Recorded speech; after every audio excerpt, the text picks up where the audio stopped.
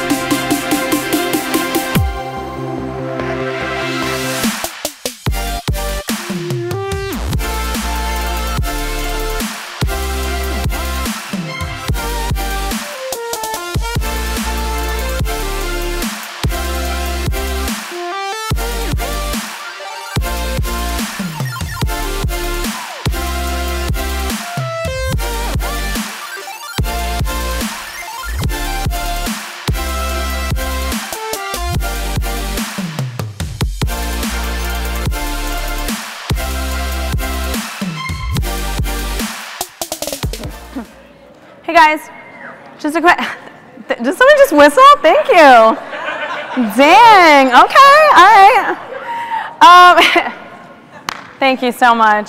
I never get the cat calls. I forgot what I was gonna say. Oh yes, we're gonna push back by 10 minutes. I know you guys were like, oh, it's time to start. Well, we're gonna push back by 10 minutes because I need to put my heels on, so.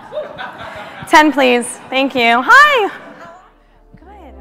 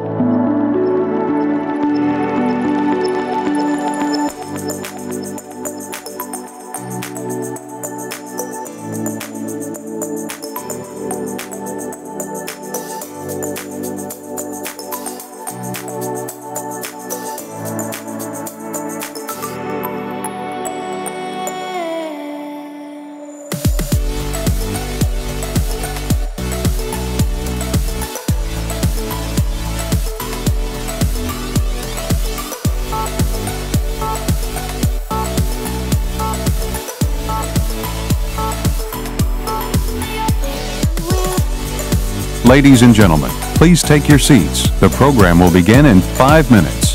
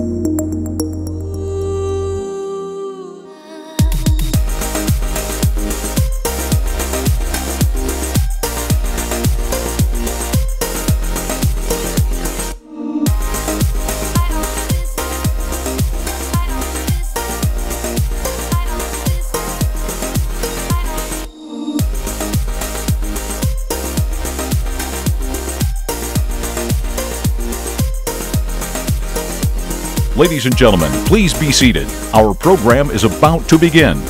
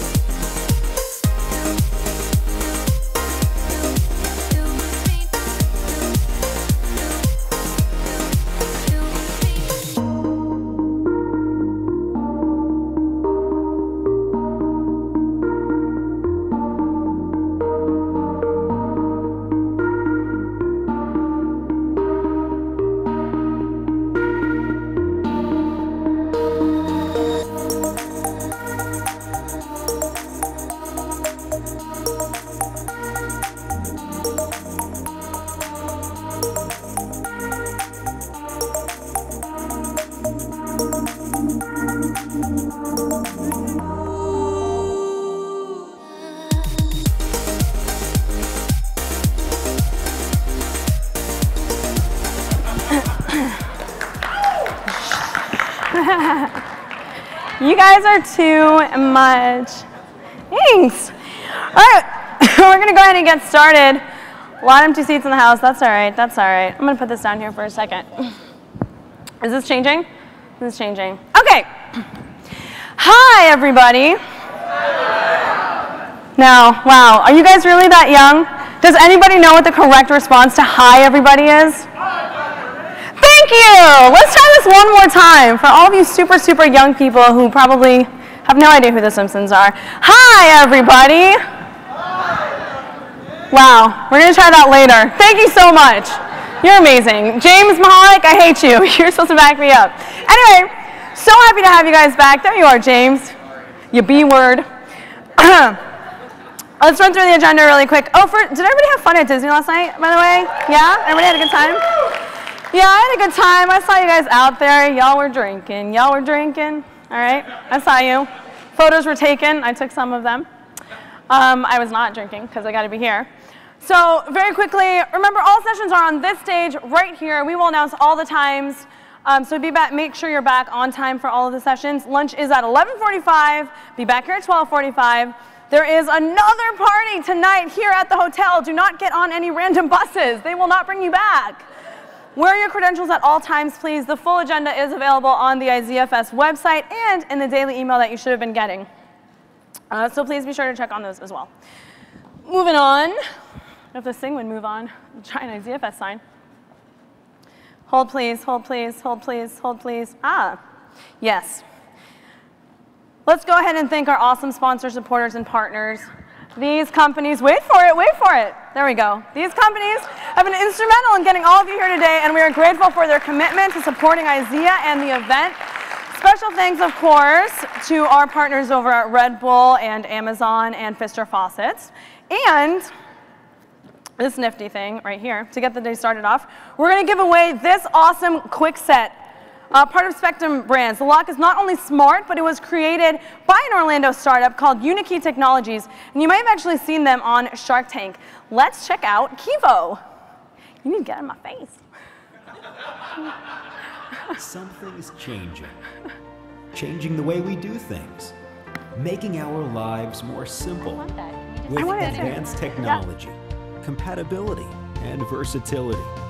The key has evolved. With Kivo from Kwikset. Now your smartphone is your key.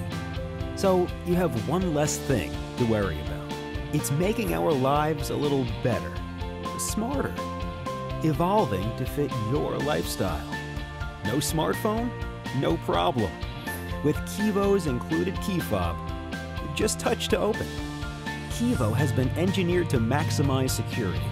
It detects if you're inside or outside the house before granting access to help prevent unauthorized entry.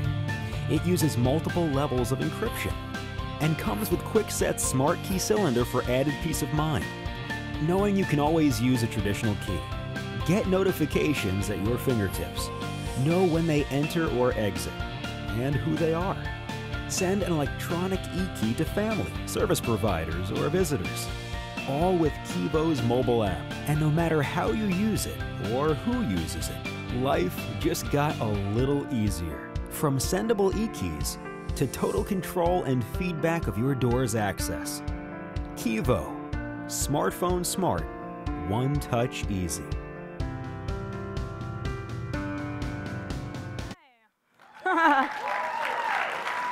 Yeah. Does that feel a little bit like an ad for Cyberdyne? Anybody? Skynet? We're in your house.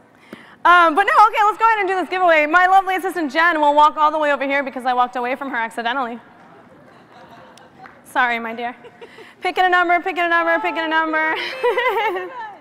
Let's see. 1863. Are you here or are you recovering with Excedrin and bottles of water? They're recovering. Let's try this one more time.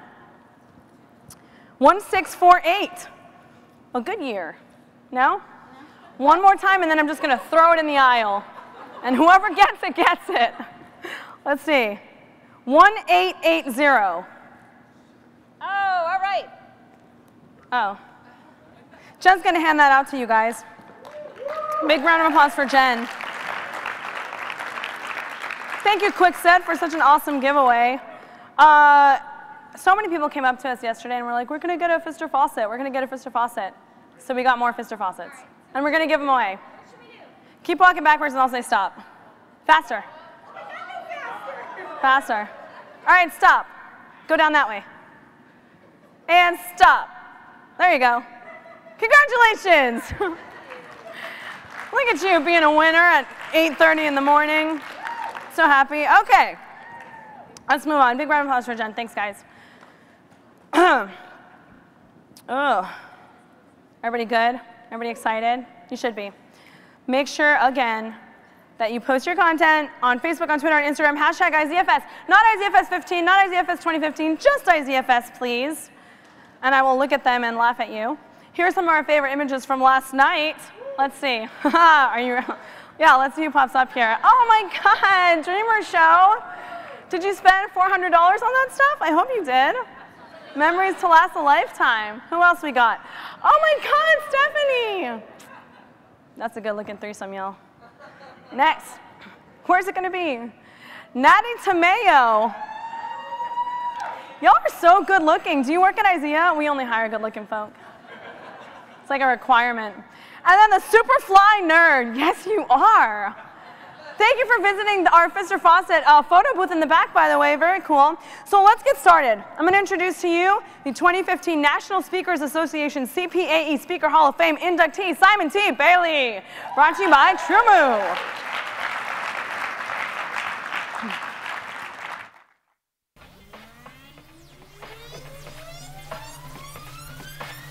How do you handle change? The reason most people don't embrace change or disrupt is because they have emotional equity in the way they've always done it. Shift your thinking. The more you continue to hear what you can to Creator of the Shift Your Brilliant system.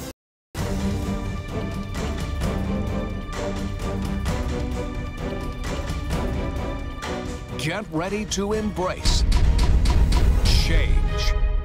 Simon T. Bailey.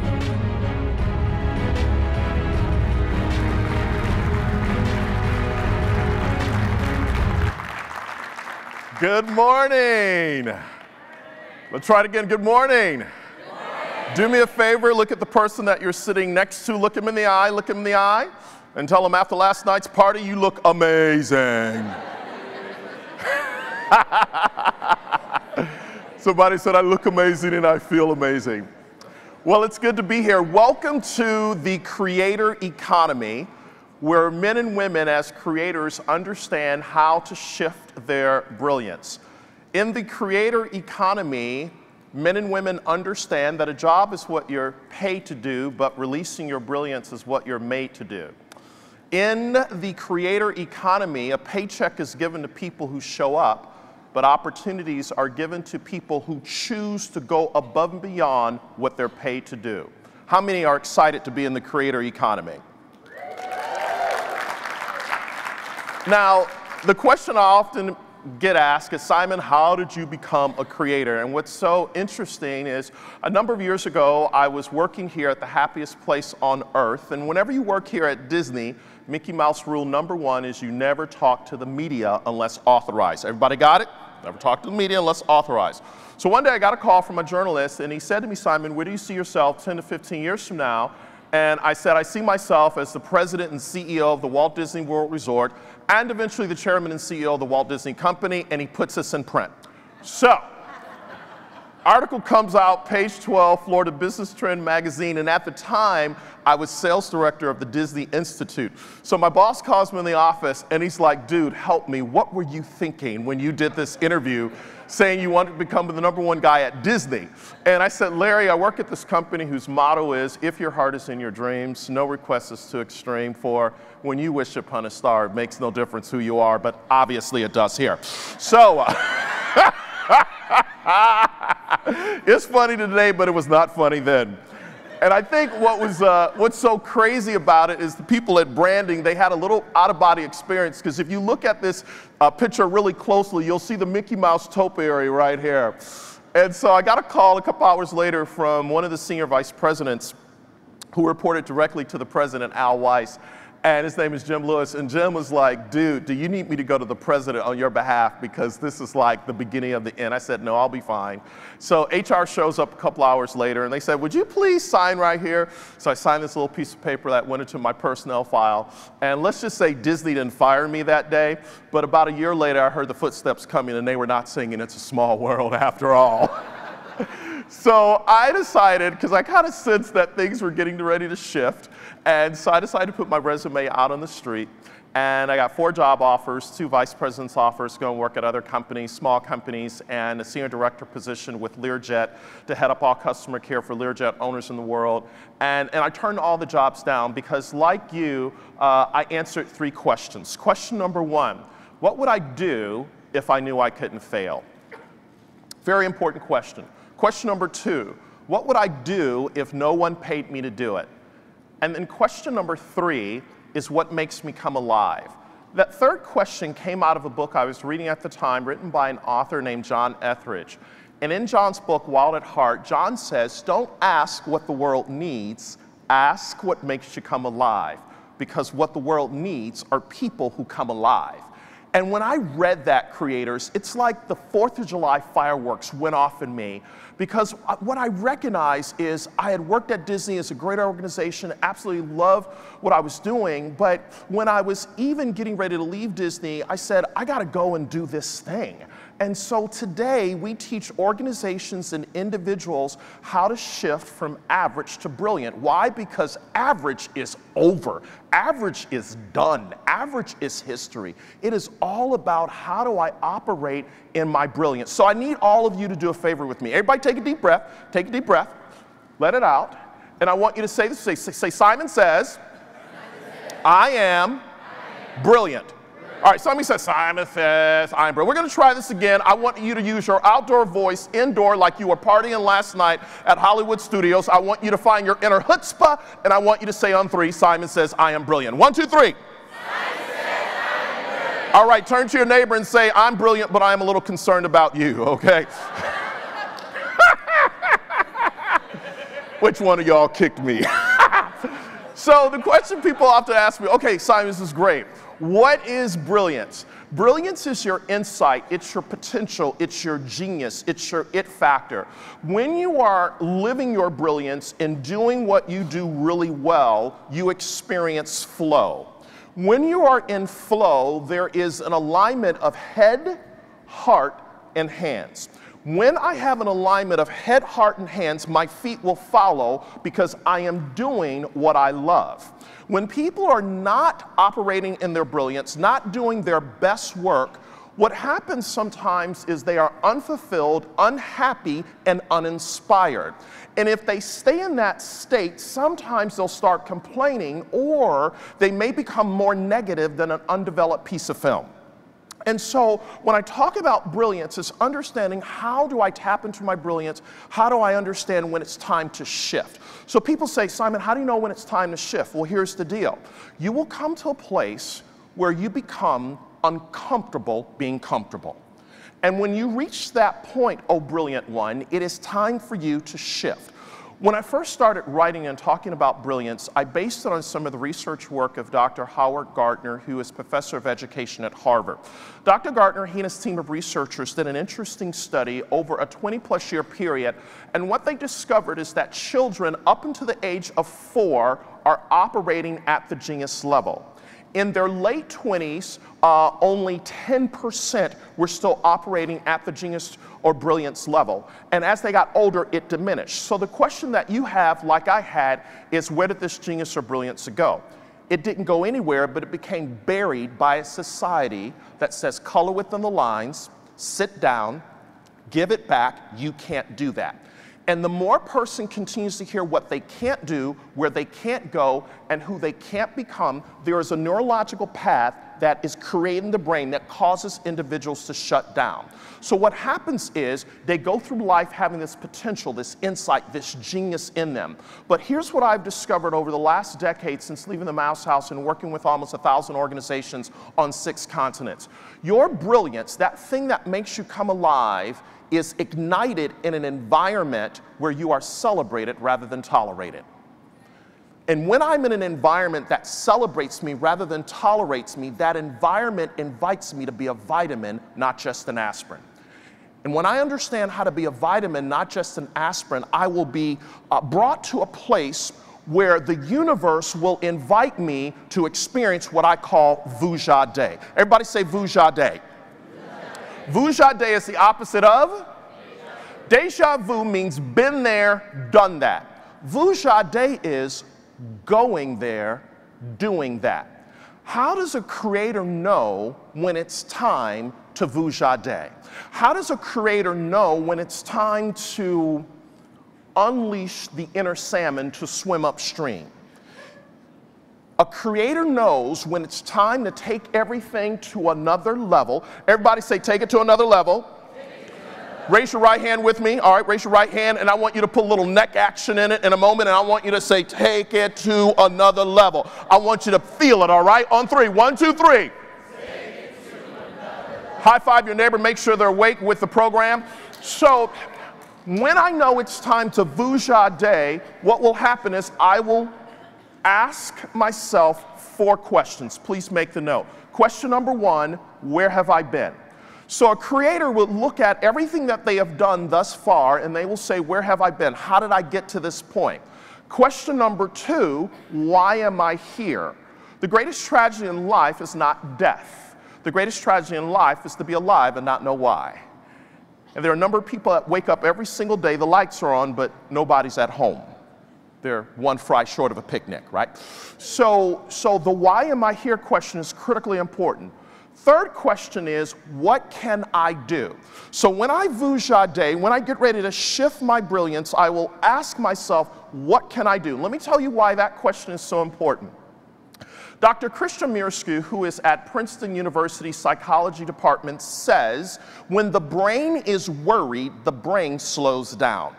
And when the brain slows down, it doesn't create neurogenesis, which is the process of growing neurons, which grows the brain.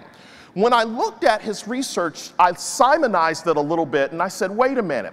So if the brain slows down because of worry, worry has a BFF called stress, and stress has a first cousin called fear.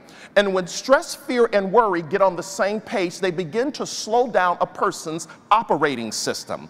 And when a person's operating system slows down, what happens is they are not operating at the optimal level. So they have to vujade and understand, how do I find my internal Control-Alt-Delete button so that I can operate in my brilliance? And when you do that, you literally begin to live from the inside out. But it starts with the what can I do question. Fourth question, where am I going? Where am I going? So when I answer all 4 questions, where have I been? Why am I here? What can I do? And where am I going? This is the process to vujade, to flip the script, to begin to say, how do I take it to another level and create an awesome story? I want you to listen to this story of a person who found a way to vujade their life and take it to another level. I discovered kind of a side world of blogging back in 2007 when I was pregnant with my oldest. And so I was looking for a creative outlet. I came from a magazine background, so writing and editing was my thing. And I sort of started thinking about, all the moms staying at home and decided to write kind of about that, about life, about the things we use, about the things we do, things we like. Honestly, it started off totally as a hobby, and I had no idea that it would ever become a full-time career, full-time job. I didn't even know that was. It's all good. It's a great story. I discovered kind of a side world. I discovered kind of a side world of blogging back in 2007 when I was pregnant with my oldest. And so I was looking for a creative outlet. I came from a magazine background, so writing and editing was my thing. And I sort of started thinking about, all the moms staying at home and decided to write kind of about that, about life, about the things we use, about the things we do, things we like. Honestly, it started off totally as a hobby, and I had no idea that it would ever become a full-time career, full-time job. I didn't even know that was a possibility at the time. I'd never met a full-time blogger, and I just kind of started dabbling and started writing and wrote about things we liked, wrote about places we went, things we did, crafts, that sort of stuff, and it picked up from there. So at some point, the suburban mom went from being my hobby to being a full-time job, and it did not happen overnight. Then in 2012, my husband was actually laid off from his company. And at that point, we looked at it and we had a choice. I could either go out and try to find a job and pay for daycare, having been out of work for all these years, or I could really ramp up what I had started doing. IZEA is a company that helps connect brands with creators like myself and allows creators to monetize their platforms. IZEA has helped me take my blog from a hobby to a full-time job. 2 years later, I am still blogging, and I love it. I certainly put in a lot more hours than the typical 9-to-5 job, but those hours are spent between taking my daughter to dance, putting my daughter down for a nap. Blogging has given me the opportunity to stay home with my girls and yet still have a full-time job. One of the great things about working with IZEA is that when I'm presented with a brand, it is my challenge to figure out how this brand connects with me and how it's going to connect with others. And then I figure out how I can best show that example to my readers, whether it's by showing photos, showing how I'm going to use this with my kids. The doors have opened for me to do all kinds of new things that I would have never thought possible. I've traveled to movie premieres, I've taken trips with my family that I would have never dreamed of, and it's opened up this whole new world to me that I enjoy being part of. And that's the best thing. I'm staying home and I am working from home, but I'm enjoying every minute of it. I like what I do, and that's what I do this. My name is Jen Berg of The Suburban Mom, and I'm a creator.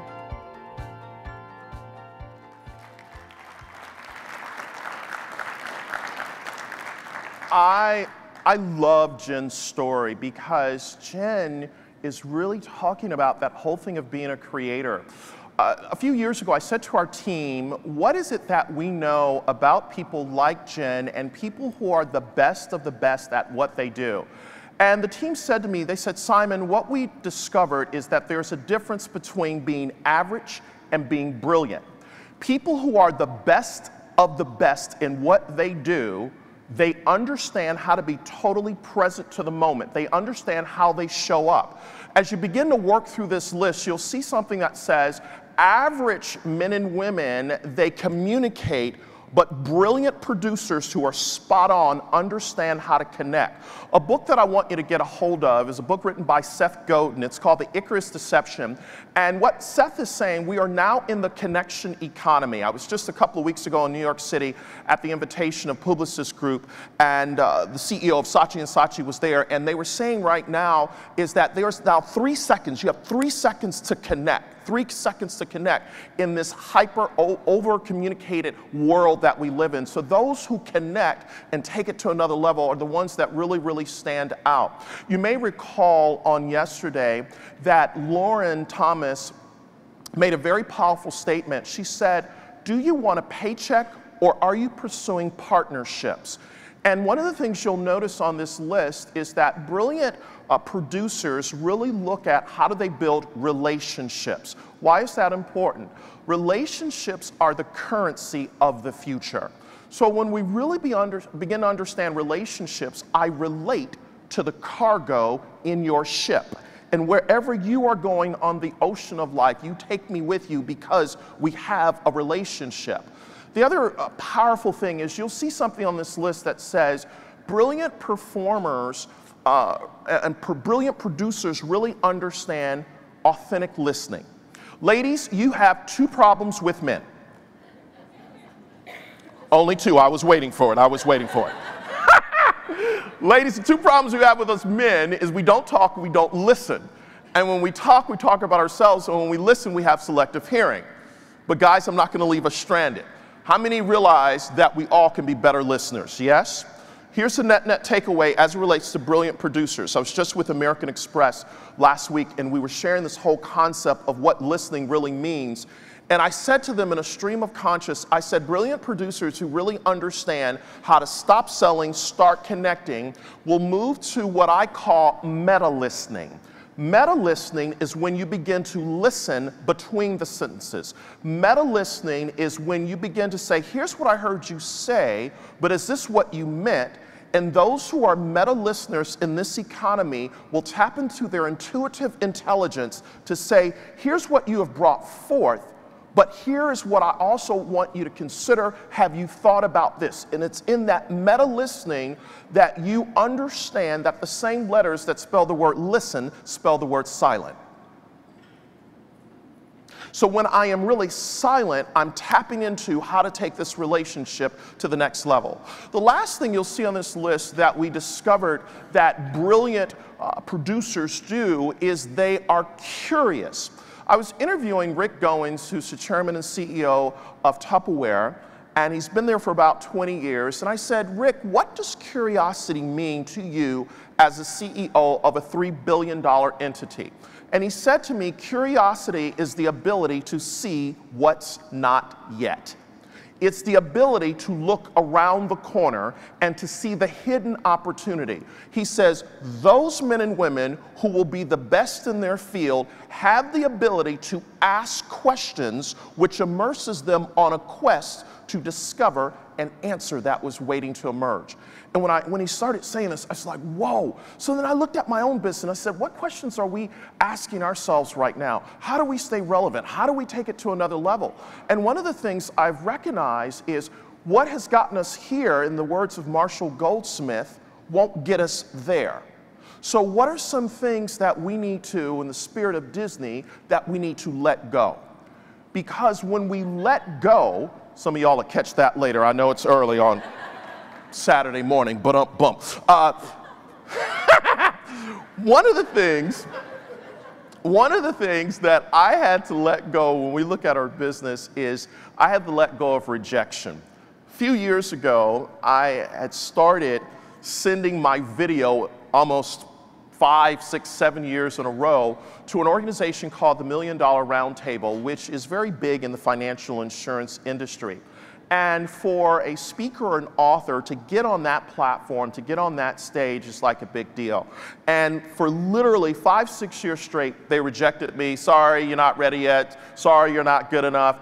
And my assistant said to me, she said, Simon, let's stop beating our head up against the wall trying to get on that platform, because anybody, when you get there, you know, they say, you have arrived, you have made it. So I said, okay, you're right, we're gonna stop doing that. And she said, what are you gonna do? I said, you know what, I just need to work on getting better. So I hired a coach, and this coach started working with me on just shaping what I was doing just to get better. And all of a sudden, last year, we got a call from the $1 Million Roundtable. They reached out to us, and they said, we want you to come, and we want you to be opening speaker. We want you to do a keynote for 9,000 people from 72 nations. And they said, we looked at 800 videos, and we think you're ready now. And what I realized in that moment is that rejection is the greatest gift. Just because somebody rejects you and says no, it doesn't mean no forever. It just means no, not now. And what is it that I need to let go of? How do I, move on and step it up and say, what is it that I'm going to do to get better? And I really think it starts with saying, how curious am I about what's happening in my business real time? So the question often I'm posed with is, okay, Simon, how do I begin to think brilliance every 30-7-30, and they hit. Don't forget about your new BFF. All right. All right, starting tomorrow morning, I want to invite you to get up 15 minutes early. Now, I know that might be a stretch, but just hang with me for a moment, 15 minutes early.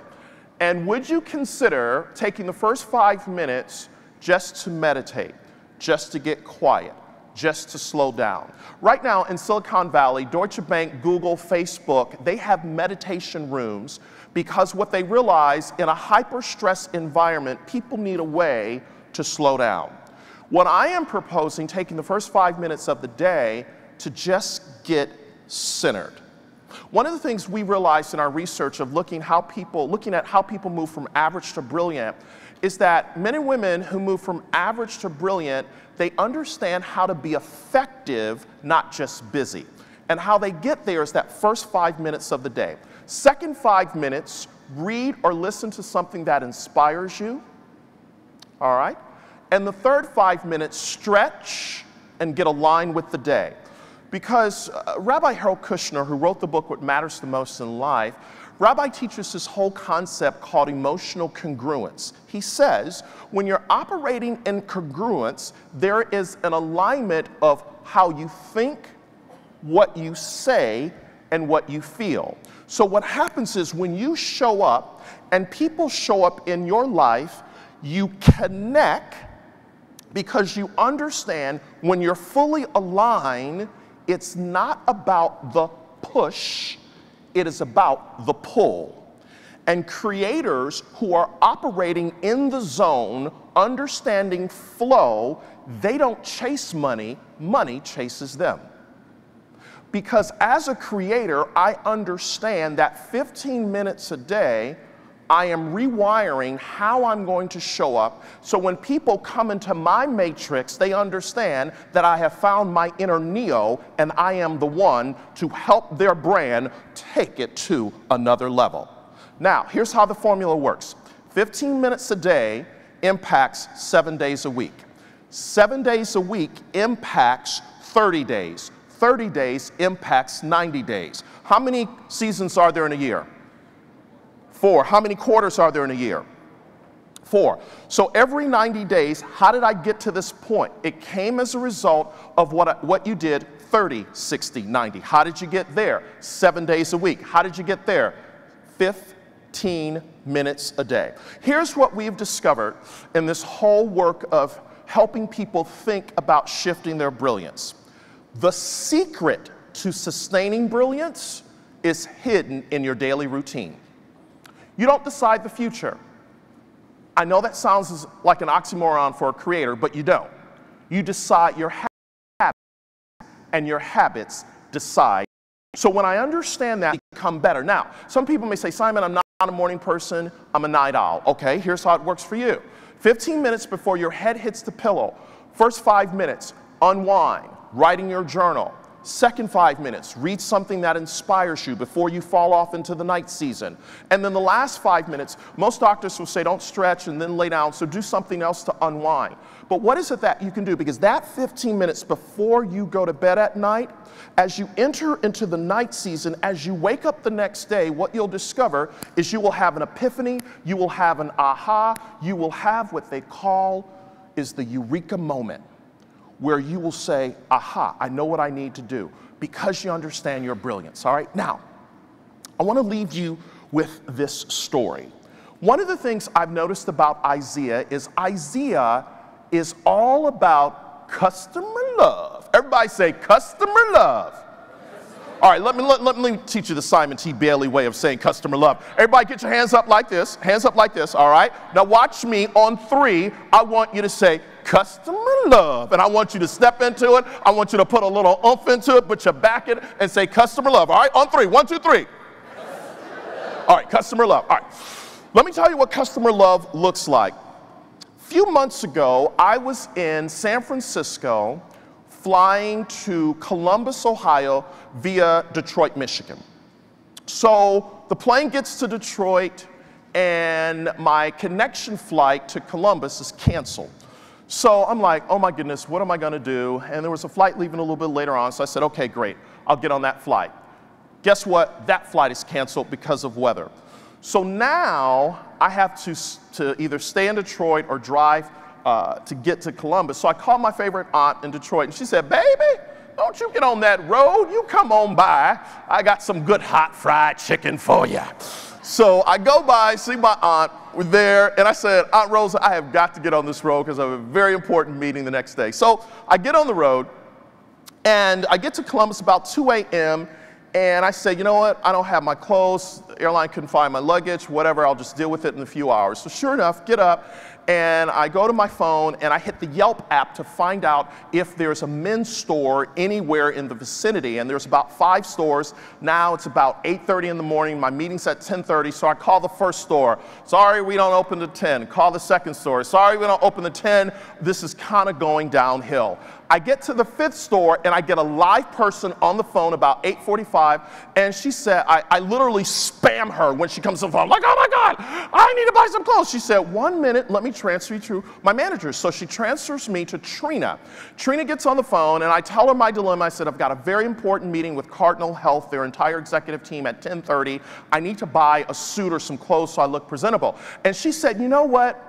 We normally don't do this, but I want you to pull around to a certain part of the mall, and we're going to have security roll up the doors, and you can come in and buy whatever you need to do. I'm like, oh my goodness, I am now feeling the customer love. So sure enough, I drive around, and they roll up the door, and I'm met by Ahmed. And Ahmed says, guess what? I've already picked some things out for you in the dressing room. I go to the dressing room. He's got a blue blazer, khaki slacks, a blue shirt, a burgundy tie, and a pair of shoes already picked out for me. And he says, guess what? We just happen to have a tailor here on site. So if you need anything that we need to take up, we'll make that happen. I'm like, oh my goodness, I am feeling the Nordstrom love right now. So I go to the counter to pay for it. And ladies, something that you don't know about men is sometimes when men notice another thing and a guy, he may not say anything, he'll just hint at it. So I guess he discovered that I was travel worn, my hands were ashy. I mean, I was just, it was just a bad situation. So I'm standing there at the register and he just slides a little lotion on over to me. Like, wink, wink, you need a little lotion. And I was like, gotcha. So I put the lotion on. And now I am walking out of the Nordstrom store, $1,400 later, feeling the love. I get in my car, and I said, this was amazing. Not only do I have what I need to wear, but I have time to spare. I'm going to tweet this out. I tweeted the experience in much for your front door. You have got to be kidding.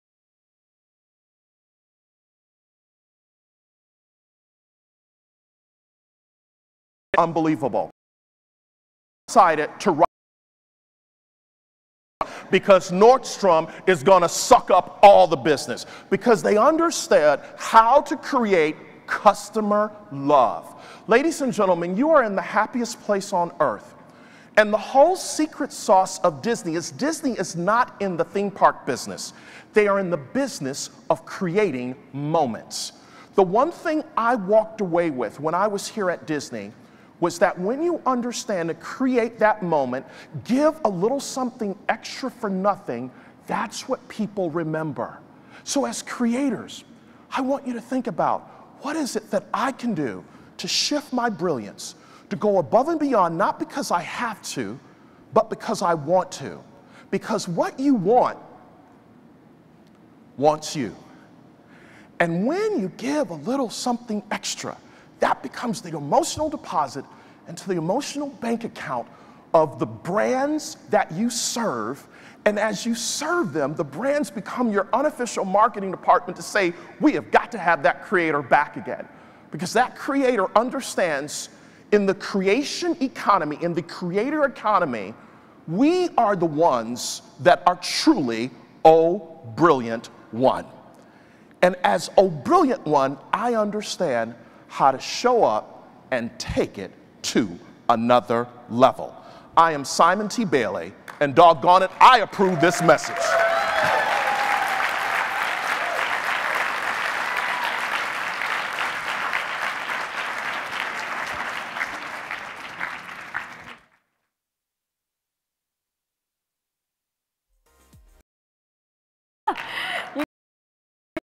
Big round of applause, please, for Simon Bailey. Simon is so full of awesome information. All right, so we're going to take a quick break right now. Please be back here at 9:30 for return on content. There's coffee and water in the back. Check out the photo booths in the back as well. And don't forget, there's a creator corner where you can make art that we will hang up in our office here in Orlando, Florida, on behalf of IZEAFest. Hi, Drew. Do you want me to pose? Thank you. All right, guys, be back here at 9:30, okay? Thank you.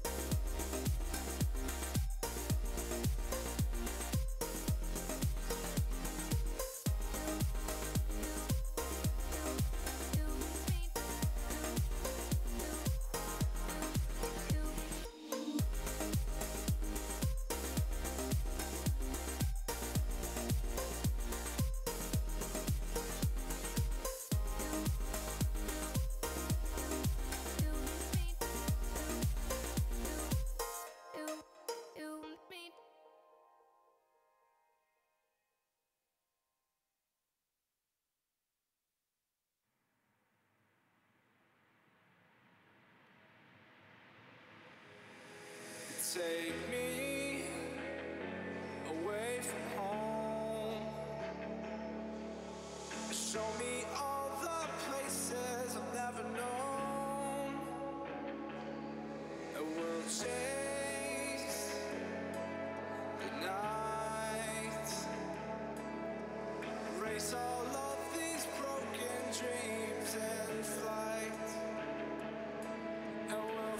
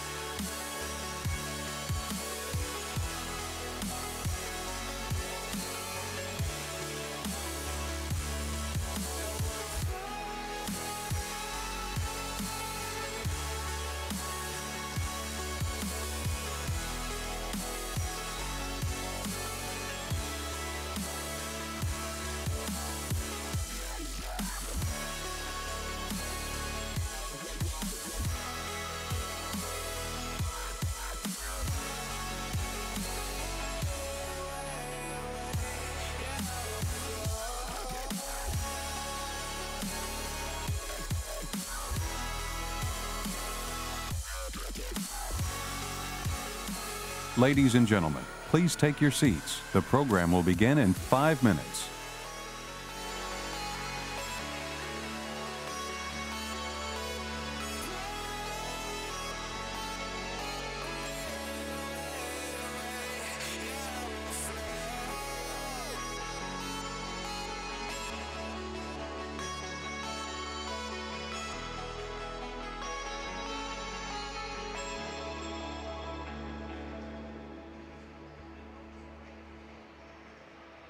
up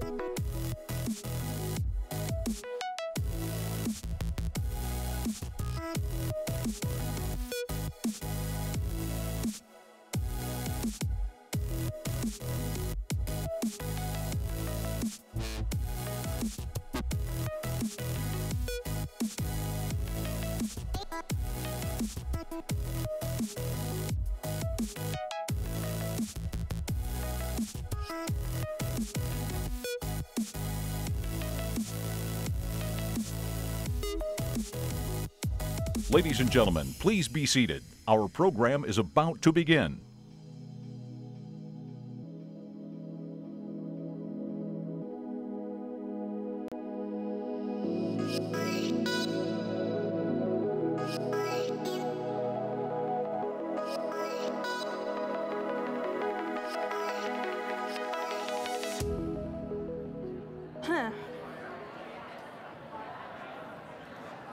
Hey guys, are we good? Oh, hi. All right, I'm gonna give you guys a second to sit down.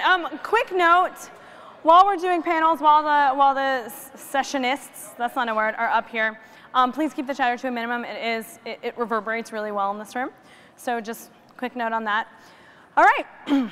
Please allow me to introduce to the stage Kip Edwardson of Scott's Miracle-Gro, Dave Peck of PayPal, Heather Taylor from The Economist, and our moderator, Susan Borst of IAB. Hey guys. Please note the I'm time at the closest. bottom of the You first. Oh, great, thanks. Yes. Good morning. There's a lot more people here now than there were earlier. How's everyone doing? You tired? You have coffee? Great. So I guess the first question is, how many of you have either read The Economist or used PayPal or used a Scott's Miracle-Gro product or service? Any of those? Everybody? Okay. So that means you're in the right room. Thanks for joining us this morning. We're really excited. I'm going to ask everyone to just give a little bit about who you are and what you do at your companies. I'm Dave Peck with PayPal. I head up social media and influencer marketing. So, yeah. Great. Kip Edwardson, I'm with Scott's, Director of Digital Marketing. And so I oversee pretty much everything in digital, from social to influencer to content, mobile, all the website development, apps, etc. So my name is Heather Taylor. I work for The Economist. I am the Director of Content Strategy for North America, and I work on content solutions, so brands and agencies come to us to make content for them. So really interesting, with two brands and a publisher. So we're going to divide the conversation up and try to find the common bonds between a brand and a publisher. And I think what you'll hear is there's a lot of things that are relevant between the two, and also especially for all of you creators out there. So the first thing is, brands are clearly in the content game. Content's been around a long time. Why is this notion of brands and content marketing and creators so hot right now? I guess I'll go for I'll start. So why is it hot now? One of the reasons is the content creators have the communities. They're already engaged with their audience. I mean, why in the world would you follow PayPal on social, on Instagram? You're only reaching out to us if you have a problem. Mm-hmm. I can push all the content in the world and you probably won't see it because you're upset or you don't think about PayPal. And so going somewhere where there's an engaging community and there's fun content and things happening, that's where we want to be. And it's easier than creating our own is to go somewhere where the creators are and they have their own communities. I would add to that, they've always said content is king, and no one goes online to read code, and no one goes online to see ads. And so content is a lot about relevancy, right place, right time. And so, I mean, there's so many ways of content, and so many people have become content creators. And the platforms that are available, whether it be the social platforms or even content management systems that have made it very easy to publish content, like a WordPress, et cetera, are making it so that there's just a plethora of content out there, and working hard at it, doing it right is where the rubber meets the road. It's really interesting, because I think that what we're looking for from content is really shifting. It's not actually not shifting, it's just we're more aware of what people want. So we did a study recently in business leaders, 73% of them were like, yeah, if a piece of content is too salesy, I'm totally turned off. But 93% of marketers connect their content to a product or a service. So that's a huge disconnect. So often I feel like brands will go to content creators that have their own audience, have their own kind of voice, And similar to coming to The Economist, because they know they're going to reach their audience in a more kind of unique way, a more tailored way. They're going to be more connected with their audience that doesn't connect to sale or a product, but actually looks at ideas. And I was just going to add in, hopefully, and those creators are telling a true story, hopefully, an honest story. They're not only a user, and they're evangelizing, right? In some ways, they tell the story better than we tell our own story. So Heather, in a way, you are the influencer, you are the creator for the brands that are coming to you. So when a brand comes to you from a publisher's perspective, who's creating the content? How do you work with brands? What's the relationship like with them? So when a brand or an agency comes to us with a problem they want us to solve, we really kind of look at what avenue, what they're really looking to do. So often they're looking to us for our editorial voice, our kind of third-party credibility, the research that we create. But in doing so, we have editorial independence. So we're actually creating content that they can reference and they can get credibility with that. So it's like standing beside our brand. But in saying that, they can't actually influence the content itself. So when we do a piece of research, the research is what the research is. We don't then go, oh, well, that little part doesn't really play well with that brand. We're like, no, that's what it is. So because of our editorial independence, because of the brand that we want to keep, and I think that's really important to you, keep sight on what your brand is, that's what keeps us credible and keeps our content credible.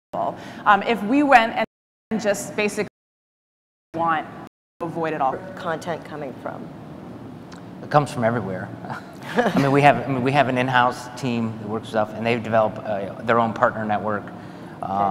That they writers, videographers, photographers, et cetera, that they work with, and so that's the primary source of it. But then we work with publishers too, which is interesting nowadays. You see between brands and agencies and publishers, these publishers, like, they've been creating content and they're saying, hey, why don't we open this studio up to create other content that can be relevant for our advertisers, if you will, in a way that, like, you see, like the native content, the branded content plays and stuff that are becoming more and more popular because it's getting relevant content in front of an partnership. Have a voice.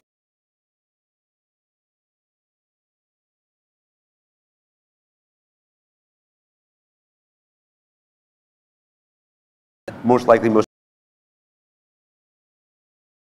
you're hooked all the time. You do, and that's why I want to work with you.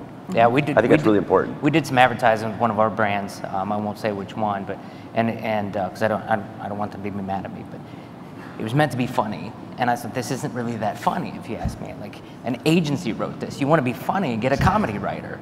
And we turned around and did some stuff with The Onion, and it was hilarious. And so you got to go to the source that's going to do it well. Right, Dave, you probably more than the others rely more on influencers. Yeah. And I've been talking to a lot of you, for the past day or so, and said, what would be important for you guys to learn from these speakers? One of the things that came back to me was, from a creator standpoint, you want brands to tell you what is within acceptability. So what parameters specifically do you give? I know you said you try to keep it open, but how do you help creators understand where the line is drawn and legal things and disclosure and all that? So usually what we'll do, the process, once we come to an agreement with a creator, I'll ask that they take 20 minutes, not even a half hour, get on the phone with someone from our PR department. The PR person will actually do the pitch, and I try to work with someone on my team who's not so straight and narrow, gets it, and walk you through some of the high points. Here's some things we want you to think about, and a lot of time the creators will be like, I didn't realize I could do that with PayPal. A great example, we worked with a young lady named Tiffany Ma, who's a YouTuber, and I said, yeah, you could split the rent with your roommate. I never thought of that. So she worked that into her video, and all the comments were, I never thought of that's a great idea. So giving them that sort of take, and I want the creators to do what they do, and I've probably picked that creator because I like their messaging. I like maybe they're not so far left or far right on a subject, so I feel safe. So the gray area in between those two, I'm already comfortable with, right? But at the end of the day, some obvious ones, language, derogatory comments, not going to work. If you wouldn't say it to your mom, I don't want it on video and on PayPal's name associated with it. So the theme of our panel is return on content. So let's talk a bit about measurement. I mean, clearly metrics can vary greatly depending on your objectives. There is not one silver bullet of what makes something successful. But overall, are there metrics, let's start with Heather, that you consistently value more than others, or that your brands are really looking to achieve with sponsored content on The Economist? I think we always have to be very clear about what the goals, we want to achieve with our content. So often, I think people want one piece of content to do all things, and it doesn't work that way. It's not one thing for all things. So we look at, are you looking for reach? Are you looking for volume? So are you looking to be the loudest voice? And then we have metrics accordingly that look at views and shares and clicks and visitors, right? So unique visitors. So we want to see how far your reach can go. But then a lot of times it's actually about engagement. So are we building relationships? Are we connecting you to other people? So then we're looking at, well, is there a bounce rate? What are the video plays? Repeat visits, numbers of views, numbers of interactions. And that's really key. But then you can also, we also are used for lead generation sometimes. So we want to elicit the hand raisers, the people who say, yes, I want to take part in what you're saying, what you're doing. And then we're looking at downloads, you're looking at conversions, you're looking at those kind of numbers. And so we really want to be clear the moment someone comes to us and says, we want to solve this specific problem. And we're like, okay, let's get to the nuts and bolts of it. Like, what is going to be success for you? If you woke up tomorrow and said, my God, this was so successful, what would that be? And so we try to make sure from the get-go that we're really clear on what those metrics are with them, what those KPIs are, those key performance indicators, because if they come and say, we want great reach, and then a week later they're like, why don't I have sales? Where's my leads? And you're like, well, that's not the point of the program that we've created, because you create your content, you create your program specifically to have the metrics in mind. So I think that's really key. Said it very well. You just need to be specific and set your objectives from the beginning. I often make sure that it's written in the brief to be very specific. The analogy I always give people is, if I tell you that we're going to take a trip to California and you need to plan it, you're going to ask a bunch of questions. Well, how many people are coming? When do we need to be there? You're not just going to go out and get a bus, right? And well, it's only 2 of us, and I wanted to drive and see the whole country. Like, you need more specifics. The more specific you can be, the more we understand what we're going to measure. I could talk for an hour on this, and they hit some good stuff. I think you said something which was really important in the brief, which sounds really scary and really bad, and I hate briefs, hate them. But at the end of the day, they're the most important thing. So you like boxers? What? You like boxers instead of briefs? I have to pick one of those two, there's not a third option? So, and Heather touched on it too, the KPI, the key report. So I try to keep it down to 3, and I keep them in order. So for the, and I'm doing our team in phases right now. So we started with impressions. We can do impressions all day long. I can do views in my sleep, upside down, one hand on the ground, and breakdancing, right? So I can't breakdance. Though I did pretty well with Kung Fu, the guy yesterday. I want to see some breakdancing Anyway, at the I end. digress. So we moved on to engagement now. That's my true KPI, and people will come back on the team. Why nobody saw the video? I don't care if anybody sees the video. If I've got comments, if I've got shares, if I got likes, that's what I'm looking for.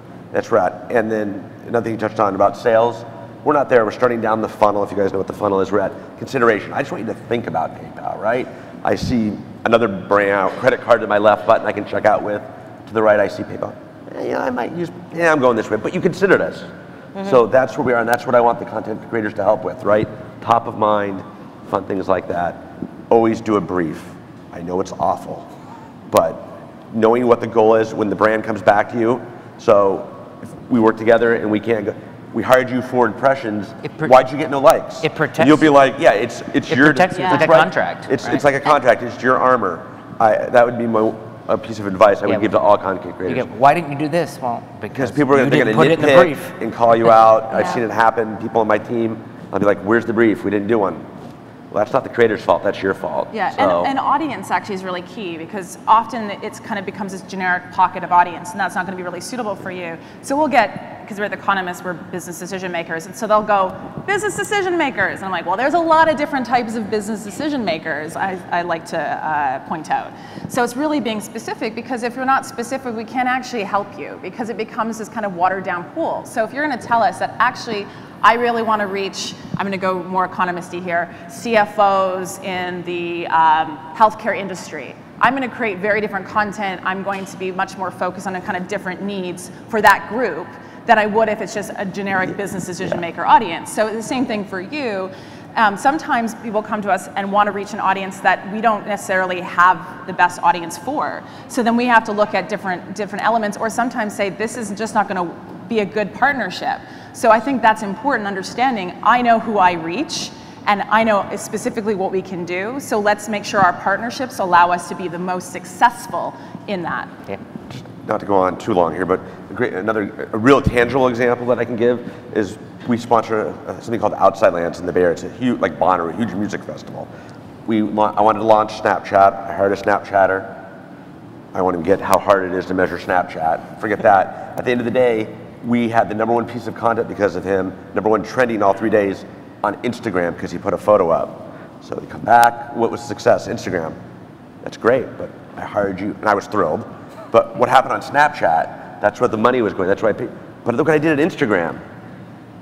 It's awesome, good job, buddy. But I have to go back to my boss and say, remember that bucket of money you gave me? I didn't do well on Snapchat, but I got you Instagram, so. Well, that leads into how do you decide when it comes to sharing on third-party social networks, whether paid or more organic, how do you decide which platforms to invest in? Is that me? You go first. I'm going to go again. You guys still want me talking? I'm hogging this panel. So how do I decide where I'm going to invest? So one is where the audience is. So again, PayPal, I think we're really unique. You don't think about PayPal until you use it. We never get a tweet that says, hey, really thanks for that transaction. Getting that money over to my mom was amazing. It was an incredible experience. Thanks, right? Have any of you done that? Anybody? If you haven't, maybe give Dave a shout out on Twitter, thanking them for that transaction. So in my world, Twitter and Facebook are customer service channels at the end of the day, right? That's where people are going for help. So I look at them as distribution. So I'm not Twitter is one beautiful slide. Video that understand how to use your. Yeah, we put a lot of them on YouTube.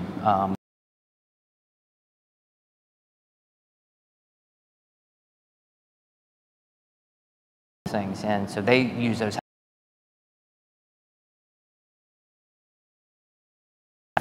Good. Or print and your content. They do actually. They play quite prominently, and we actually just launched Economist Films, which is a Facebook first kind of broadcast channel. So we actually create documentaries that go Facebook first. But we have to be really sure of making the right content for it. So I mean, we are on Facebook, we're on Pinterest, we're on Instagram. We're actually the fastest growing magazine in the US on Instagram, 209% in the last 3 months. And that's because we use our photo desk to put compelling photos up. So just as you'd put in the magazine, we have those high quality photos out there.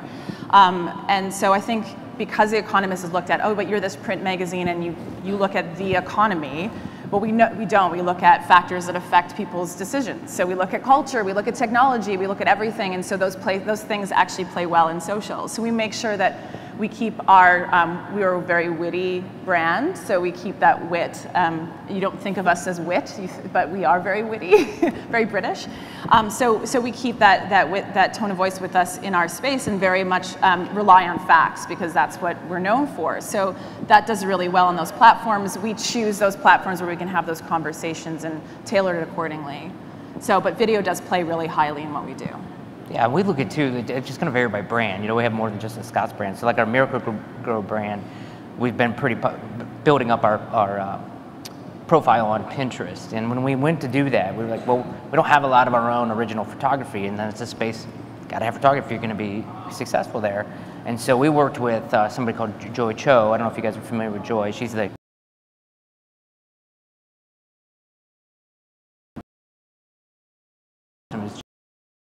So, well, reach is one. So, Joy has a huge audience, and then the other thing, it was the volume of content that she could produce in a very short amount of time.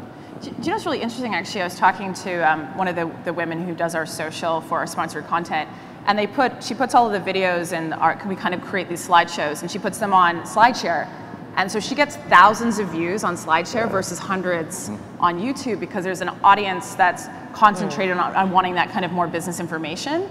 And so it was kind of, when she told that to me, I'm like, well, of course, but then I was surprised by it. But I thought, yes, that's a great place to get this distilled information, and you can download it. So I'm like, of course, I would use that all the time, and I do, like, as part of search. So that was kind of an interesting, I mean, we play really well on LinkedIn, obviously, but the SlideShare element was really interesting, because that's where our audience is. So this is everything we talked about is consumer focused.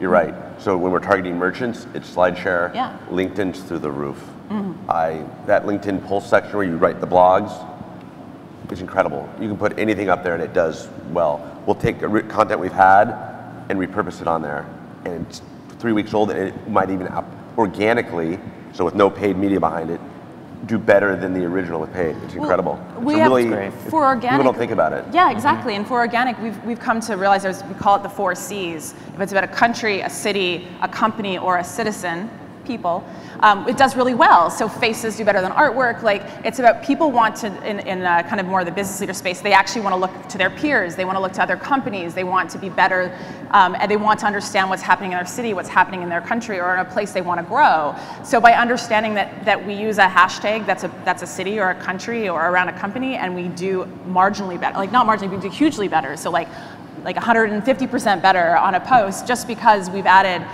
content that's about the city, country, citizen, or company.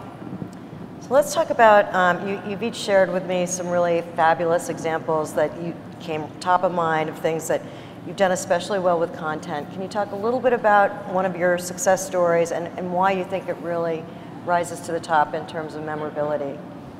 Yeah, sure. I'll go first. I shared a story with you that we did this year. I mean, nothing was more popular than the Women's World Cup, right? And those ladies were amazing. And there was I don't know if you know, there was a big issue going on up there in Canada. They were playing on artificial turf.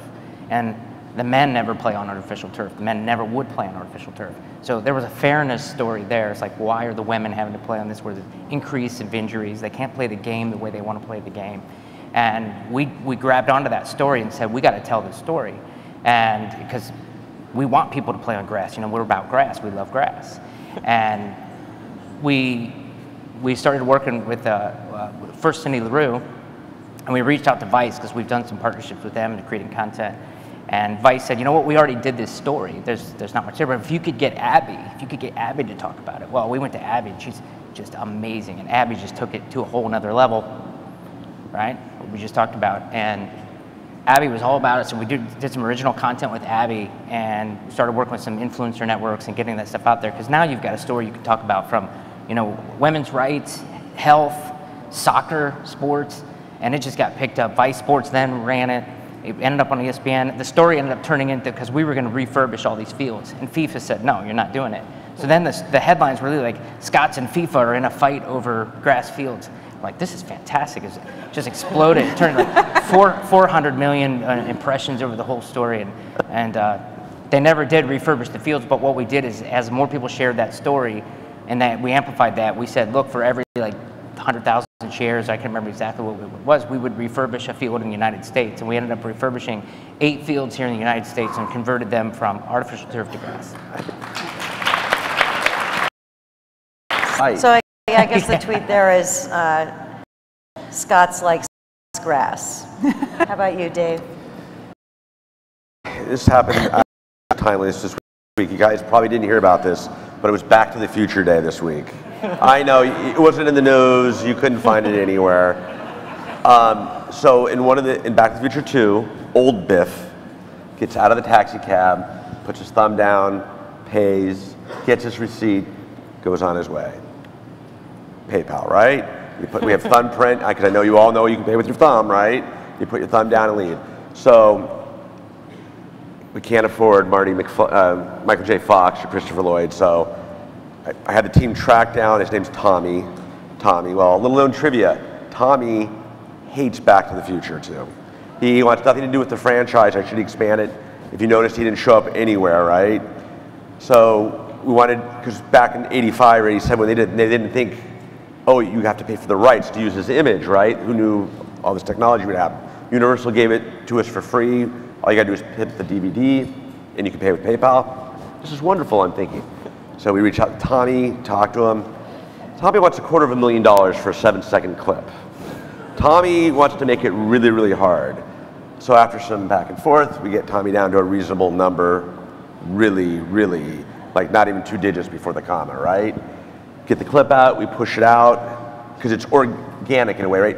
We're not forcing PayPal into the story, right? You guys see what USA Today did as well? They had the newspaper because they were already part of it. Pepsi was already part of it. Nike with the shoes. That's how we felt. Put it up there, incredible numbers. Just the video views alone on Facebook were well over 250,000, right? People were talking about us positively. Oh, I never thought of that. PayPal was there. No one was asking for their money back or putting holds on the accounts. It was incredible. Sorry, customer service, if you're listening or PR. Worked really well. We got the shares and the content's still up there, and it's still doing well. That was, so take all the work ahead of time is a pain in the neck, but the reward and the wins are amazing. So that was a really good one. So how are you measuring sentiment? Sentiment. So originally I did when I first started measure sentiment.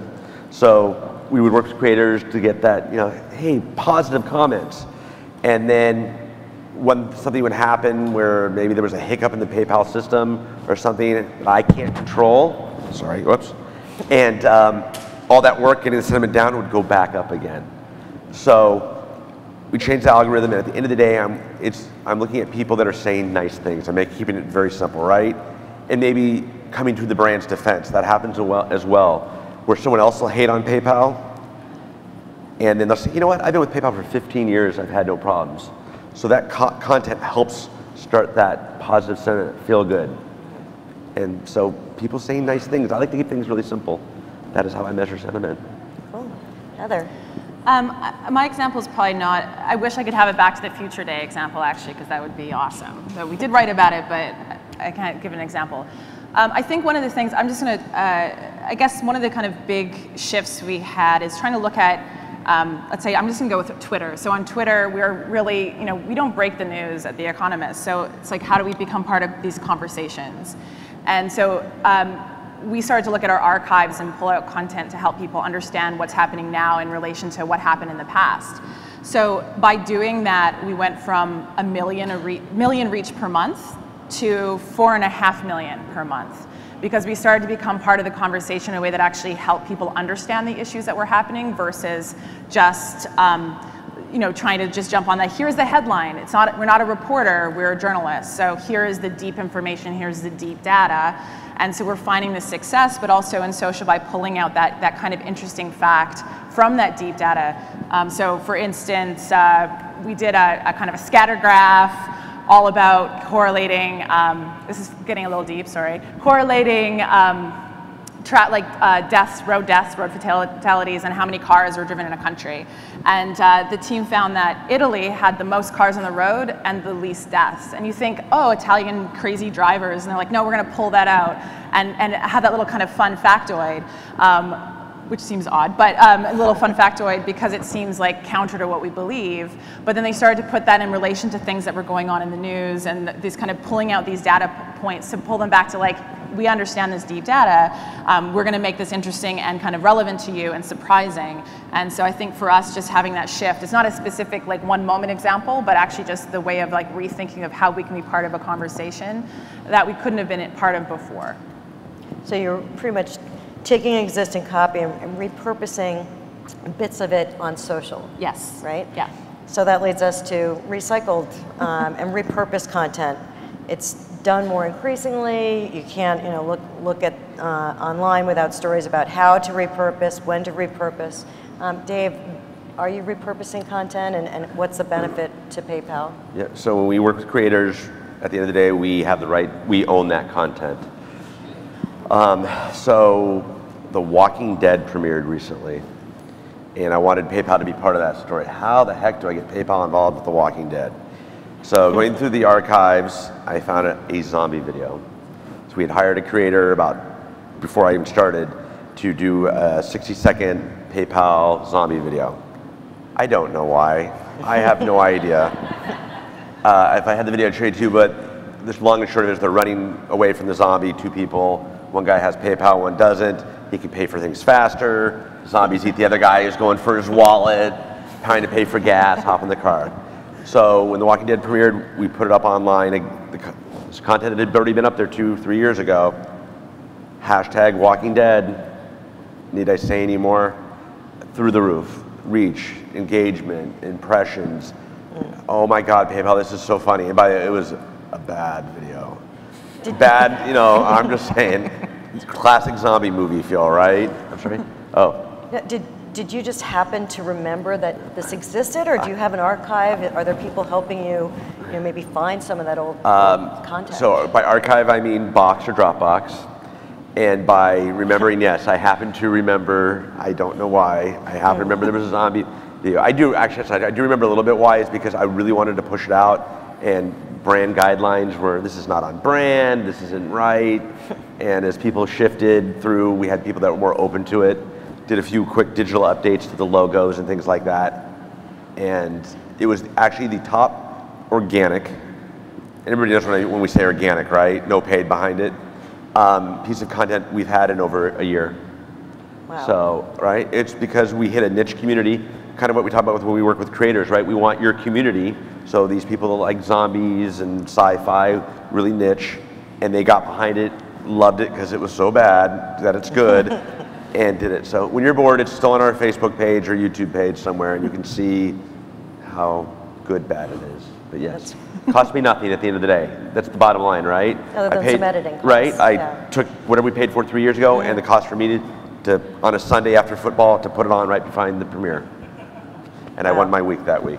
That's great. In football. That's great. Kip, how is Scott's repurposing and why and when? We don't and where? repurpose a lot of content from the standpoint, if it mentions any products or anything, I mean, legal's gonna put the kibosh on it because, packaging gets updated stuff. It's just, for legal reasons, if there's claims in there, we just can't do it. But I guess I think of repurposing a little bit different. Like you see the image behind us here. This was at a photo shoot that we did. We refurbished this backyard in San Francisco. We found a young millennial couple, and their yard was terrible. They didn't even know what kind of grass was in it and stuff, and we just redid the entire thing, built this fire pit for them and stuff. That fire is actually fake.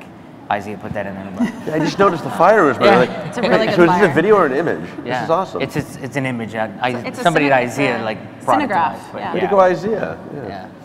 But when we're out doing shoots like that, we're doing how-to videos. There's a whole video series on refurbishing that yard. Then, of course, we're going to get photography. And we have, with our editorial calendar throughout the year, we're thinking about other shots we're going to need. So that team is thinking, oh, when we're in San Francisco, we'll do this with the mulch, and we'll get some how-to videos around that. So this one photo shoot resulted in probably 50, 60 pieces of content total, and probably hundreds of images.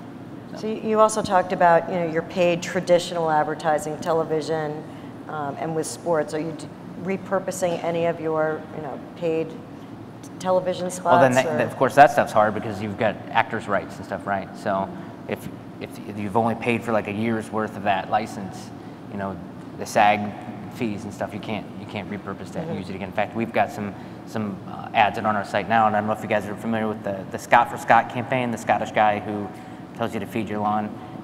That's ending, and so we've had to pull all that down. So we run into that a lot, where you say, okay, the rights for that content is no longer valid, so we got to take it down.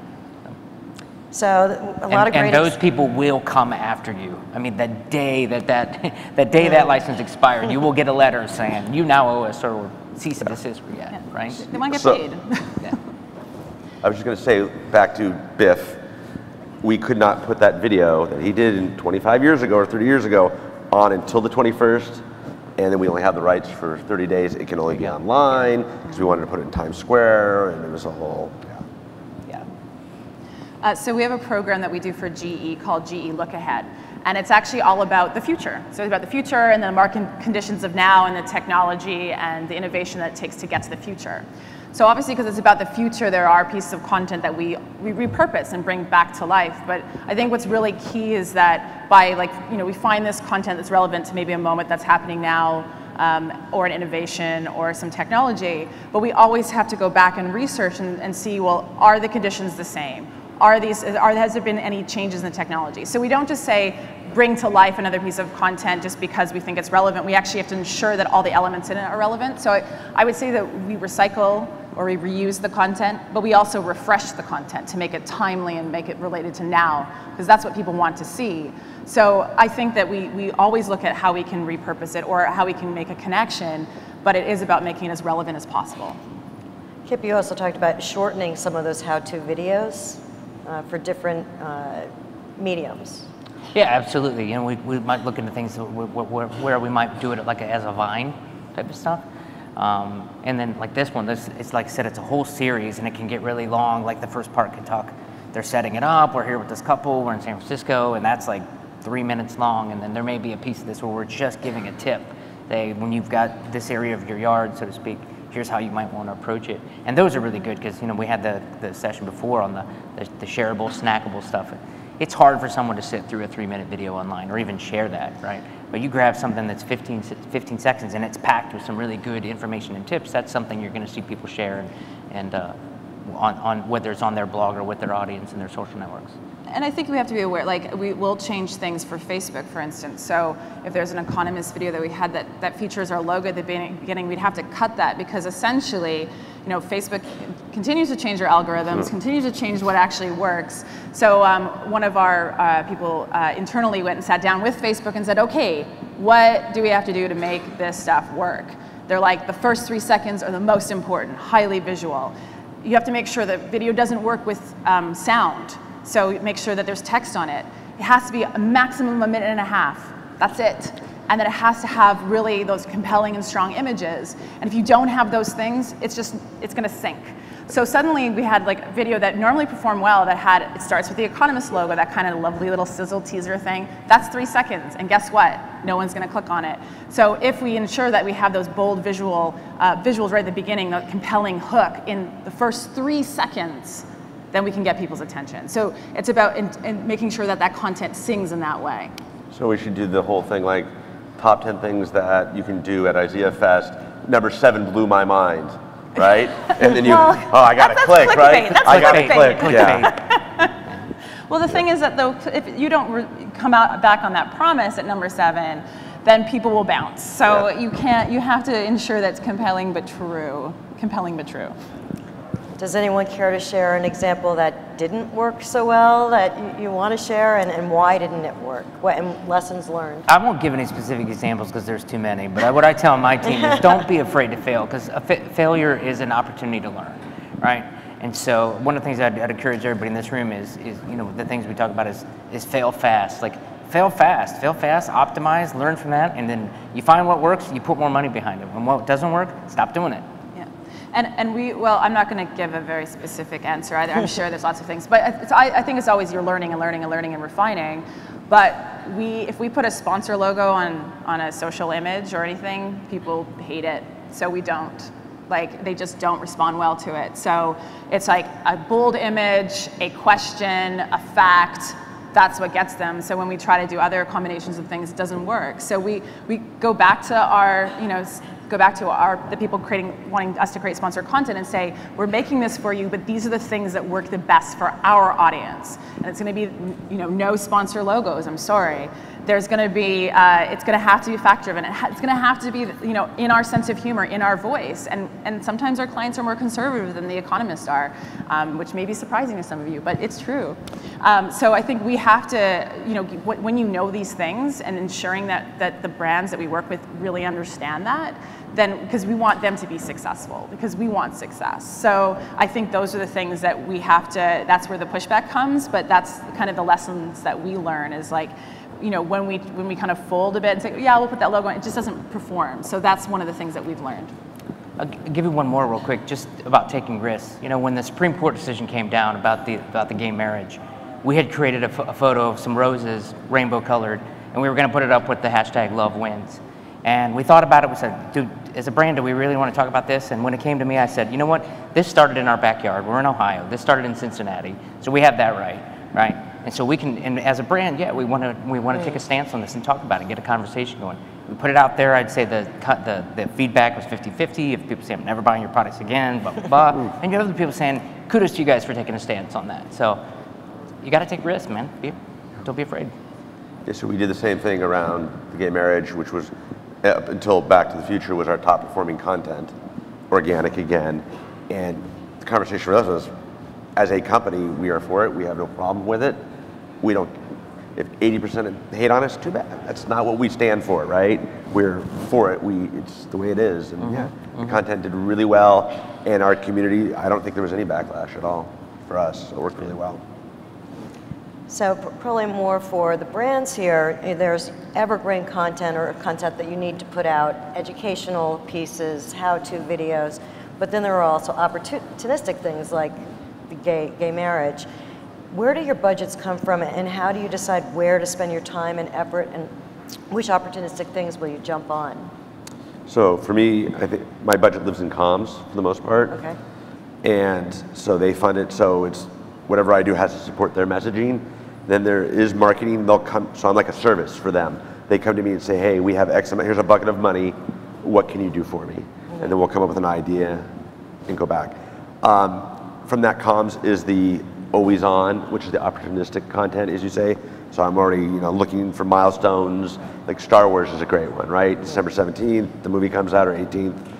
And how can we get behind that? Or Super Bowl is another one where, how do we get behind the Super Bowl where you can't say Super Bowl, can't say the big game, can't use the image.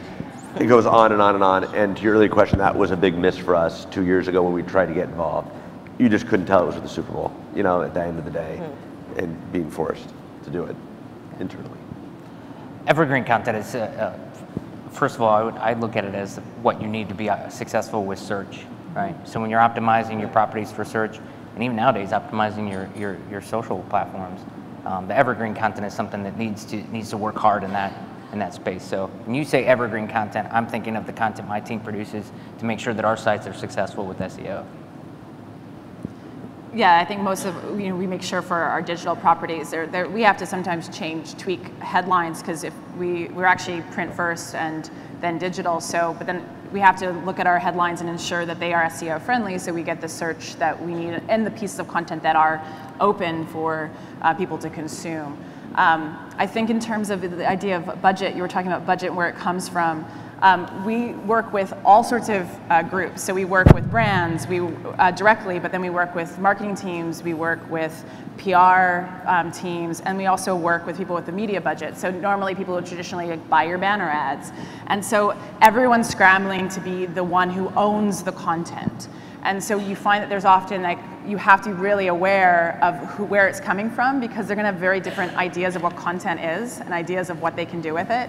So sometimes it's kind of an education and working with teams to be like, okay, I understand that you're used to banner ads and used to content just being like a value add, but content is actually the thing that has the value and the thing that needs to have to be paid for, because it needs to be good. It needs to be and relevant to you, and we need to make this thing awesome and put it within these ad units so that it actually performs well, so you get that engagement. So our numbers are coming from, our kind of money is coming from all those places, and I think it's been really interesting to see, now that I'm in the publisher side, to see that battle for who owns it, who owns that space, and I think they all do, and they all have to play together in it. Great. To wrap it up, I think we're very close out of time. In 5 words or less, what's one thing out of many things you could possibly say that you'd like the audience here to be thinking about when it comes to return on content? I'm going to start, actually. I said, keep true to your brand. Number 1, your brand is your butter. Keep true to your brand. Kip? Don't be average. Take risks. We just heard don't be average before. That's fine. Content that doesn't suck. There you have it.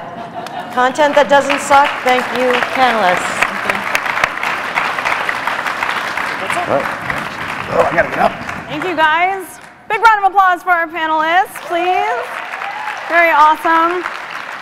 Stay true to your brand. All right, we're going to take a quick break now before we come back for Home is Where Your Art Is. Does anybody have a clock? I forgot to look at the time before I walked out. What time is it? Somebody tell me what time it is. 10:16. Be back here at 10:30, please. There's a giveaway, so you're going to want to be here. God, there's so many people here now. See you guys back here at 10:30. All right.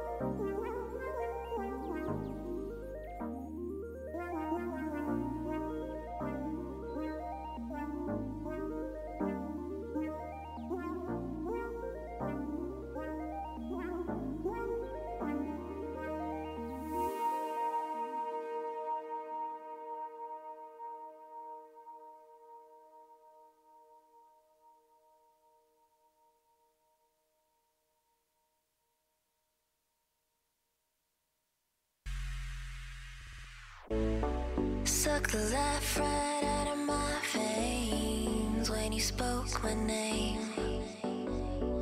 Got the kind of thing going that tips the scales. Yeah, you keep me sane. I'll be the clouds beyond your skies. I'll flutter by like butterflies. I'll be the blue inside your eyes. Your crazy loving keeps me paralyzed.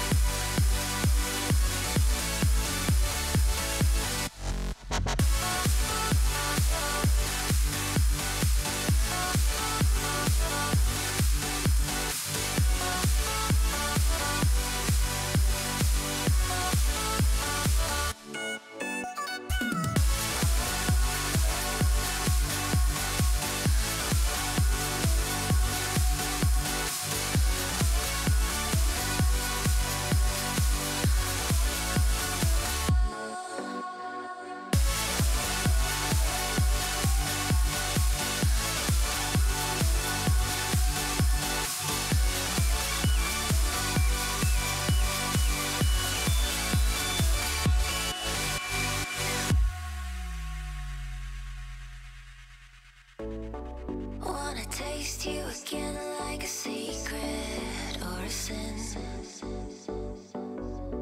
Wanna feel you again like the ocean sand on my skin. I'll be the fight against your fears, forever here, just save those tears. I'll be the courage in your wings, not letting go, I'm all you need. I'll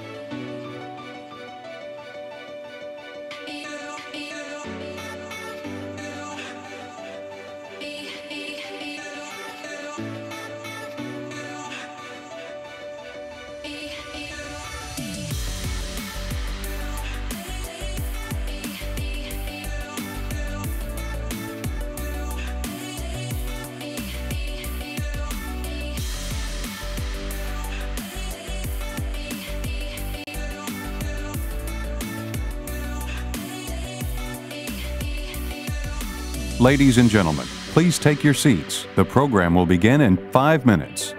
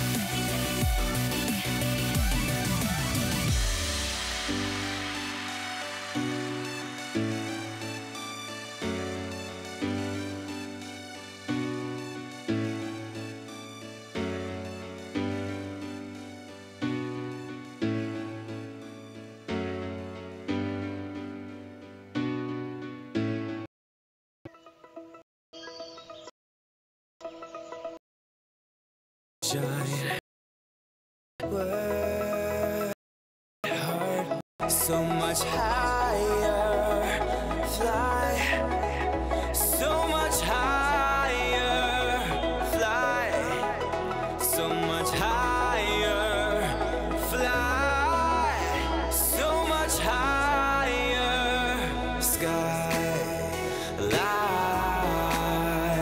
and clouds are below.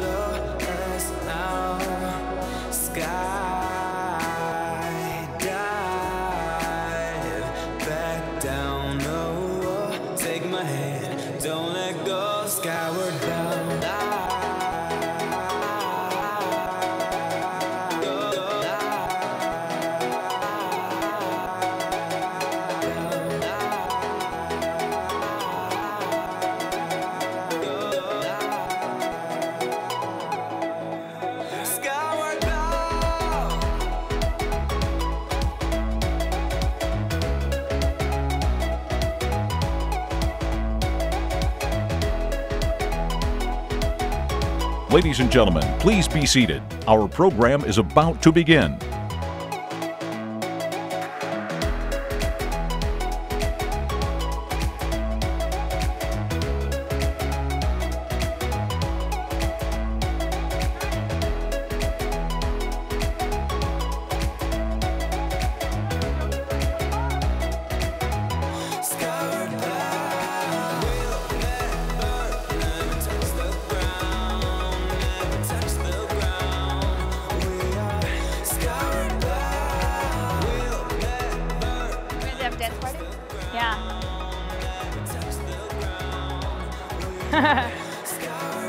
Are we on? Is the mic hot? The mic is hot. Yeah. The mic, are we on? Oh my God. We're like some sort of comedy duo. Hi. Hey guys. Good morning. This is Marcel Turner from Pfister Faucets, one of our awesome sponsors. Big round of applause for Marcel, please.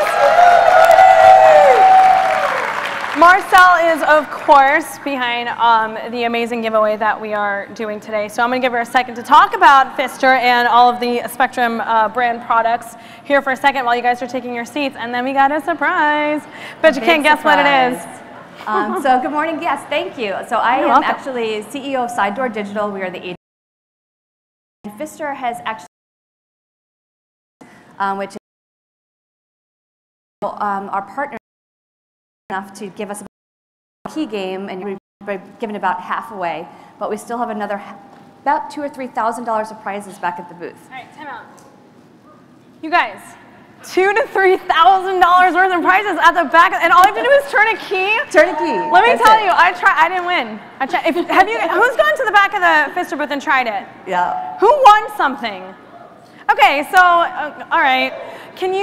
I'll barter. Just bring it up to me later. I want it. Whatever it is, I want it because I didn't win. Please make sure to make your way back there. Sorry, continue. No, so that's it. So we just welcome you to please come, see our new faucets. We saw the commercial yesterday for Clarify, which is our new filtration faucet. It's phenomenal, and I think we're going to give a whole lot of those away right now. You think we should do that? I think we should. I think we should do that. Yeah, I think we should do that. Here's the thing, though. Here's the thing. You guys are so interspersed, and our team is like, oh, they're so interspersed. I'm like, okay, we're going to fix that. So if you're interested in a Pfister faucet, stand up, please. Yep, stand up. Stretch out, because you're gonna need your arms. Move towards the center, and our lovely IZEA staff is gonna make their way down the aisle, handing them out. Move towards the center. Move towards the center. But be excited. Good God, it's a free faucet. We're giving away more excited. More excited. More excited. Yes. Go. Go. Go. Get him. Go. Get him. Hand him out. Hand him out. Go. Go. Get those faucets. Yes. Are you winning? Are you winning? All you do is win, win, win, no matter what. Hey, you can never get enough. Every time I step up in the building, everybody's hands go up. And they win a Pfister faucet. Yay, are we all set? Okay, take your seats, take your seats. This ain't no Animal House. Thank you so much, guys. Big round of applause for Marcel and Pfister faucets. Visit us. Just so you guys know, there are more faucets happening later. So if you didn't win and your key didn't win, there's still a chance later on. Probably when Mario is here. You know, Mario Lopez. I don't know. Just a guy we know. At any rate, please welcome to the stage Valentine Sieferman from Home Advisor, Chris Ashback from Dan330.com, Christina Webb of Color Me Creative, and our moderators, John and Whitney Spinks of HGTV.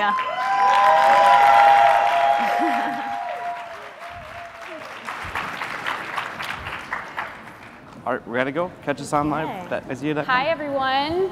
Hello, hello. It's so purple in here. Okay. Well, welcome to IZEAFest. This is our first time. We're excited to be here. I'm John Spinks. And I'm Whitney Spinks, and we're from HGTV's Flipping the Block and HGTV Florida Flippers. And we're so excited. Thank you. Even if you didn't watch it, it's an awesome show. We're so excited to have our three panelists here today. We have Chris, Christina, and Valentine, and we're going to let each one of them introduce themselves a little bit, tell you a little bit about what they do, why they're here today, and then we'll get into some of the really good content and stuff that we're going to go over today. So Chris, if you'd tell us who you are and what you got going on. Well, I'd love to. My name is Chris Ashback from LiveDan330. Everybody asks me, Dan, why is your email chris.ashback@gmail? And I'm like, well, it's not how it works. We are a food, a garden, and a travel blog. We have about 2 million people that follow us between the social channels and our subscribers, and we're excited to be here. Yeah, thanks. Christina? I'm Christina Webb. I just turned 20. I'm from New Zealand, hence Woo! the accent. I started an Instagram account when I was 17 about my art, and it's now grown to 1.7 million followers, and I have another personal account with about 600,000 and other various social medias. No big deal.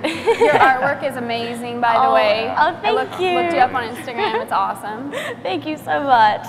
And through that following, I've managed to do so many fun projects and worked with amazing brands. And my last project was publishing my own book with HarperCollins in New York, and I just got off that book tour about a week ago. So it's awesome. Yeah. Congratulations. 20 years old with your own book. That's insane. Yeah. Valentine, follow that up. I've got I'm Valentine Sieferman. I work at a company called SEO, manage SEO there. And we're a marketplace that connects homeowners to home improvement contractors. So. Awesome. So we got the blogger, the artist, and the global head of SEO for Home Advisor. So this is an awesome bunch here today. Of course, if you guys haven't checked them out, please do. Again, Home Advisor, a great resource for everything home. Christina's art is amazing, and Chris has some muffins on the home page right now that look delicious. So we're really excited. And today, home is where your art is, right? So all of these guys are really influential in creating and growing brands, and they are some of the best people to talk to about this stuff. So we'll just go right into it. And we've got some questions that we've kind of prompted here. We'll just kind of see where the conversation goes. And one of the first things that I'm really curious about all you guys is working from your home, right? So we've got a home is a small but very personal space. And how do you use your home to connect with your followers in a unique way? Christina, I'm going to start with you. We actually talked about this a little bit. And your sister said, you know what, you really don't have a home base. No. You travel a lot. So tell us about that. Yeah, no, I had a home the first 2 years of it all, but for the past 2 years, I've been sort of living out of a suitcase, hotel to hotel, different countries. But when I first started out, a great way that I would like connect with my followers through my home was I had a post box, and they'd send me letters and drawings, and I would make like sure to put them up on my walls and take pictures of them and share them with the followers to let them know that I'd got them, I loved them, I appreciated that they'd taken the time to write and draw. No difference. Take pictures on.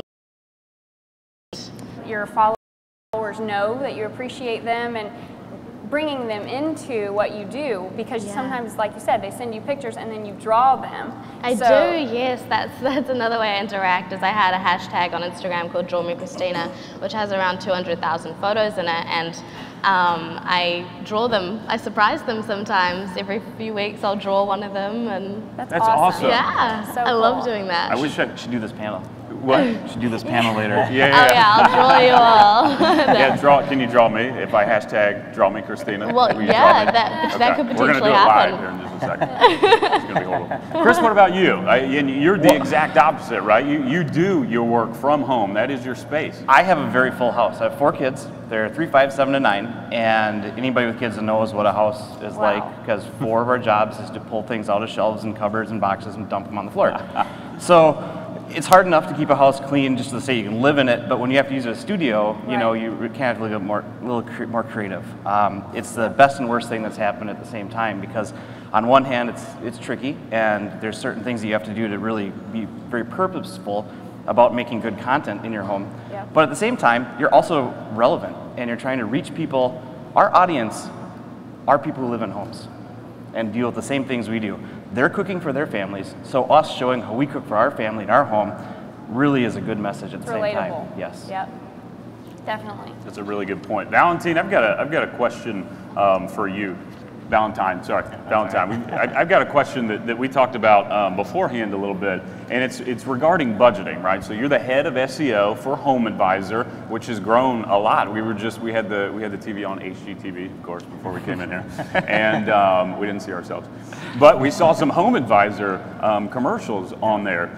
And so we're in a stage with our small business where we're starting to spend money on SEO and site optimization and things like that, right? So when we approached this problem with our company, one of the first things we did was Google. We're based out of Jacksonville, Florida, and we Googled site optimization, SEO, Jacksonville, Florida, and we called the first few guys that popped up.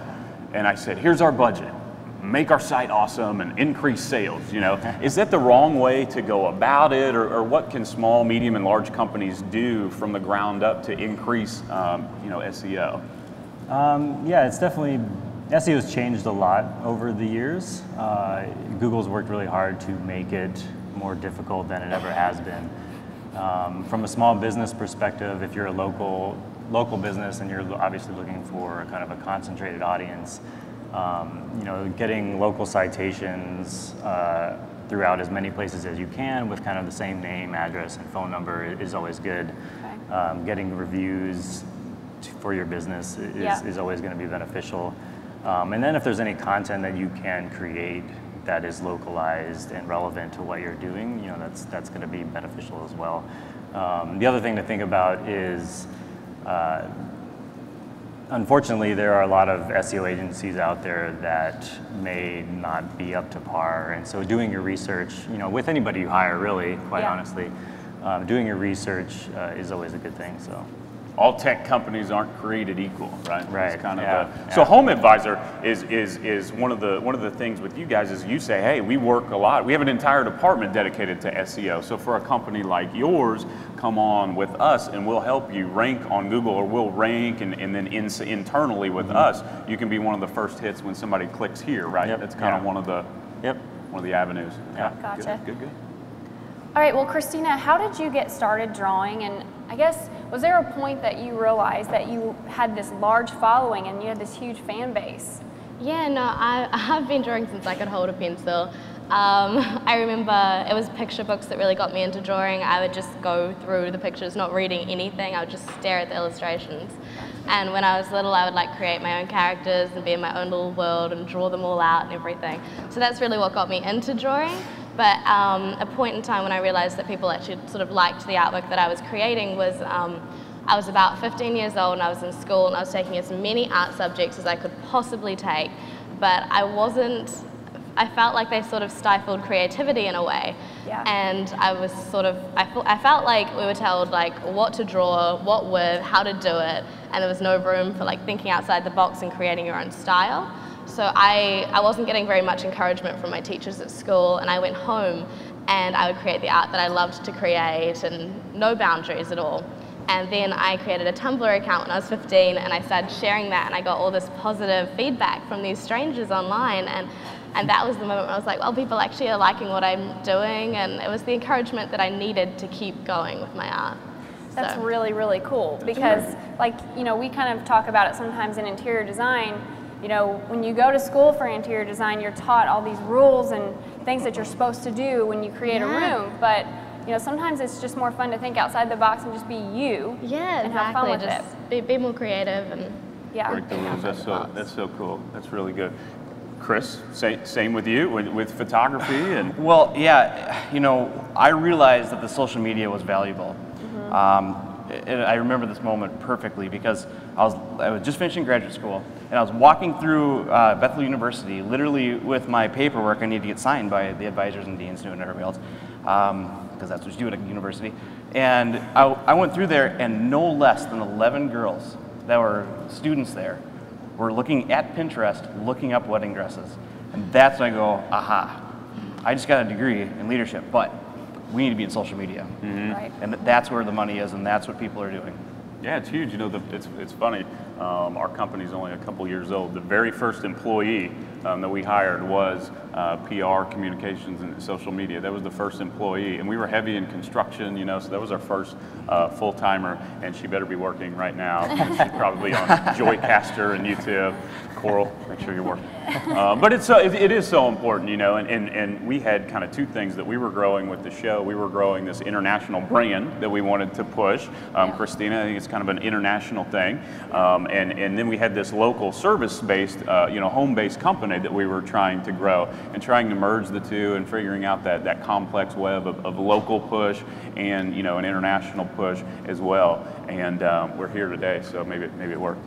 But, you know, it's good. There's so much to learn, and it's really intimidating. But yeah. So I guess Valentine, when you're looking for influencers to work with, what are some of the things that you look for? To put it in a nutshell, I guess, we're looking for people with an engaged and relevant tribe. Okay. So, you know, do you have people engaging with you either on the social channels or on your website, leaving comments and things like that? And really just a natural alignment between, you know, for us, at least what we're doing, what we're trying to do from a home improvement standpoint, and then what they have to offer. And also how does that person or that blogger weave brands into their story? So that integration there. And Yeah. I think you brought up a good point about engaging, because engaging is so huge with social media. And I think when people leave you comments, maybe Christina, you're probably familiar with this, they like to see that you respond to them and that you're engaging with them, because then they're going to come back and continue to like and comment. Yeah, and it's you're just so growing. important. Interaction is so important when it comes to social media. Exactly. I saw one of your videos where you were showing your room and you had Yeah, like no, it's walls personal. full of It's fan a personal thing. You sort of like with my following, it's a lot of young teenage girls going through school and everything, and it's just a really personal thing. And Right. you're showing them your room and like your life, and it's almost like a friendship. It really is. Yeah, And- that's so cool. That's yeah. really, really good. And you know what, that brings up a good point, right? If you talk to an SEO guy, or if you start to really want to push your brand, the number one thing that I think always starts to come back to is you got to have good content. You got to have good content. It's all, you can spend all the money you want, you can do all the Google AdSense you want, you can do this, but if you don't have good content, it's just, you know, it's on the surface. Nobody will ever, you know, dive deeper. You're not going to increase sales, you know. Right. So Chris and Christina, both of you guys, I think, you know, how do you keep coming up with good content, whether it's at home or on the road, and how do you do it without, you know, spending a lot of money to increase those followers and increase the brand? Well, that's a great question. You know, really a lot of it is just, you have to get away from your site. I mean, we have about 30 people who contribute to our site on a regular basis. I think, you know, the blueberry muffins that you mentioned, we're one of those. And we ask for people to submit things, but that are, you know, fit our site, because we still want to maintain our core, you know, theme of what we're doing. But we get a lot of inspiration just looking at, you know, understanding what's trending, what are people interested in. If people aren't engaging in a topic, if they're not interested in a topic, there's not much reason for us to write there. And I think that adds value to the brands that we work with too, because we want to be where the eyes are. Right. And we want to actually make that connection. So it's important for us to do that. Sure. Yeah. Christina, what about you? Coming up with new content. Was it your idea to do the hashtag Draw Me Christina? Yeah, no, definitely. That was completely my idea. I wanted to, it's sort of. And you are the brand, and now you have the book. You have this, now has this tangible on the book. And what have you done with that? It's like I said, it's a half biography, so it gives the reader an insight into my life and my journey so far.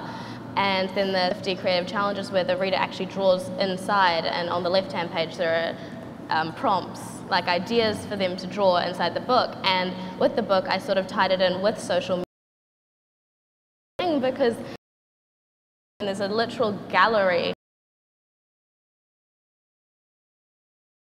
That's what Instagram.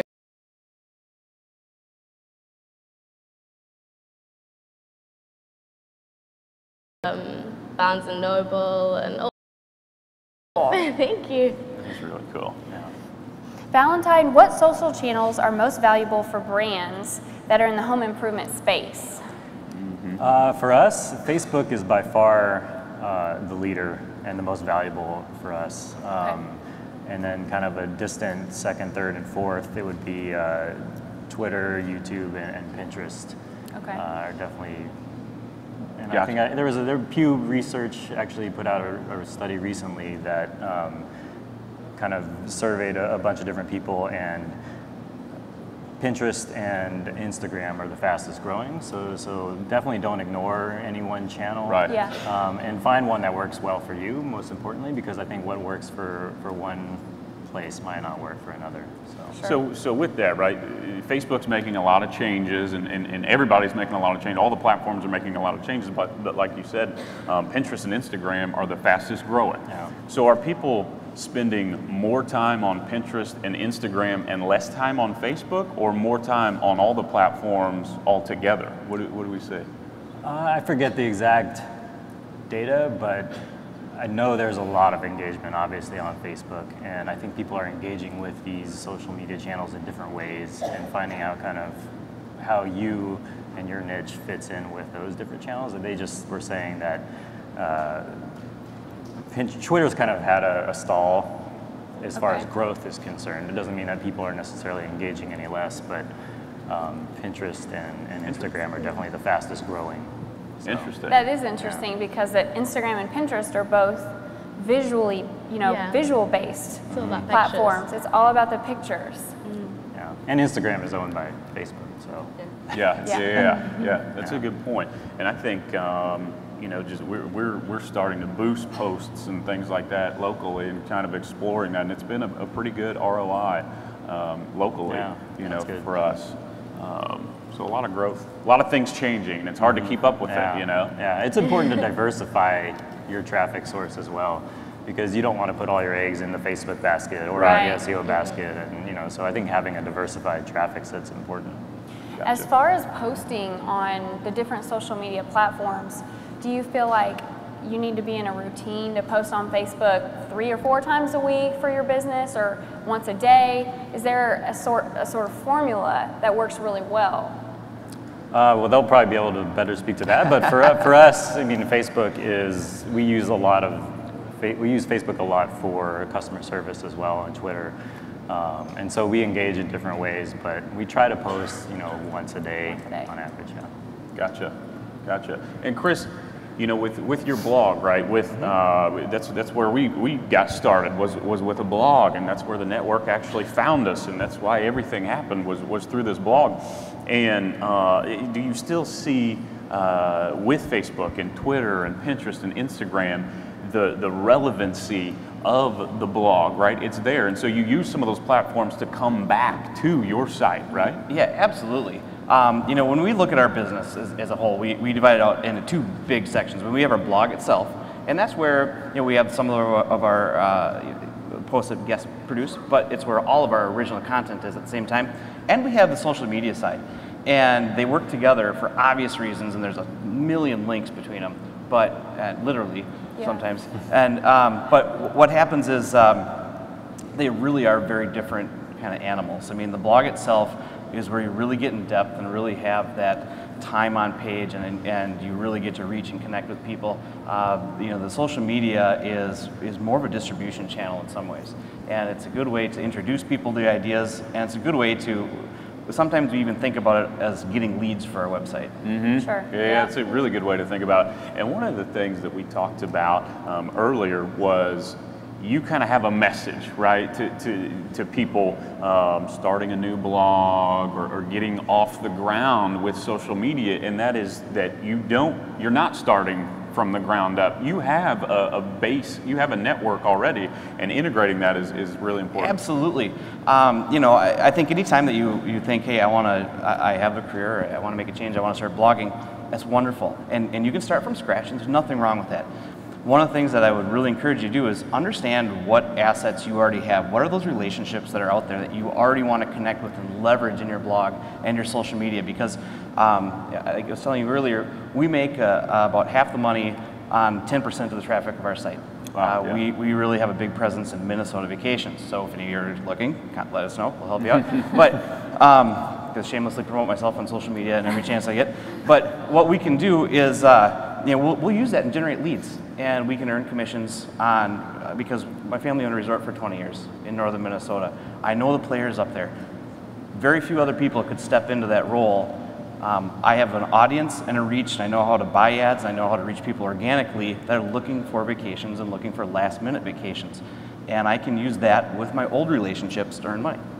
So you took what you already had existing and you applied that and integrated it heavily into your newer media and digital presence. Yes. Real world stuff. That's really good. I think I've heard that, you know, the phone and call old content, old network to integrate. Not to miss the tips. You might know social. Yeah, this is what we're trying to do. We are trying, I'm running a business, you know, there anyways, but I'm working with other people who are doing the same thing.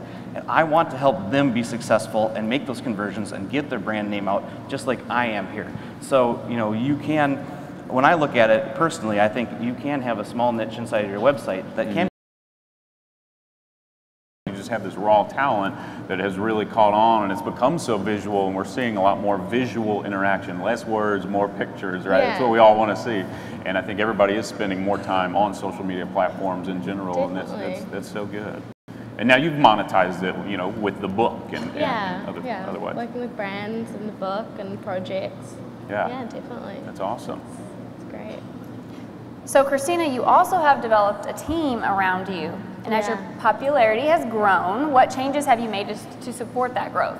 Yeah, well, I was in school when it all started happening, and I was trying to explain social media to my mum. It was a little technology challenge, and she was like, "Okay, honey," and she made me go get a job at a bakery.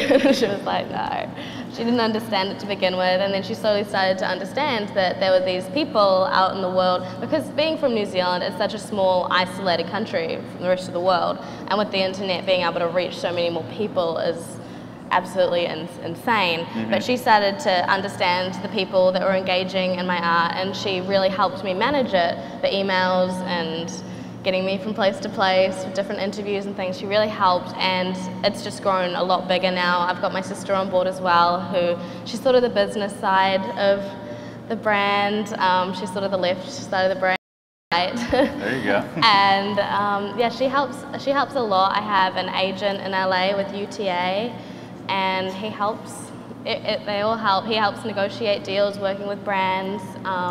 He helped put me in contact with the book agent I have now in New York, and then there's the publishing team, HarperCollins in New York. They all help, and I think I'm doing a second book with them, so that's going to be the next thing. Congrats. Yeah, thank Book you. number 2, yeah, 20 years old.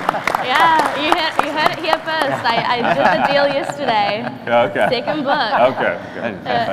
Thank you. That is Thank so you very amazing. much. But yeah, it's a big team, and it's a lot of fun. But I definitely handle all the art side of it, and then give the business side to my sister a little bit. You know, and I think that's a really good point, to do what you're good at, right? To hire an SEO guy, or to build a team.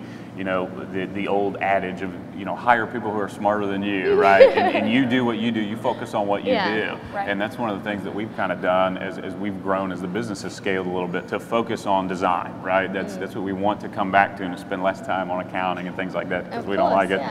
But you gotta utilize still your time. important. Yeah. Right, yeah. It has you to have be done. to focus where you're the best at. So Kind of like you say too, Chris, it's all about the content. It's easy to get caught up in the blog itself, but then you need to spend time on that creative content and new content. Absolutely. Yeah.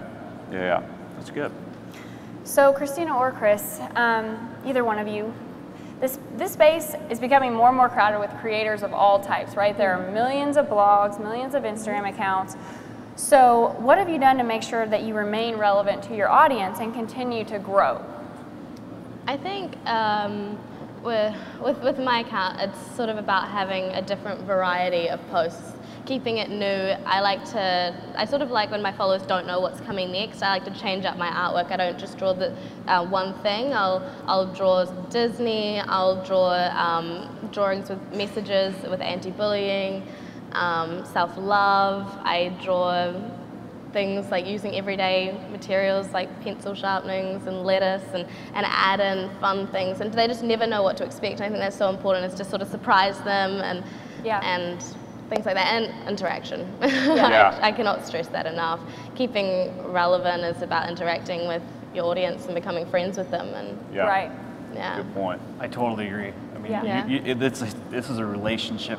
It's called social media for a reason. I mean, this is about relationships with people. Yep. And you know, as much as you can have a relationship with millions of people at a time, you have to try. Right. Yeah, that's a good point. I think that's a good point. Talking about you know, people want to see you. They want to see the person behind the account, or the team behind the account in a company sense, you know. So we post a lot of interior design pictures, but then we also post pictures of us, or of the team, or the team at work. They want to know to see what's people behind, and that's why I actually created that other account with my personal account, aside from the art one, where they can actually see the artist behind the scenes, and I do work in progress drawings. So it's just sort of a more personal insight, and that's what social media is in a way, just giving them that. Yeah. Especially with social media like Snapchat, like where you get a real insight into people's lives. You can't edit those images; they're in the now, like What's happening right now? What are they doing at this because you moment? got to post it straight away. And Chris was doing Periscope on the way up here. Yeah, I Periscoped up here, so you may have seen that or not. You can see what it's actually like back there. No, Periscope's a great tool that we've started to use for that exact reason, because I think sometimes the focus gets too much on your brand and not you. Yeah. That sounds kind of weird, but you kind of become your brand at the same time. So it's like there's actual personality, and there's actually a person there that you're connecting with, not just a concept or an idea. Yeah. So, and that helps tie those social relationships that we're talking about. Yeah. Exactly. So you can see me coming on stage, not just a website and Right. URL. Yeah. I think it's just more personal and relates better. Yeah, you have to put yourself out there. You Yeah. really do. Very true. Take a risk sometimes a little Yeah. bit, right? I'm sure some of your drawings have provoked both positive and negative remarks in some Yeah. way or another, right? Yeah, That's of what we all course. face is criticism. I mean, anyone that puts themselves out there on the internet is going to receive both positive and negative feedback, but that's just the internet for you. Right. So you can't Which- help that. Which brings a really Yeah. good point. Yeah. And Valentine, I want to kind of get your take on this. You know, Home Advisor and representing companies and pushing different brands. What is the best way, or what's the politically correct, or what's the best way that you've seen to handle negative feedback for a brand or for a company? You definitely want to listen, because there's probably some root cause for whatever their kind of whatever that negative feedback is. So listening and identifying what that root cause is important, and then really engaging with them and trying to figure that out. So you feel like it is best to kind of go ahead and comment and engage? You feel like it's best just to ignore that? If it's a real problem, you want to tackle that head on, I think. Yeah. So. On Facebook, a brand, and they push something, and then somebody comments, and oh yeah, mine took 6 weeks to get here, and it was broken in half, Right. And then the company's rep, will respond and say, oh, I'm sorry about that. Please contact us at customer care, and we'll take care of you, right?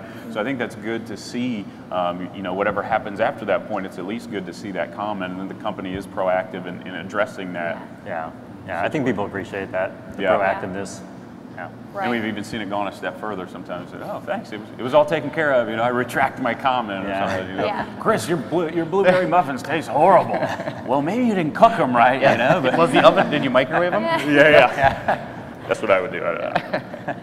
So kind of relating to the audience out here, there are probably a lot of people in the audience who dream of being able to work from home and make a living creating content, about their passions. So what advice would you give them as far as starting from scratch? Any of you? Well, starting from scratch, find something you're passionate about. I mean, let's face it, this is not all fun and being up on stage talking to people. You're going to spend a lot of time, and there's a lot of frustrations. It's a full-time job. It Yeah, is. social It is media. full-time. Complete full-time. There's no breaks, there's no holidays, there's no weekends. You've got to constantly be interacting. And it changes so fast. Right. I mean, what's working now isn't going to work in a month or in 2 months. And that's part of the reason you can't just set up a system and let it run. You got to be there and you have to be engaged, because it's constantly changing and topics are changing. And and I think this is part of the reason why you have to brand yourself as part of it too. Wouldn't you agree? Yeah, definitely. Yeah, and if you're thinking about starting something up, but it's always great to think of a way to stand out. I mean, there's a lot of people in the social media world, and think of a way to be unique and grab people's attention. And I think it's also about just being genuine and enjoying what you're putting out there, because then other people will enjoy it too. Yeah. I think that's really important. And I think from a practical business side too, don't think about how you're going to make money off of whatever asset you have in front of you at the time. Think about how you can provide value to people. Okay, now, that can look any number of ways, but where there's value, there will be profits somewhere, and that's where I think you want to really try to be, especially starting out. What are you adding to the internet? And we were talking about that. We started from the blog. We were just talking about this a minute ago, and some of the posts that you think, we go and we'll do $150,000 custom marble kitchen renovation, and it's this beautiful showpiece thing, and it gets featured in a magazine, and you post it on Instagram, and there's 3 in there, and in a month there's 250,000 pins or something. You don't know what's going to go viral. It's you crazy. Just don't. Yeah, it's sometimes the weirdest The little internet. things.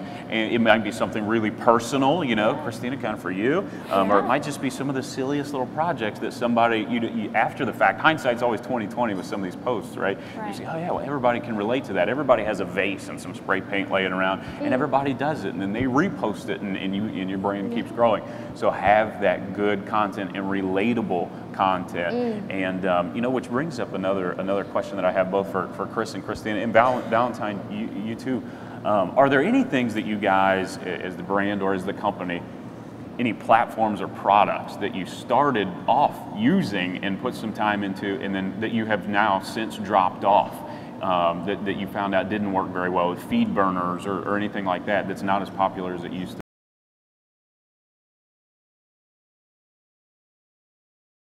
The first time, especially when you're right. Some of that. Yeah, and I think that's a good. Different platforms might be better for different things. Obviously, Instagram for pictures. Yeah, I'm on most platforms, but there's definitely ones that are more in tune with what I do, the visual ones. Sure. That things like maybe Twitter as much when you're like talking a lot. It's right. like it's not as me as let's say Instagram, because that's just a picture platform. But Twitter ends up being a link to your Instagram account. Yeah, to sort see of, your and posting pictures on Twitter, I guess. Yeah, that works. But yeah, there's definitely ones that you're more in tune with. But it's good to try them all, I think. Go ahead. You know, I will say though, make sure you find really reputable people to work with. IZEA has been fantastic for us. You know, I trust them. They're consistent. It's great. There's, you know, I do use WordPress, which is wonderful. You know, I use, find a good host. Those are, go look up reviews, see what people have said. They've already created value. You can take advantage of it, and that's how I would approach it, especially when you're just starting. And Valentine, I have a question, kind of a techie question a little bit. We just started taking some videos. We just started in YouTube and Periscope and some of that stuff. And we were, the plan was to take iPhone videos. We're on construction sites. We're in homes a lot, so kind of doing these iPhone videos. And one of the things that our SEO guy said, he said, really, if you can get a higher quality video, Google, the internet likes that a lot better when it's higher quality and it's faster. And I don't know if you have anything to comment about that, but. Yeah, it's interesting because we actually did the opposite. Okay. So I don't know if the quality matters. That probably matters more for the users, but at the same time, it really depends because we started with a very high production, high budget video, and now we've actually ended up on the other end of the spectrum, where we went out and shot a bunch of videos in literally one day. And so I think testing and seeing kind of what works well for your audience is probably the most important thing. Okay. But it varies. Yeah. That's good. Actually, that's really good to know. It can be more relatable sometimes if you're just recording something on your phone. Exactly. Yeah. It's just like everyone has their phone and they can record, and it just feels again very personal. You don't want to overproduce something if it doesn't need to be. Right. It's all different. Maybe it's just my old Depends on your archaic brand. construction guy cell phone. Well, I think don't use your flip phone. If you're here on the first day, the first thing they showed was people's response to what this looked like 10 years ago. Yeah. And it was a great opening presentation because I go, that's exactly it. We don't want to become what they were. And there's a role for what the old media does, and it's a good role, but it's different, and we need to make sure we stay who we are and are that relatable and just normal people reaching other normal people. Yep. It's amazing what you can do with an iPhone in your home. It really is. So. Yeah. I'm still learning how to turn an iPhone on. He's working on it. I'm working on it. He's an Android guy. So we're getting Don't judge me. Chris, if you wouldn't mind sharing some of your favorite projects that you've done around your home that made your home a better place while being a source for content. Yeah, you know what? I did a series, a 6-month series on strawberry gardening. Okay. It was awesome. I'm a huge gardener. We got a great big gardening section. At one point, we were one of the top couple of gardening boards on Pinterest, and that's really how we got started. Anyways, Very cool. So we did the strawberry garden. Joel Carson is actually a neighbor of mine who's a New York Times bestselling author of strawberry gardens, and he goes, "You got to do this and blog about it." Fine. So I did this project, and it was fantastic. The kids got involved. We did videos of the whole thing. We showed everything from start to finish, how you need to do it, followed his book. It's kind of a review of that project. But it fed us. Our kids got involved. They learned how to garden, where food comes from. It was just a wonderful series. And next year, we're going to expand on that a little bit, and we're going to try to do about 80% of our produce for our home. Wow. And we're going to take it from, hey, we live in suburbia, and our garden's not the size of the stage. but we're going to be able to make all of our red sauces, you know, all the ketchup, marinaras, everything, all homemade. We're going to can it at the end of the year, so you can certainly follow us along starting next spring on that project. I think that's so cool because, you know, obviously the younger generations are super techie and they're always on their phones and kind of losing that, some of that, you know, hands-on. So you're teaching your kids how to cook, which is really cool because you're using social media to do that. Yeah. So. Well, I saw a pin the other day and it was really funny. It was an old grandma sitting in a garden and it was an old picture. And it said, my grandparents made it through World War II because they knew how to do things. I'm like, that's what we're doing. We're teaching you how to do things in today's world. Yeah. And speaking of what's trending, that's really popular. Actually, you know, it sounds such commonplace, but gardening, it's almost a lost art, right? Or things like hunting or some of the more outdoorsy things. Integrating that with something techie and social media is all the rage right now. And plants actually grow by themselves. You just have minimum care. It's a lot easier than children. Yeah, and I absolutely love encouraging young girls and young boys and teenagers to get a pen and pencil out, because that's another thing that's sort of lost in this world a little bit. So true. In this digital age, is getting them to actually draw or write or express their creativity through a traditional way and then sharing it on social media, so it still incorporates what they love, that social media. Right. But getting them to do something like that is a fantastic thing. That's awesome. Love doing that. You're a really big inspiration. I looked at some of your photos and like the anti-bullying drawing that you did, I just thought was so cool because it was you and you could really feel that you were passionate about it. I am, yeah. No, being online, I see stories from my followers about being bullied, and I can really, I remember being in school, and I also feel like everyone in the world has been sort of bullied at some stage in their lives in different ways. Maybe it's by their boss or broken friendships or, you know, things like that. So I think it's something that everyone can relate to, and I feel like having the power to reach so many people, I like to utilize that and spread positive messages out. So they're my favorite drawings to do, 100%, yeah. Very cool. That's awesome. Well, do you guys have anything else that you want to get out to everyone? Shameless plugs. Go ahead, I did. Home advisor, Christina Webb, Chris Ashback. No, it's okay. You guys have been awesome. You're all an inspiration and a great source of knowledge, and we'll be hanging out up here if you guys have any questions for us, for these awesome guys. Does anybody have, we have another minute or so, does anybody have a burning question for any of the panelists? Bueller? Okay. Well, I guess we got one. Yeah.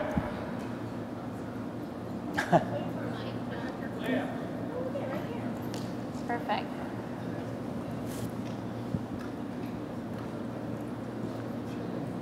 I was just wondering if you guys could go through your handles, because I don't think the ones up there are quite accurate. So I just wanted to make sure everyone here has the proper things to tag you guys with. Oh, yeah. Yeah, no, that's not. Okay. Well, mine is on Instagram. It is colour, spelled the New Zealand way with a U, _me_creative. And then just my name, Christina Webb, is my personal. And it's not Heather Taylor? no, I don't know who that is or where that came from. That is not me. Yeah, I'm sorry. And then that's my Twitter account at @WhitSpinks, but on Instagram I'm at @WhitneySpinks. And our Instagram for our design is at 27 South Home. And mine's not interesting. You don't want to check mine. That is correct for me for the website. If you want to connect with me personally, it's just chris.ashback. Yeah, I guess that's actually, I do own that account. I don't really use it. You don't really use it? More the home advisor? Valentine's going to post right now. But I do follow, you can reach out. I'm happy to answer any questions or anything like that. So. Awesome. Well, thank you guys so much. It was so much fun talking with you. Yeah, thank you guys. That's it.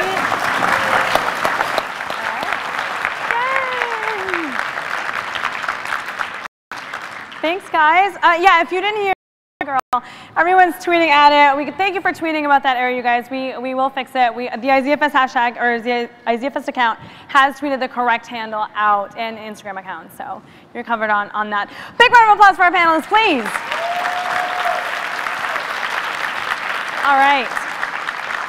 Yay. Okay, while our couch crew gets going here, I got notes, y'all. All right, the first thing, just really quickly, it is Drake's birthday. Who's a fan of Drake?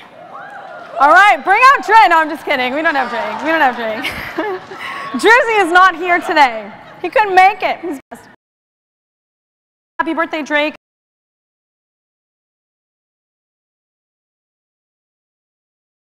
And our moderator,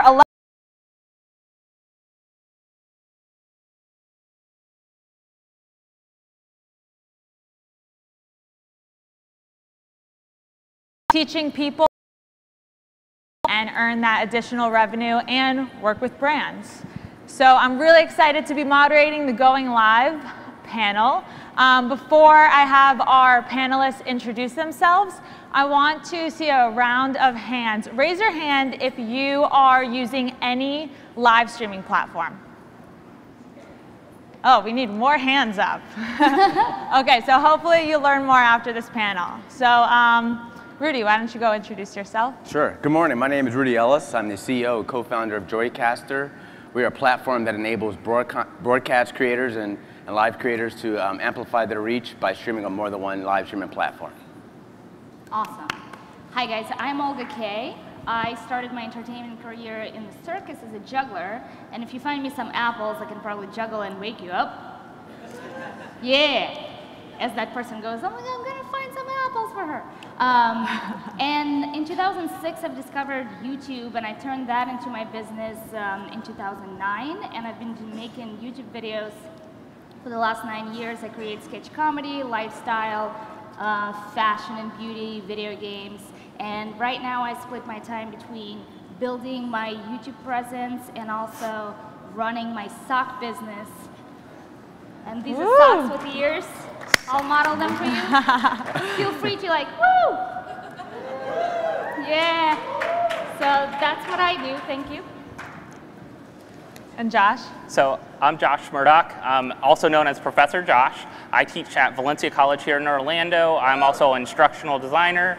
And I've been a blogger. I'm all about the geeky things, the tech, the toys. I also do a lot of webinars and things like that, and do Blog Talk TV. One of the sponsors here, Blog Talk TV, is a national TV show. We're on Cox and we're on Bright House On Demand. So we talk all about blogging and all great stuff. And also, I help organize Florida BlogCons. Awesome. So, round of applause to everyone.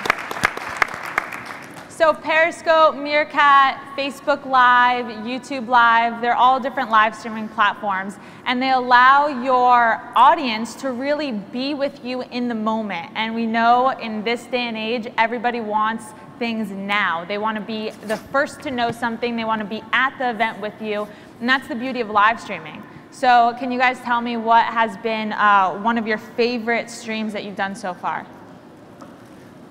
So probably one of my favorite streams is actually a great webinar I did a while back talking about the geeky tools I love. So multimedia tools to educators. I was able to reach out to 500 to 800 educators and teach them some great tools and things they could use. So that's one thing I love to do. I would say my favorite was when I was partnered up with Nestle, and I had to take my phone to the beach. And it was a Nestle campaign for drumstick ice cream. And I took it to the beach, and I got to talk to strangers and just give them free ice cream and see that interaction. And nothing was planned. No one knew what was going on, and it was just, I think that's the beauty of it. Well, I'm not a content creator, but our platform, one of the coolest streams we've done is actually the Streamy Awards show. So normally people do a live stream, it goes to one platform, but we syndicated that channel, that actual stream to 10 different YouTube channels, their MySpace page. So being able to use our platform to see that was actually really, really cool. There's a MySpace page? Believe it or not, MySpace does do live, yeah. So you talked about, Olga, you talked about the Nestle campaign, which was IZEA brought that to life, which was the first sponsored campaign on Periscope. Can you talk about how that went down? What were the logistics? Was there a storyboard? How you worked with the brand? Yeah, there's something about live streaming that I like. Coming from YouTube, I script everything. I come up with an idea, I script it out, I direct it, I act in it, and then I market it and I see who I can put in my videos. When it comes to live streaming, I don't do any of that. I like to be more spontaneous.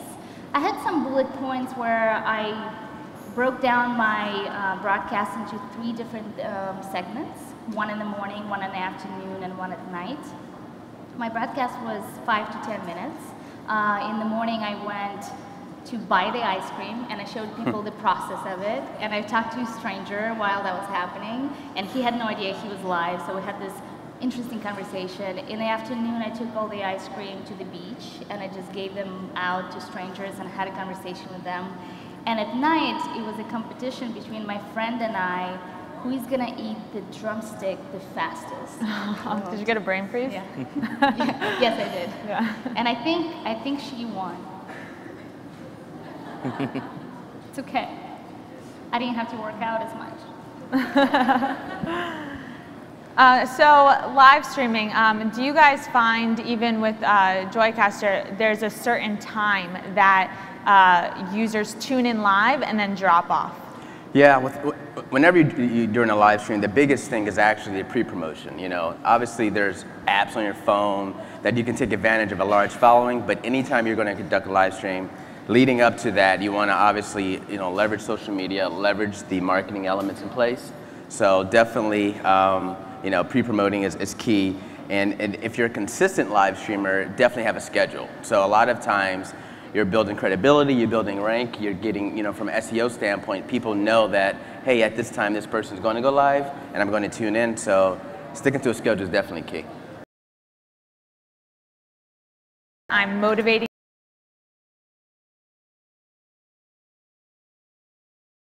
Like, here, I'm going to offer this content up, come get it. And they know, and they can share it with others. Plus, finding out and figuring out what your audience really wants. Who's your audience? Are they people that can be available at lunchtime? Or are they people that are not able to get to like 9 o'clock at night and be able to really sit down and use their computer or their app, or be able to watch this live stream and communicate and participate with it? You have to start thinking about these things, and it's so important to figure out that with your audience. It's just like a Twitter chat, the idea, when's the best time for that to happen? When's this live action happening, and that you'll get participation back with that, not just a feed out there and then no one's going to watch it. Yeah, so Periscope is the 7th social media platform that I use. So for me, it's 7. So for me, it's a little hard to schedule it out. But yeah, it's very important to have a schedule, and that's exactly what I did on YouTube when I started out. Very cool. So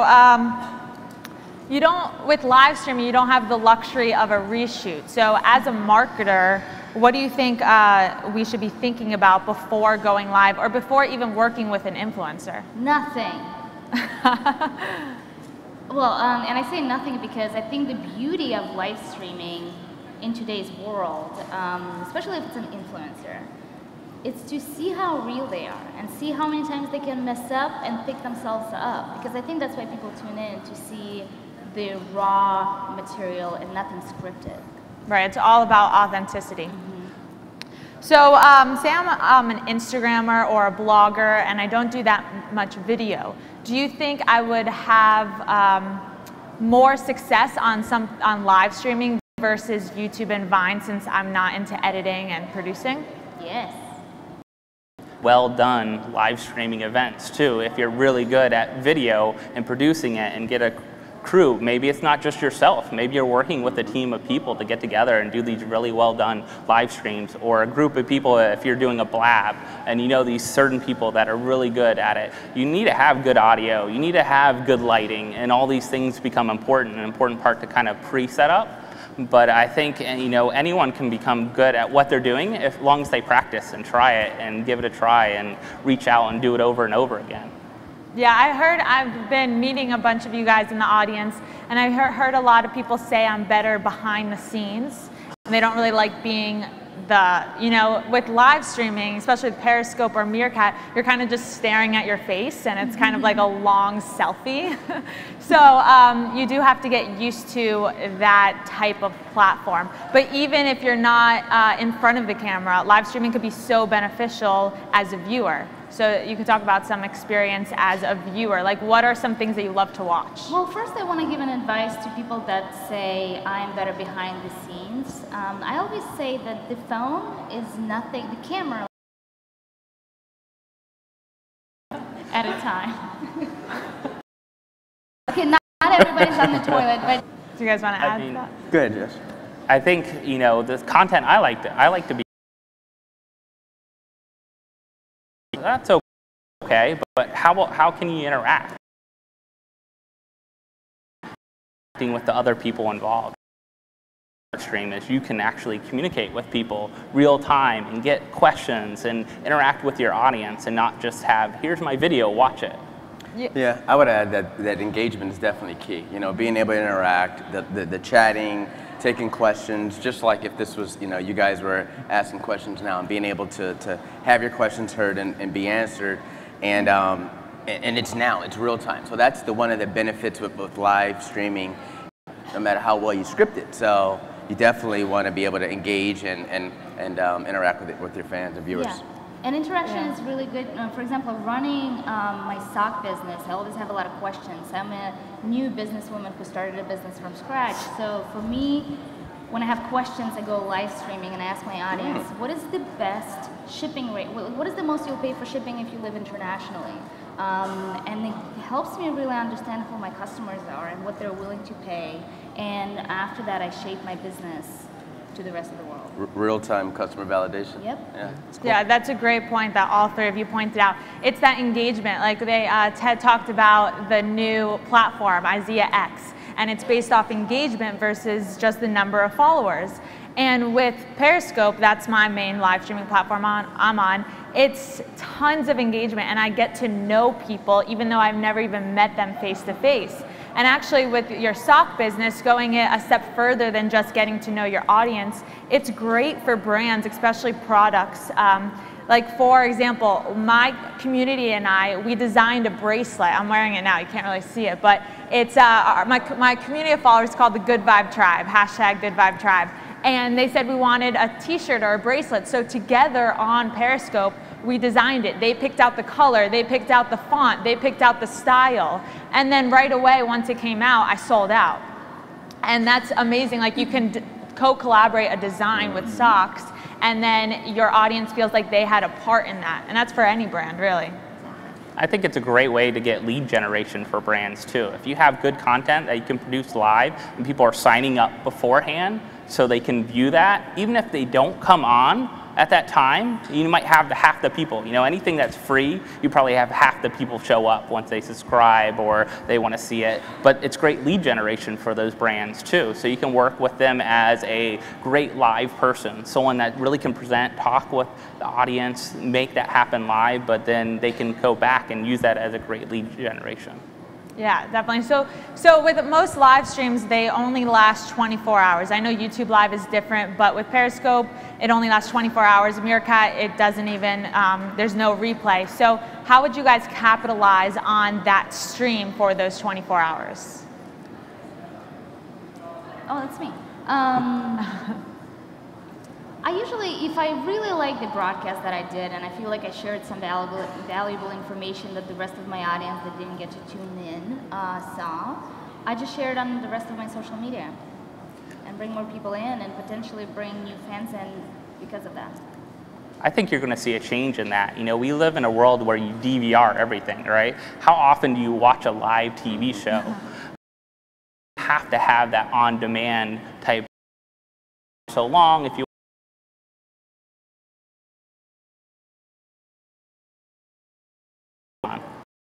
I think it's definitely you create. So having an archive of any type of event, whether it's good or bad, you know, you never know when you may need that for sizzle reels or for production. So having that content is key.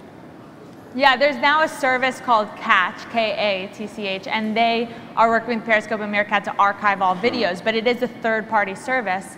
But with Periscope, if any of you guys are new to it, you can save all of your videos. And there was this one, the beauty of live streaming. I was live streaming in my pool and one weekend, and I put my phone on my tripod and I'm like having fun in my pool, talking, and then all of a sudden a little wind blew, and boom, my phone fell right into the pool. The live stream did not stop. My viewers went swimming with me, and then I didn't know it was still on, so I take my phone out of the pool, I throw it to my dad, and I'm like, get it in rice, get it in rice. And the whole thing, my phone's in rice, and then I'm like, oh my God, the hearts are still flowing, people are still commenting. and this is how much I love my community, because then I pick up the bag of rice and I start talking, and I end up views on YouTube, and it still is getting good views. So That's awesome. that's a great way to repurpose content. I think that's your favorite broadcast, probably. Probably, yeah.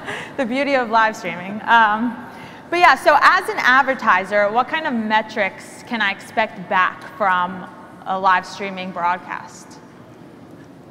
Anybody? If Josh, I mean, I think you're looking at how many people signed up initially if you have a sign up. Because don't forget, live streaming's been around for a long time. It's just become a lot easier because all you need to do is have this phone here, right? You don't have to have all this equipment. You don't have to have the super bandwidth and those type of things to be able to do that. But when you start thinking about metrics, you know, how many people signed up? How many people viewed? Where did they drop off? How long did they stay on? How many people chatted? If there was a chat room or some ability to do that and communicated, how many people shared it out to other people? And then afterwards, archives, you know, how important that is. You know, will I get other signups? Will I get people to view that and view that content later? That's so important. Yeah, I think the one key number will be like obviously the unique views. So you can have a lot of people watch, and you don't have people just refreshing the page. So you definitely want to keep track of unique views, because that could be valuable to know how many people tuned in or actually watching it.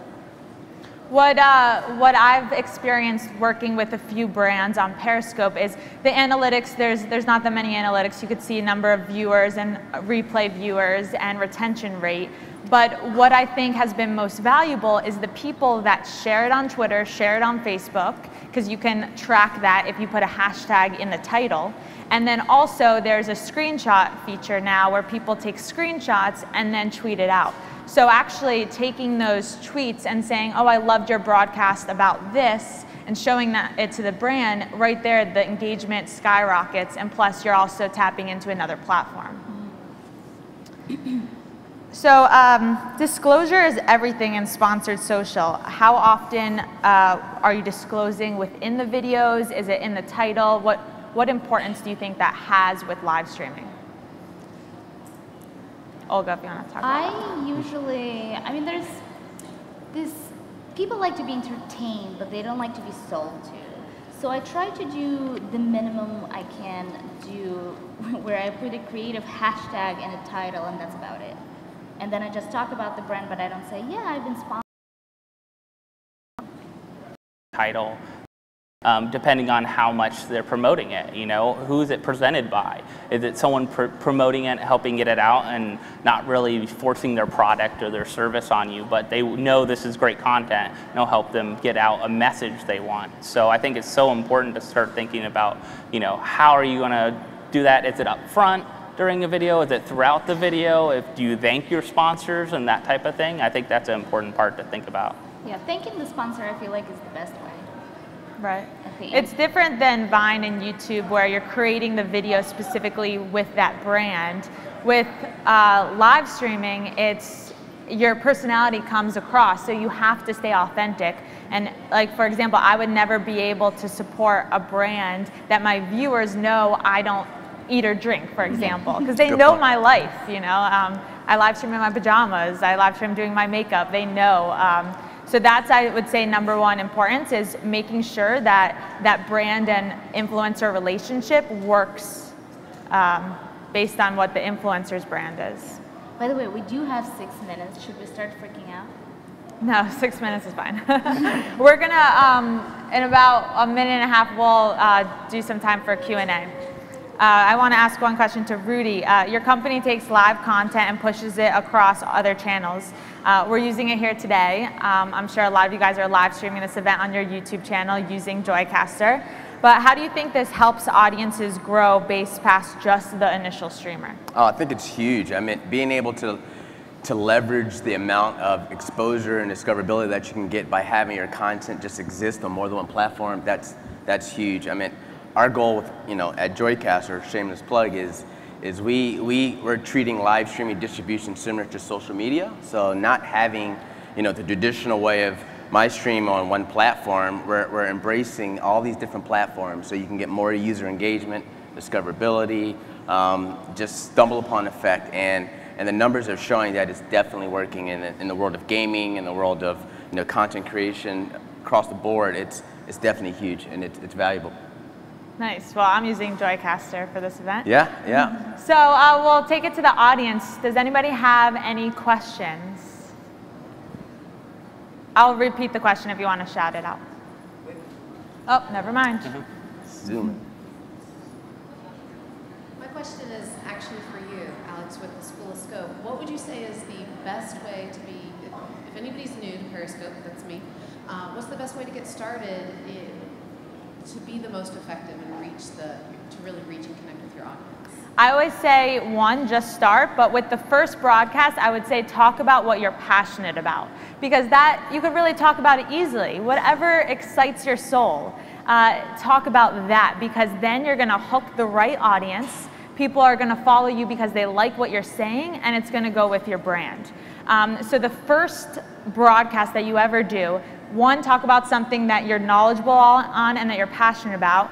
And two, have that topic in mind, have a few pointers, because your first broadcast may only have 3 to 5 people, and if they're not asking you questions and not interacting, it's gonna be dull if you have nothing to keep on talking about. So make sure you have kind of a topic in mind, a few set points, so if you have no interaction, you can continue the broadcast.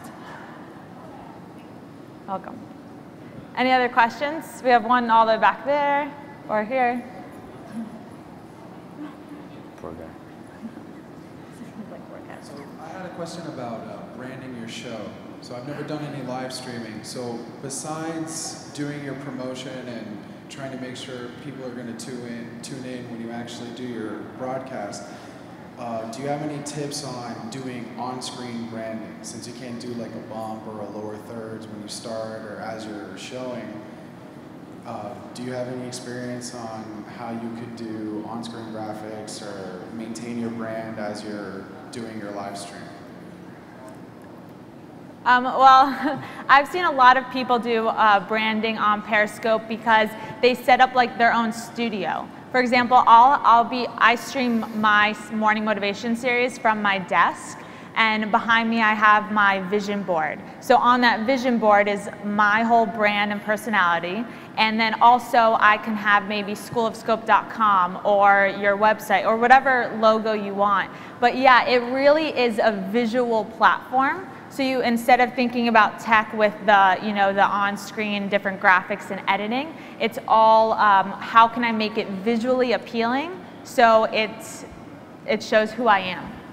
And I think like for platforms like Blab and that, it's almost like a radio show or a live podcast. So you can set up like a studio, your spot, your individual spot, but you'll have guests on. So make sure they know, beforehand how they're gonna be set up, what kind of mic to use, those type of things. But can they put, something in front of them, behind them, those type of parts. It's hard with the apps to do that. Now, there are live streaming platforms that you can do branding on, and you can pay to do branding on. But if you're doing like some of the apps like Periscope and Meerkat and Blab, those are hard to do that branding. Or a t-shirt. T-shirt, yeah. The best way would have a really good t-shirt and wear it out there. Joycaster. Yep, and a hat.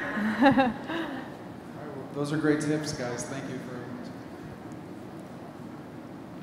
No more questions? Hi, I just wanted to say thank you so much before I ask my question, but what advice do you have for young professionals looking to get a head start in the field? Okay, I'll talk about that. Young professionals getting a head start in the field. So, well, it depends on what your niche is. If you are looking to, grow your brand or even grow your brand to get a job somewhere else, I've seen actually a lot of recruiters using Periscope. For example, I'm a speaker and I've landed 5 speaking engagements just from broadcasting. So, like I said before, talk about what you're passionate about. Focus on a niche. Remember, you can't be, don't try to be good at everything. But think about, okay, I want to work in fashion and I love the marketing side of fashion. So I'm going to give tips every single day, Monday through Friday at 12 p.m., the top tip on fashion marketing. And then it becomes your own series. You can create a hashtag so then you can see when people retweet it, and then you can talk with your audience and really grow your other platforms. But I would say, think about your niche and then create a series around that, and then every other broadcast can be fun or different things in that industry. And see what other people are doing. Join in, watch other people. What are they doing? What makes them successful? What are some tips that you can gain from them? And feel free to reach out to people too. I'm sure a lot of people in this community would willing to share what's going on and what's happening. Something like Blab too, you might want to join in on a couple Blabs before you actually host your own. Yeah. Maybe you just want to be a guest on those and join in and see what it's like and go through that experience. I think whatever content you create, just from that perspective, just being authentic, just like what Alexa's saying, it's being authentic about you and joining in a conversation, that's just going to come out naturally.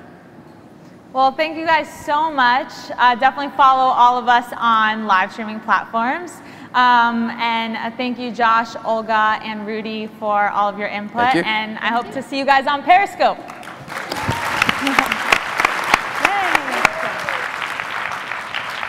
Great job. Thank you all. Big round of applause again for our panelists, you guys. All right. Do we have couch crews right now? We don't have couch crews? All right, well, skyrockets in flight, afternoon delight. That song's about food, right? It's lunchtime. Please be back here at 12:45 for Unselling the New Customer Experience with Scott Stratton. Honestly, you guys do not want to miss it. Scott's amazing. We will also be doing another giveaway, and we have some Kindle Fires to give away. And you need to be here to win. Otherwise, I'm just going to throw them out into the audience, and you guys can have a free-for-all, because apparently you like that. So 12:45, go eat, come back. If you eat at the signature restaurants, they can validate your parking. Thanks, guys. Oh my God, you almost hit me with a couch.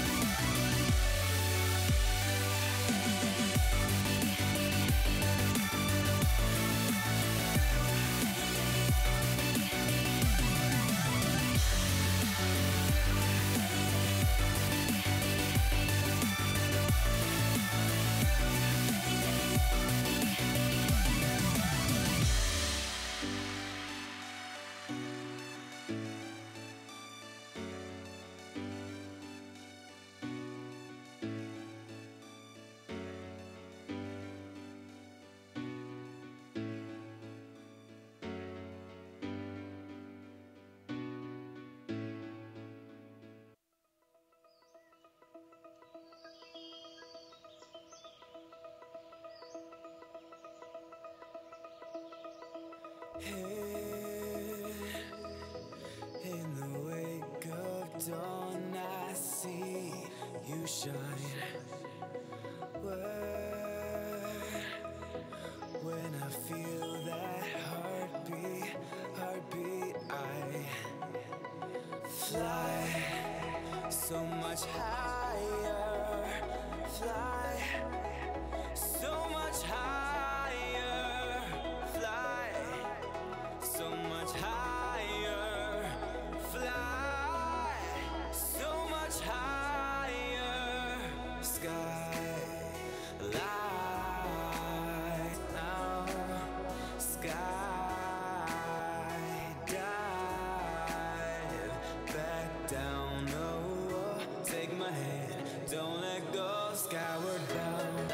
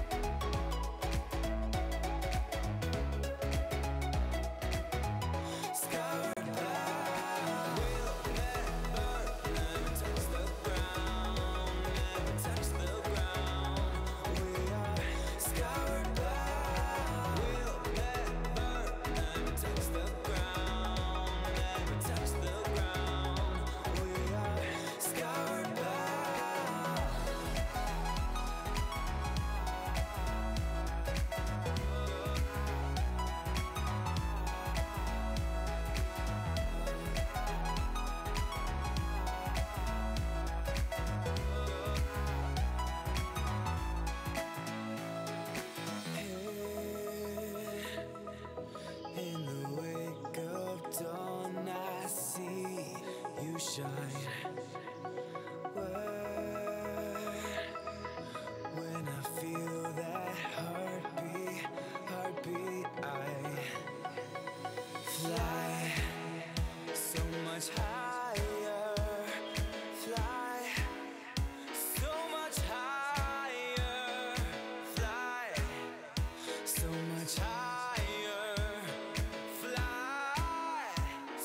much higher. Sky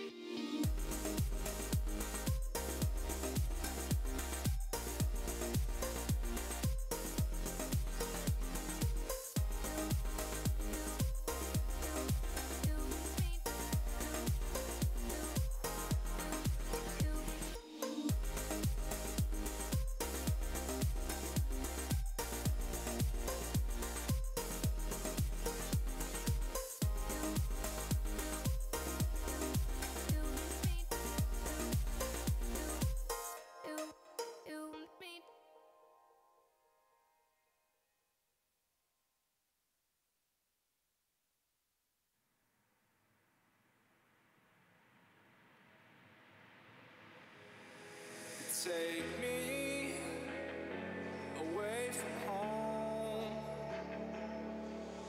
Show me all the places I've never known. And we'll chase the night,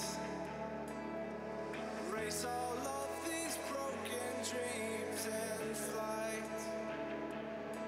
And we'll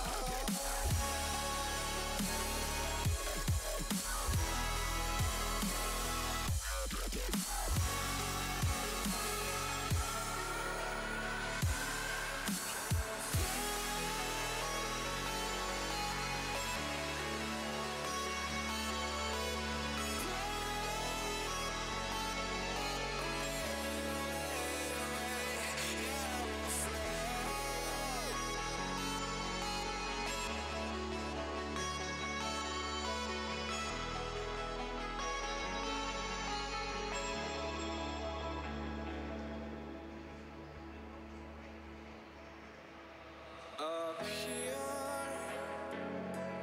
we're free, bound only by frozen memories,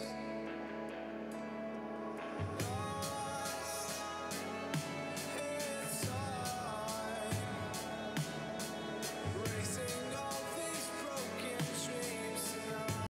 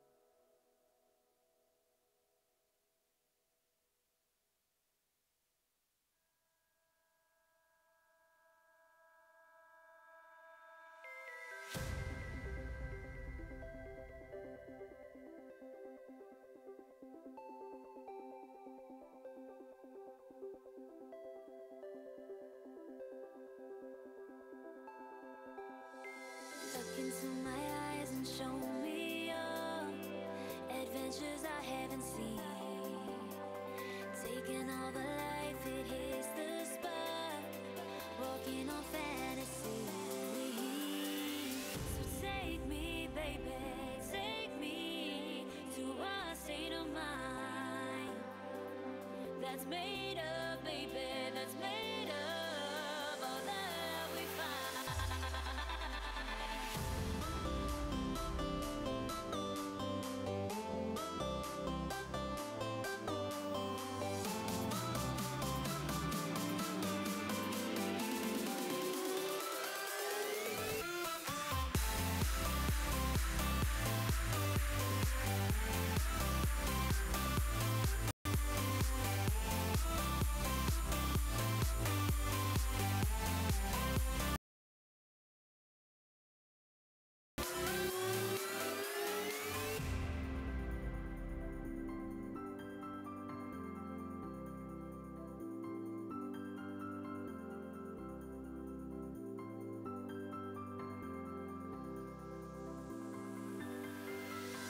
Test the waters, oh it's hard. I think we're getting close. Racing through the waves, I want to be where nobody knows. So take me, baby, take me to a state of mind that's made of, baby, that's made of all that we find.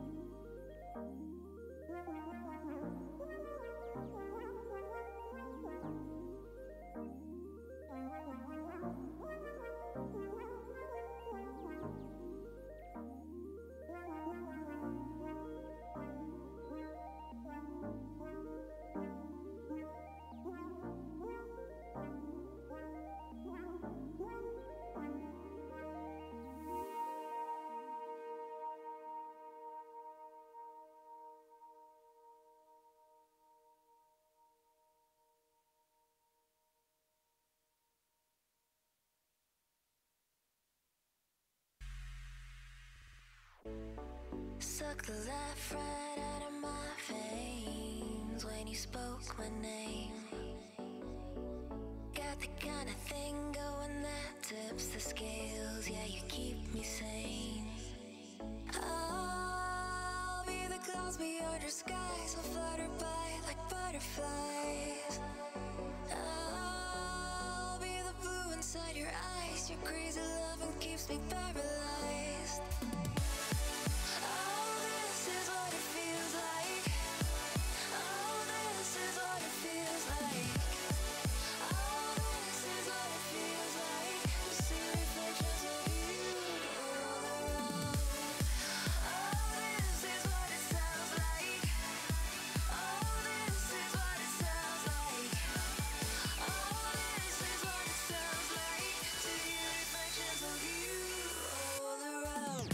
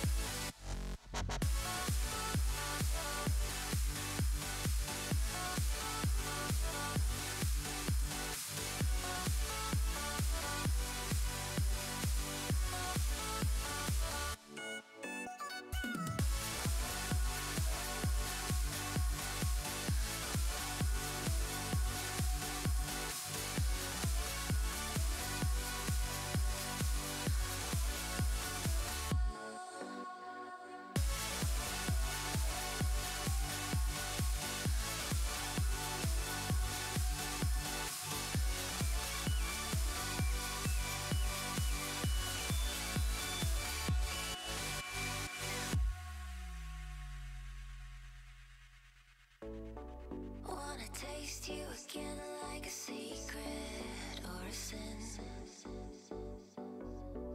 Wanna feel you again like the ocean sand on my skin. I'll be the fight against your fears, forever here, just save those tears. I'll be the courage in your wings, not letting go, I'm all you need. Oh, this is what it feels like. Oh, this is what it feels like. Oh, this is what it feels like to see reflections of you all around. Oh, this is what it sounds like.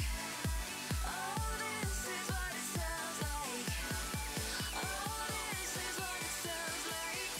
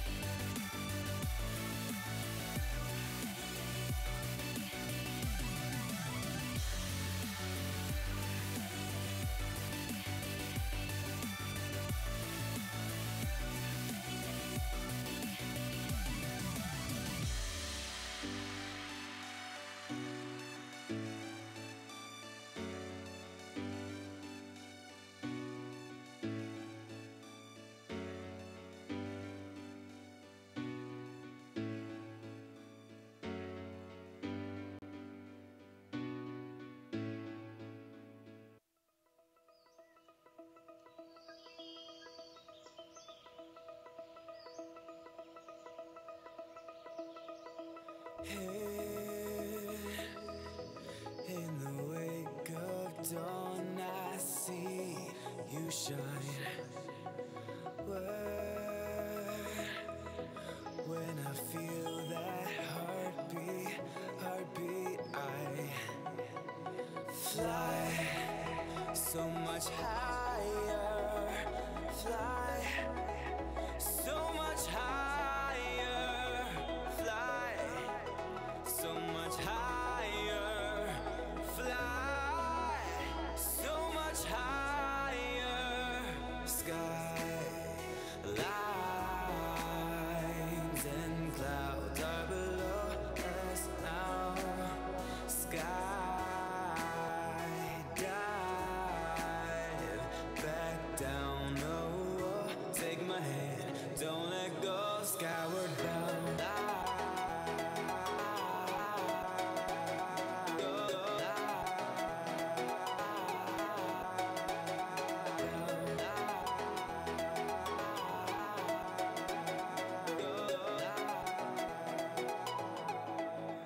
Skyward bound.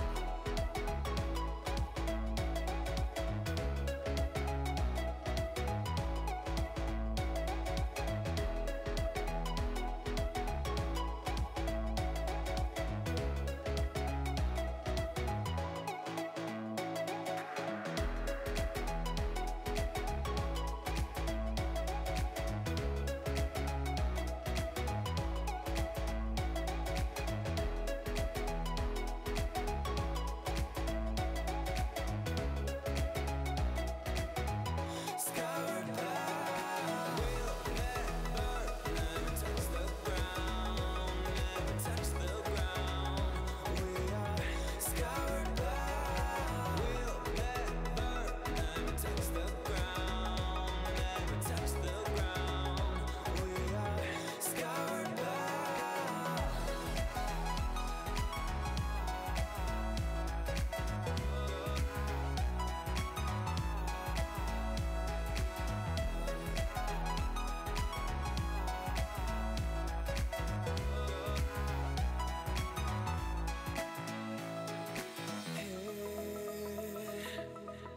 In the wake of dawn, I see you shine. When I feel that heartbeat, I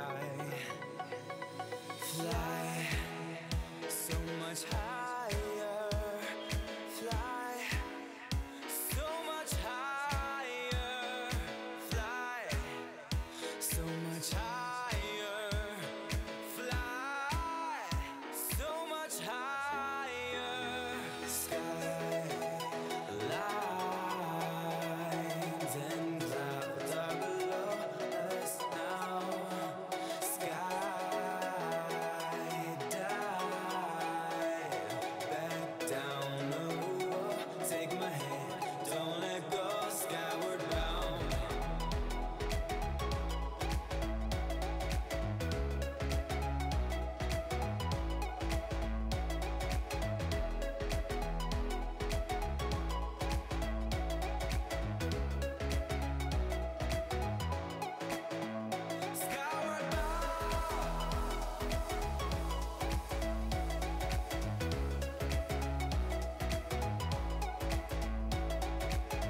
Ladies and gentlemen, please take your seats. The program will begin in 5 minutes.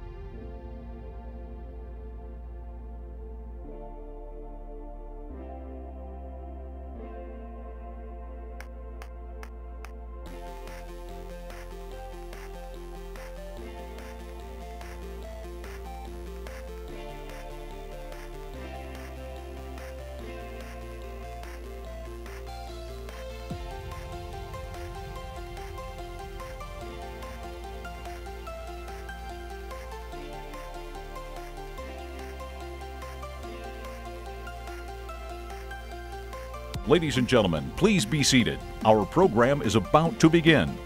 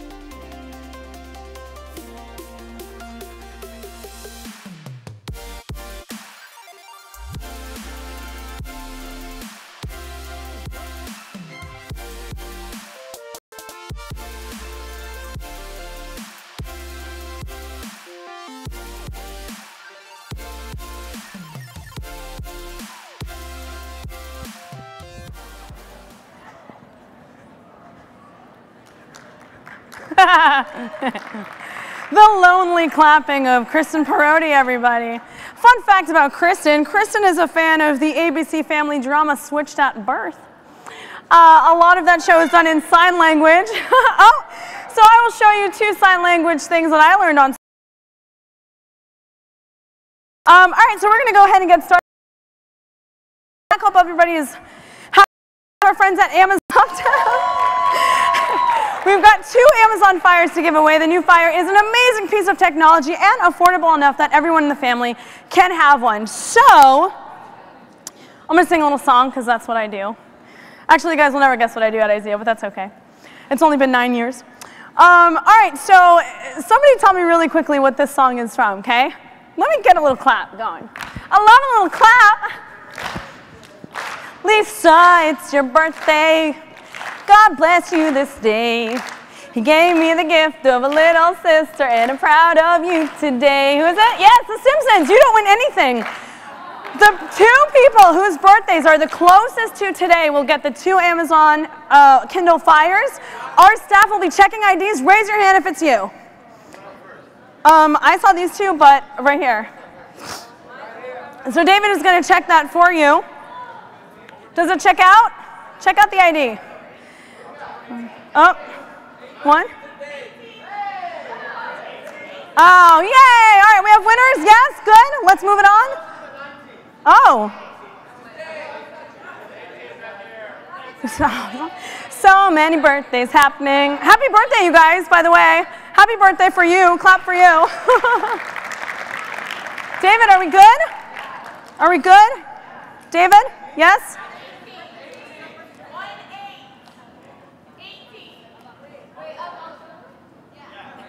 Nobody's born today, really? That's close. You wanna do a stage photo real fast? Okay, cool.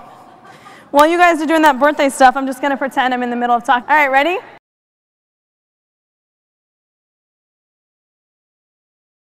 You need a... Hi. Where's everybody else? Sure you'll be here for Mario, that's right? Okay. I got it. So, I know you're here. I see you. Thank you. And I'm here. Awesome. So, I'm from Canada. Thank you.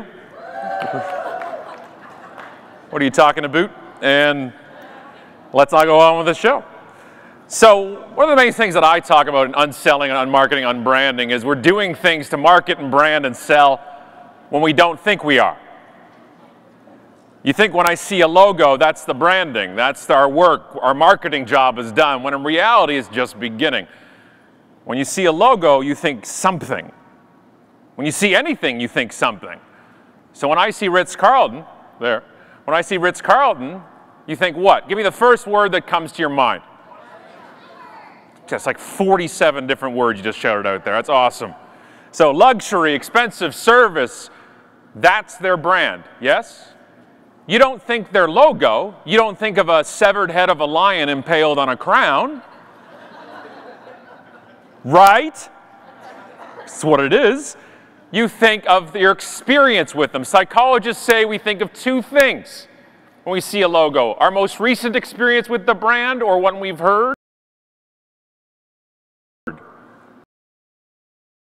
Joshy is a giraffe and a poorly stuffed one, and he was left at a Ritz-Carlton in Amelia Island, just here in Florida. Beautiful resort, beautiful place, stayed there before, done many a talks there.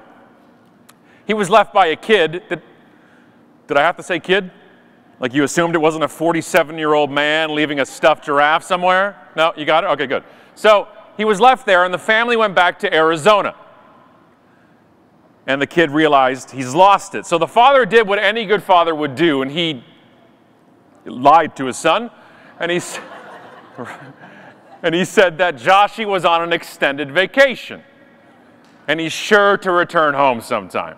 Which is a great idea, Dad, except for the fact that now you've got to come up with them, find him, or learn how to sew.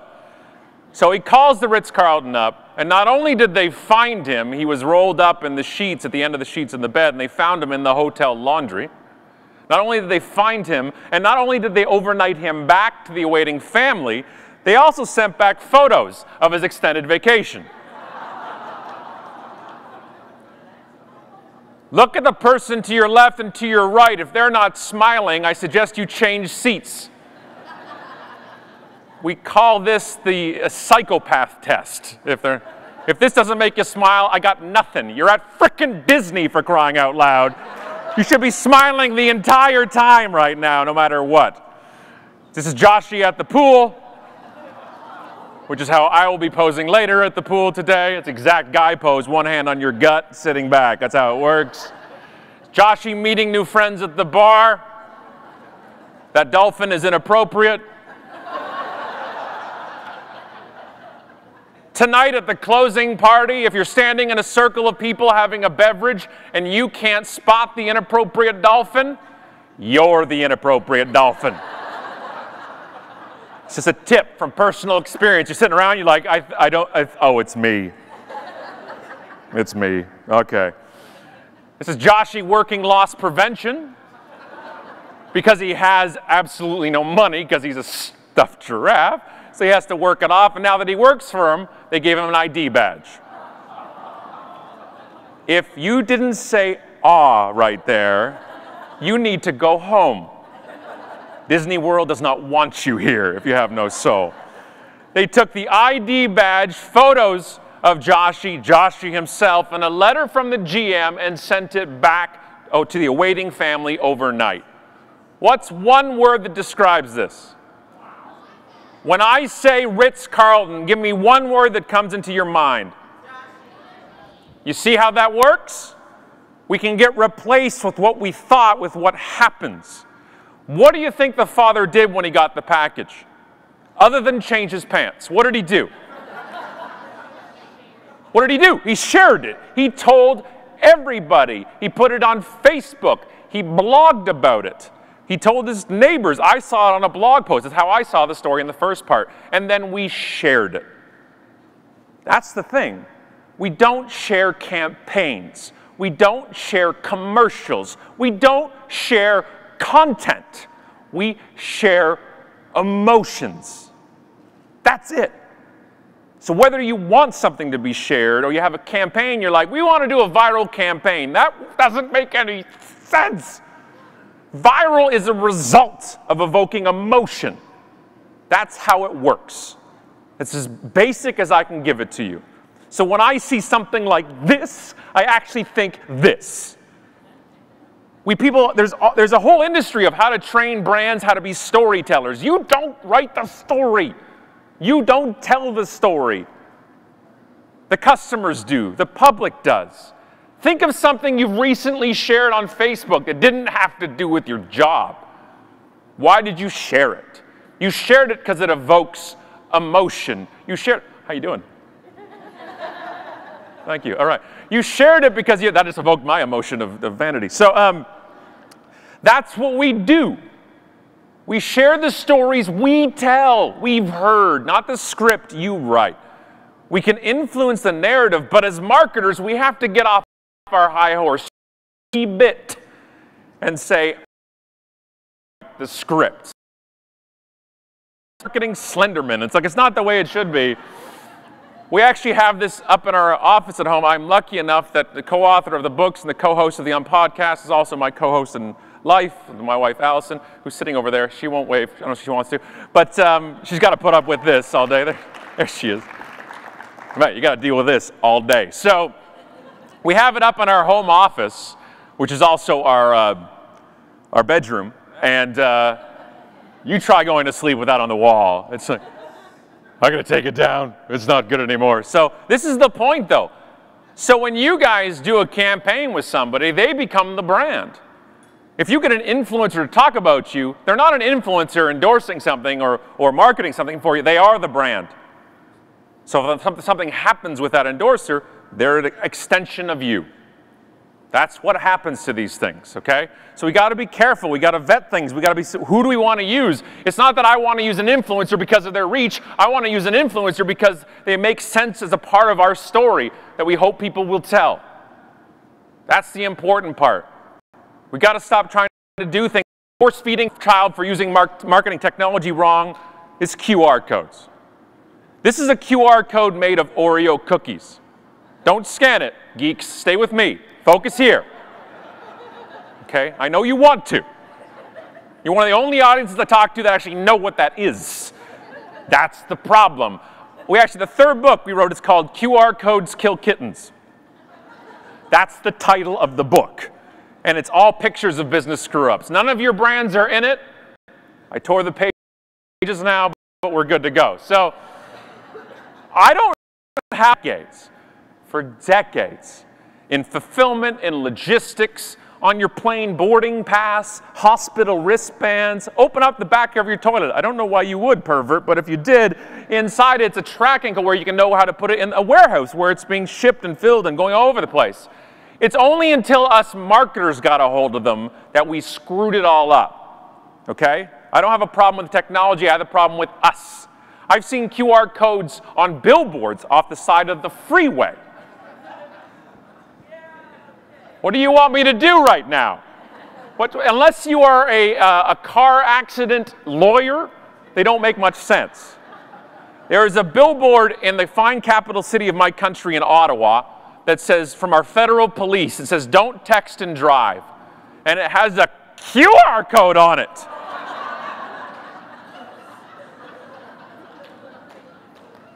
That's entrapment.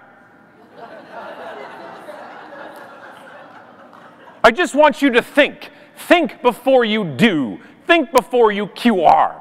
Think before you do something like this. Half of you aren't laughing. That's because you're the problem here. Pulling a QR code banner is a reasonable spend of a budget. We break things as marketers. That's what we do. Somebody sat around a boardroom table and said, that. What marketing program lost out to this? That's what I want to know where the budget went. Here's an example of one that's actually smart. This is the John Deere Classic, a great golf event, and they actually want you to download the app. Makes sense, right? People are watching the event, walking around with their phones. I'm not sure why they're walking around like this, but they're walking around. And on the right-hand side of this screen, it says scan for Android app. On the left-hand side of the screen, it says scan for iPhone app. Smart, right? They've split the factions. Okay, iPhone people don't like Android people. Android people don't like iPhone people. And there's 7 Canadians in the background saying, BlackBerry's still relevant. Like, that's how it works. That's how we roll. That's how these things happen. The only problem is beside this beautifully done poster for a download of app, it says use of mobile device is prohibited. So close. So close. I just picture them hauling people off the golf course every time they scan it, which would have been 3 people probably scanning it all day. I once did a talk for executive CMOs and stuff in Toronto, and I did my whole rant about QR codes, and she came up to me afterwards, and she was from a giant consumer goods company. She says, we actually put a QR code on 3 million shampoo bottles. And I'm like, and? How'd they do? Because you can track it. She says, we got 3, and I'm like, 3% is actually the best usage percentage I've ever heard of them. She said, no, 3. And I said, were 2 of them you scanning it? So, and one was the designer. Not to think about the logic of having a QR code on a bottle that's in the shower that you don't understand the problem. Stop doing these things. Stop doing these. You hear these trends. You hear these things.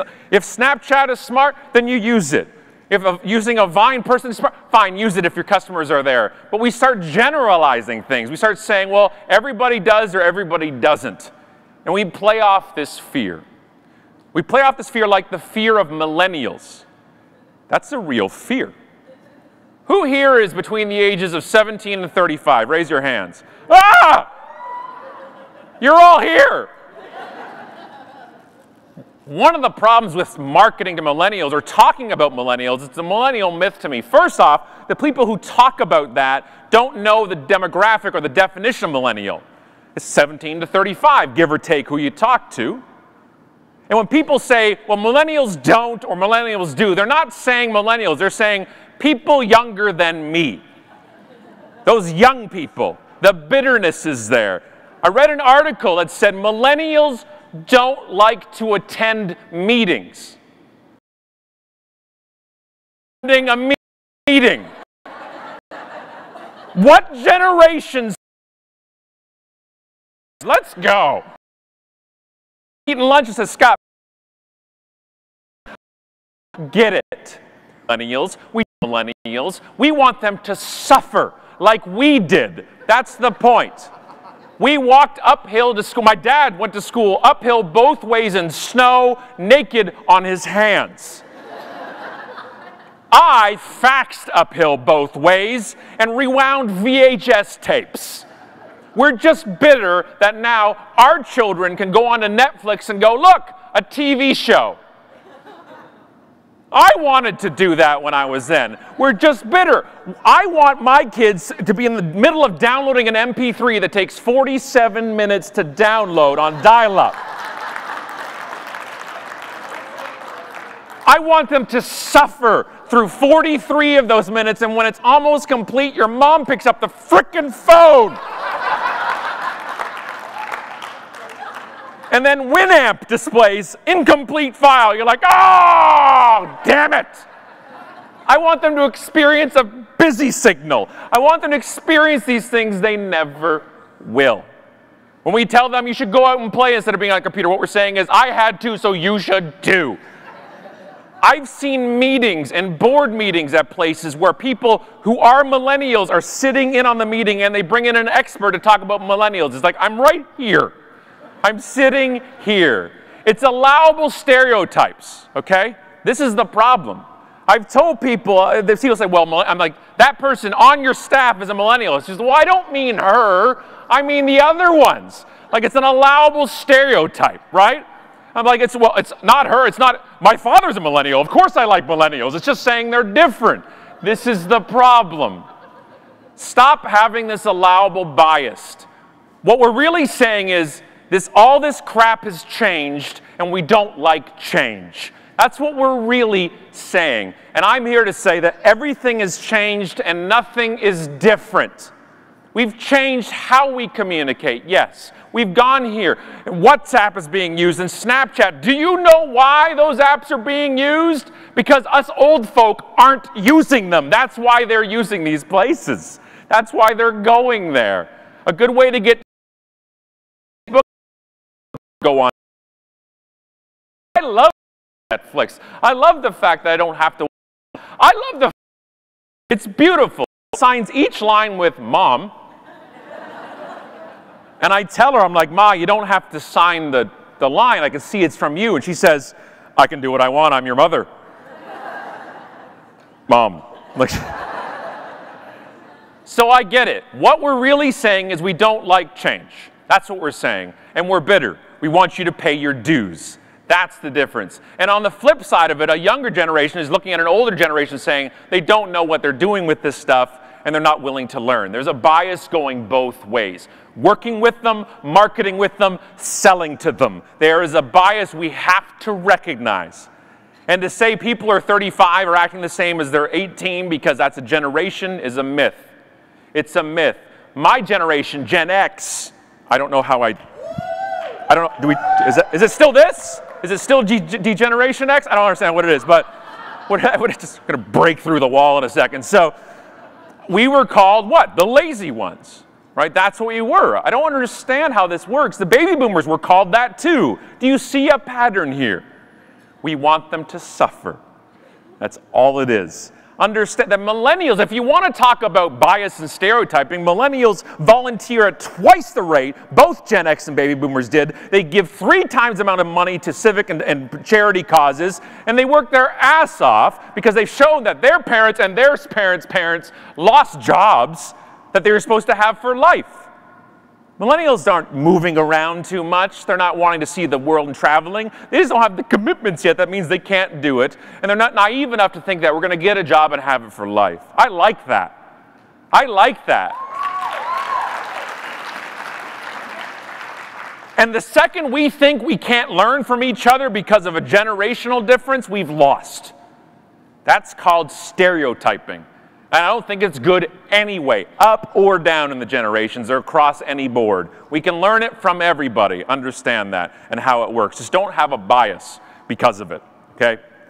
One of the things that happens with this technology and jumping into it is everybody says, well, we should be using Twitter, right? Or we should be doing Vine videos or Snapchat. We should be doing all these things, and that hurts my soul. Because we're using them without realizing why should we be using them. We have a lot of people going into a real-time game having part-time players in it. It's not a smart thing to do. And I'll give you an example of how that worked with Twitter. I had a problem with an airline. I won't name them, but I had an issue with an airline. Oh, there goes my Delta gig. So, so we're at, Alice and I are at JFK Airport. And we go there. We love New York City, absolutely love New York City. We want to buy a place there when we have $420 million to buy one for the down payment. And love New York's Chelsea market is like a second home to us. We love it and hate their airports. LaGuardia, JFK, and Newark are 3 out of my 4 horsemen. I cannot deal with those airports. And so we get to JFK, and we get there early for our flight, like 3 days early. We walk in. When's your flight, sir? It's Thursday. My flight is Thursday. Thank you. I get into line. I do my Canadian ambassador thing. I'm like, what are you talking about, eh? And they're like, hey, where's your polar bear? I'm like, I got it right here. And we're going around and... yeah, awesome. Cool. That's an old joke. Great. I'm pouring maple syrup on everybody, right? It's awesome. There's like no liquids through security. Got to use it up now.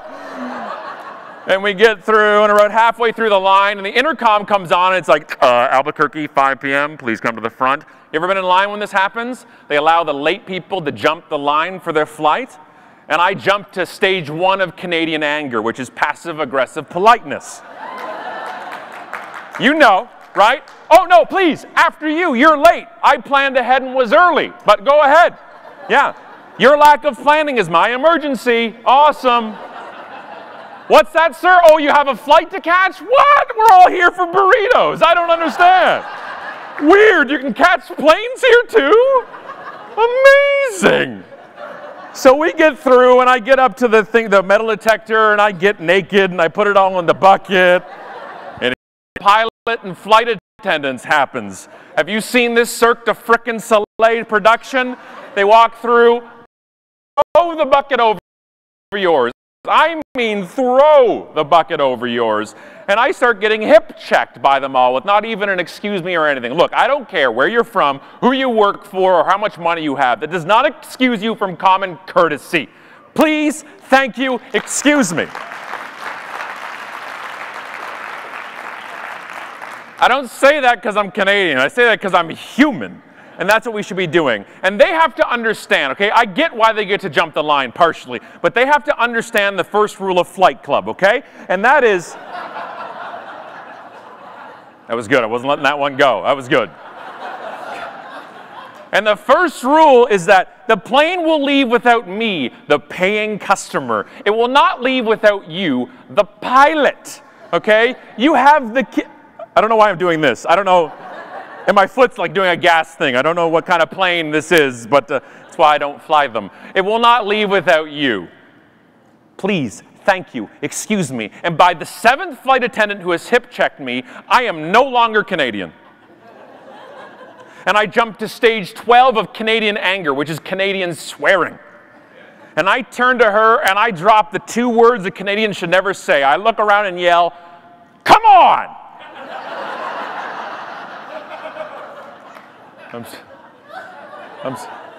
I'm sorry, Ted. I said I wouldn't swear in the talk. Actually, I think I said immediately became Canadian again. And she turns around and goes, one of you looks at me, consumer is hurt and offended. The author, speaker, and show host of Brand Train Wrecks is ecstatic right now. And I need like one more line and I've got a story. And I look at her and I said, I didn't hear any of you say excuse me. And she looks me right in the eye and says, well then open your ears.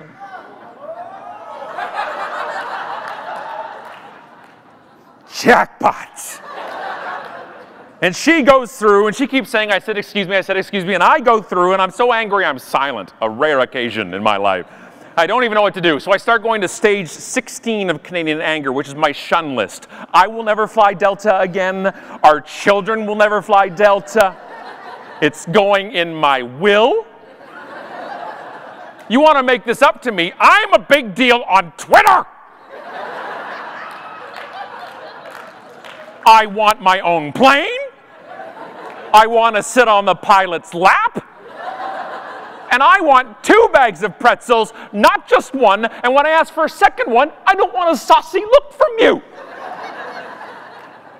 And I'm getting over it, and I'm freaking out, and I do the only thing a self-entitled social media diva can do, and I send a tweet, and I say, Delta Airlines flight attendant pushes in front of me at JFK security. When asked for at least an excuse me, she replies, open your ears. I am so furious. I am so blind with rage. I misspelled Delta.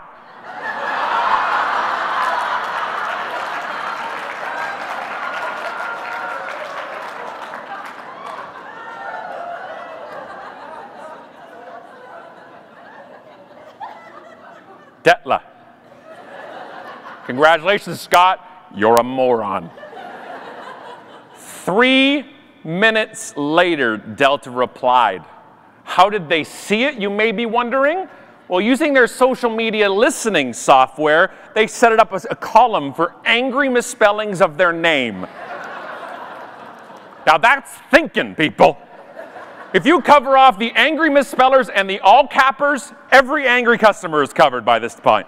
And they replied and they said, I'm truly sorry to hear this. We expect our flight attendants to be courteous at all times. Please accept my apology. And I get the tweet and I'm like, if you think you will, if you, okay. I didn't think you were listening. I spelled it Detla.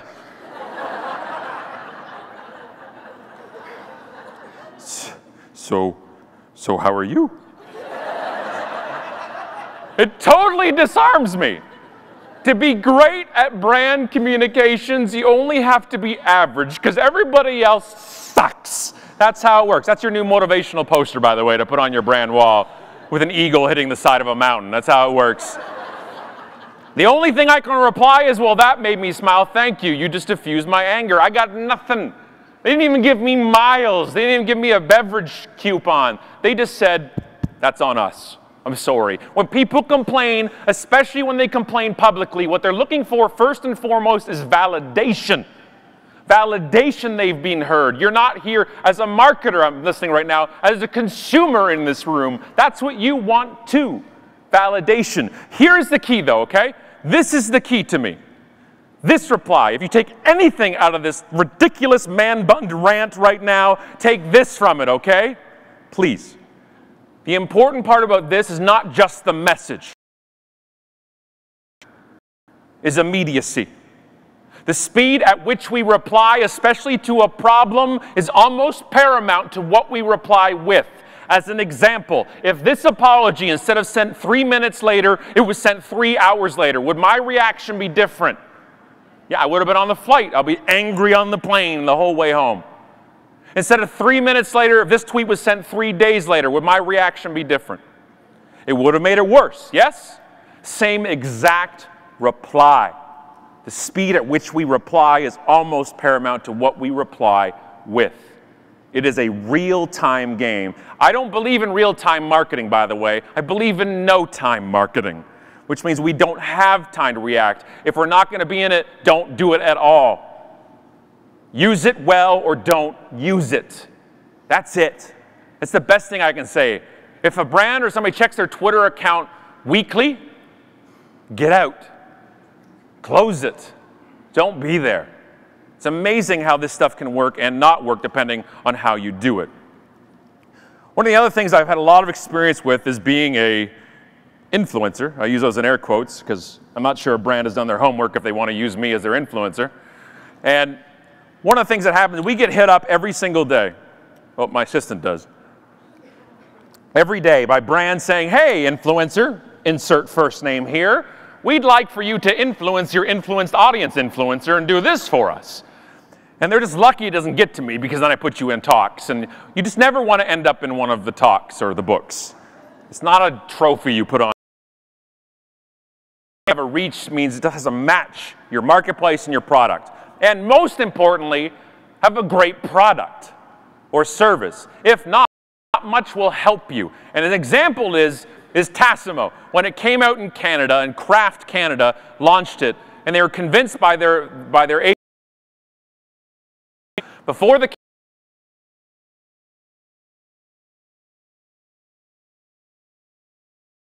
0.4. The heavens aligned 4%. It was brave. And this guy Dury contacts me and says, hey Scott, I know you drink coffee, I know you talk about it. I also talked about the fact that I'm so lazy I don't brew a pot of coffee. I drive down to McDonald's or I drive down to Tim Hortons, which is the religion of my area. And you go there instead of wasting a pot. And he heard that and saw that. He's like, is it okay if I send you a new Tassimo that's coming out now in the country and some coffee flavors? No conditions. You don't have to tweet. If you like it, feel free to. If you don't like it, we hope you don't tweet, but whatever. We know what you do. And sure as hell I liked it. He texts me 2 weeks later, he's like, I saw you tweet about it.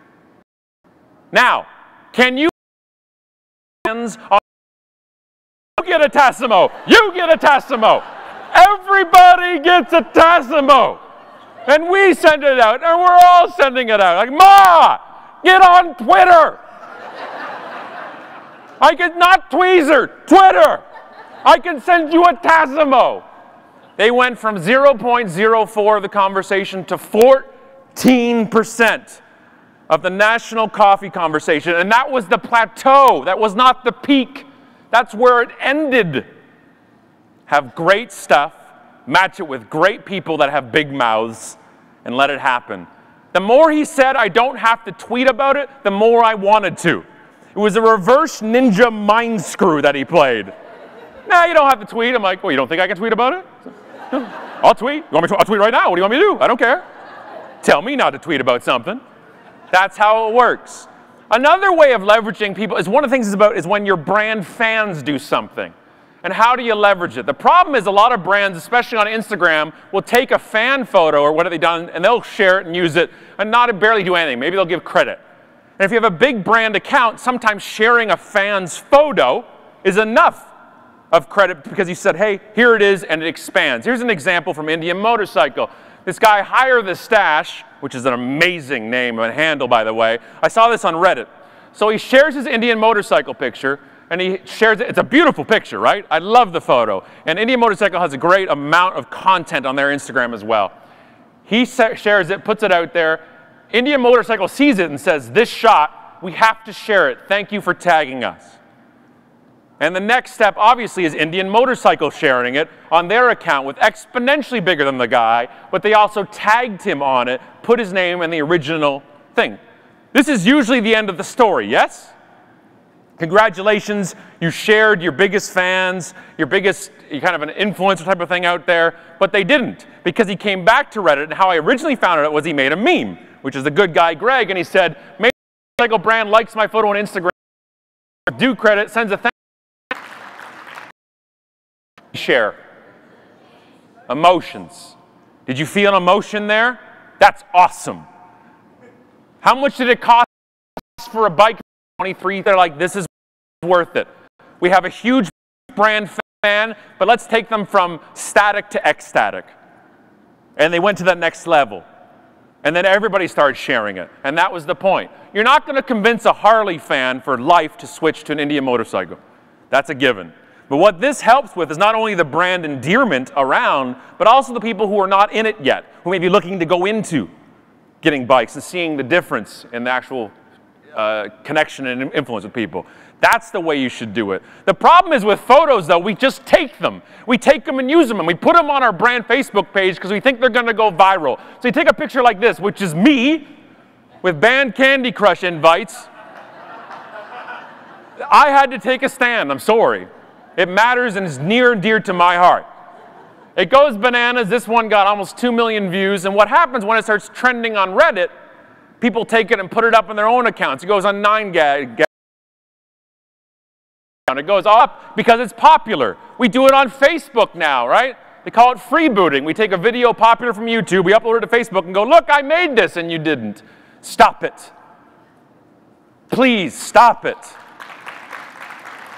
It matters. Integrity matters. People tell me, who cares? I do. When you don't give credit, you're taking credit. End of sentence. End of story. What does it take for a brand to say, found this here, source here? That's the issue. Don't take and steal.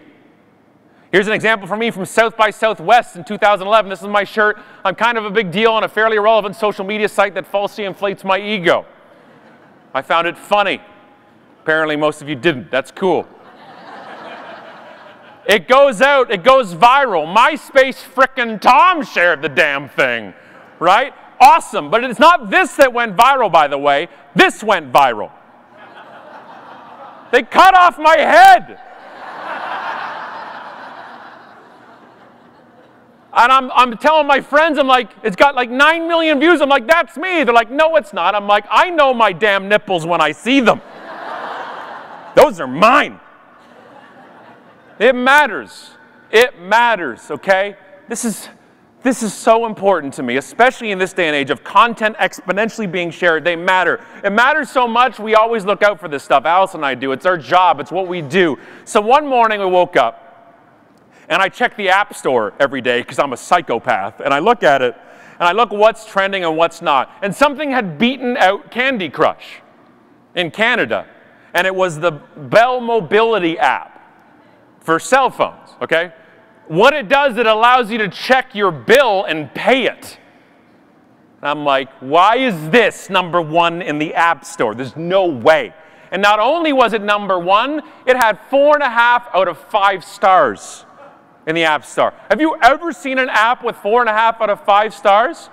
Jesus doesn't get 4.5 out of 5 stars. It doesn't work. So we start investigating it in bed. Okay, we're like this. How does this? I don't know why this is doing it. We start reading all these reviews, and they're all like, great app. Can't wait for the next release to have more robust features.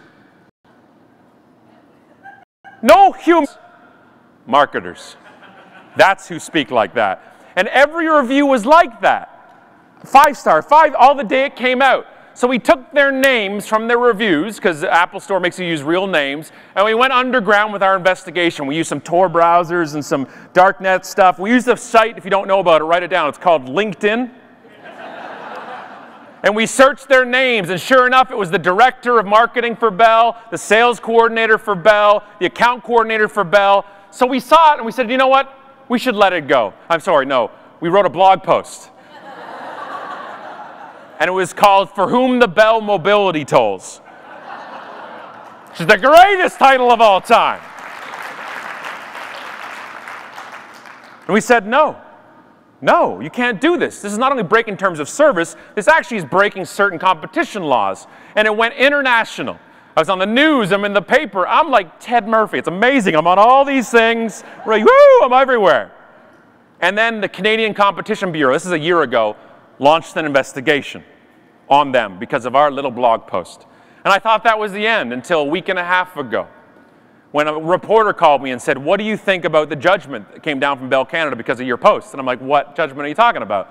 They're like, Not only do they guarantee this will never happen again, they have to pay $1.25 million because of it.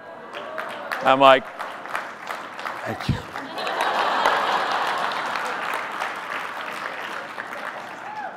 Ethics matter.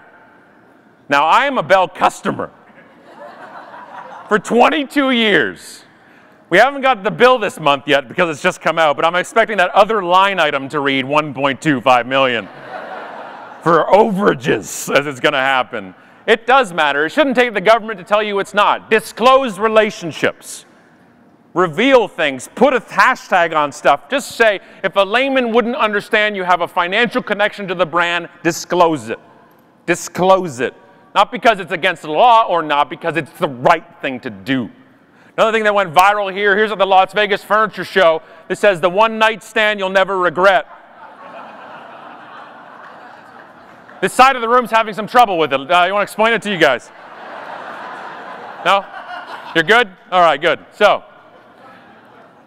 this is a company that makes these nightstands. This is the 5th biggest trade show in Vegas of the year. Okay? This got 7 million views. So they won. They win. They won the internet. What's the problem with the picture? Who makes it? Who's the brand? So we talked about this on the show, on the podcast. We put it out there. It aired. This guy Kevin emailed us and said, Scott, love this show. This is my dad's company, and I'm taking it over, so I'm doing the marketing. And then he told me the worst thing he possibly could have said. I'll go somewhere. He just got 7 million fake. It means nothing. What happened? Nightstand on that. The thing that went viral is a receipt from a restaurant that says, I'm not pregnant, but thanks for the eating for 2 comment. It takes a while sometimes to set in. All right. So, this got 5 million views, okay? Gentlemen in the room, can you listen attentively for a second? I'm going to give you a little tip from Uncle Scott, okay? Never, ever assume she's pregnant unless she tells you to your face or you can see the head. Do not assume she's... No good. Okay. No good. No good. Ooh. Ooh, the talk almost came to a screeching halt there. Okay, so that's good. All right. This is the problem, okay? This woman had 32 followers on Twitter. 32. You can reach 32 million with 32 followers, depending on how much emotion we've evoked. You don't need that following, okay? I got one more thing to show you. Before I do, please join Alice and I on the podcast anytime. There she is. See? And she's there. That's her. We met because of Twitter. I won the internet.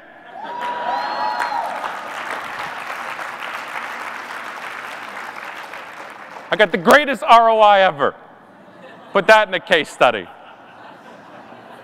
Join us on the show anytime. If you want, text hook me up to 33444. I won't actually hook up with you, but it'll give you the link to this. Actually, if you're marketing and digital marketing, it's a very cool service from Lead Pages. If you text, you'll get a link to it. It's called a text to email. It's very cool stuff. If you don't like it, unsubscribe. I don't care.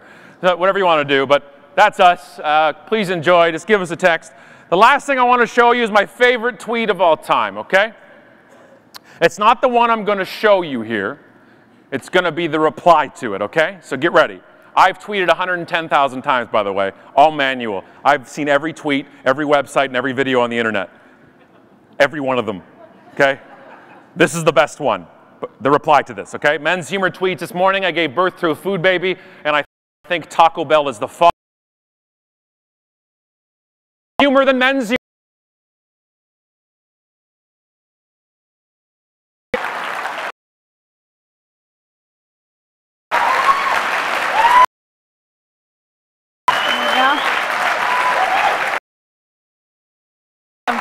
You guys, for Scott Stratton. I told you, Scott Stratton. You can follow him at @unmarketing on Twitter. Obviously super awesome. I'm pretty upset that he was allowed to swear and like flip the bird because I was told no dick jokes, and now I'm like, well, I guess I could have this whole time. So do me a favor, we need to get some good energy going. Scott was amazing in setting that up. Yeah, so really quickly, just as a big thank you to Scott, he's behind the stage right now watching you guys. This side, please yell at Scott. This side, please yell at Stratton. Go, and now. Scott! Stratton! Scott! Stratton! Scott! All right, enough of that. Now, yes. There he is! Oh, he's so manly. No, but also he has a man bun, which is like, All right. The next thing I would like you guys to yell out, if you could please, is Mario and Lopez, because I would like to introduce to you actor, TV host, and best-selling author, Mario Lopez, along with IZEA founder and CEO Ted Murphy. Let me hear it. Ted Murphy, Mario Lopez, Mario Lopez. Bring that Mario Lopez out.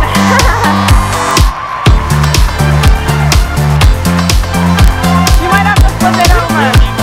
Okay, got it.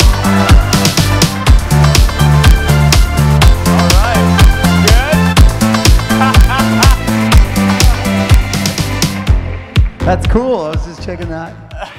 It's not exactly a flattering shot. I look like I'm... I remember that. I can talk about that moment. But anyway, what's up, guys? Am I on here? Am I good? You guys hear me? Yes. All right. I got my shirt. I'm ready to go. This looks great right here. Yeah. Pretty awesome. You guys excited? Yeah. All right, so we're going to get right into things. You have been working with us for almost 4 years now on different campaigns. You know, you actually have turned down way more campaigns than we've ever done with you, right? You're very selective in who you work with. And I know that from our perspective in working with brands, a lot of the questions that we get are, you know, why did we get turned down? What is it? And you know, it almost all the time has nothing to do with money.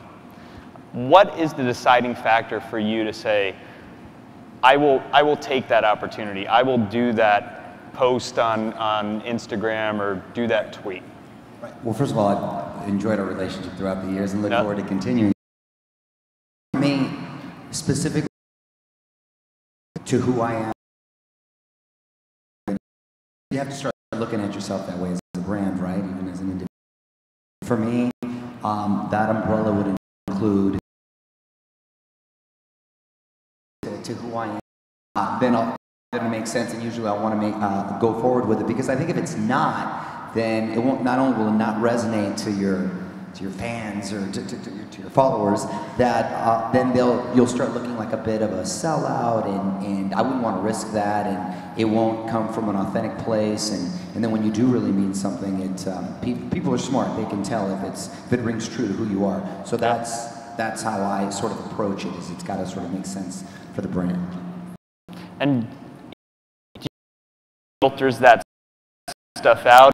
Does it, you know, go through multiple filters before it actually gets to you, and then you say yay or nay? Yeah, well, my team is pretty much, they know who I am, they know my brand, they kind of get it, and they would say no because they know that I would say no. But if it's sort of on the fence, or they're kind of questioning it one way or the other, then they'll approach me, but ultimately I have the final decision.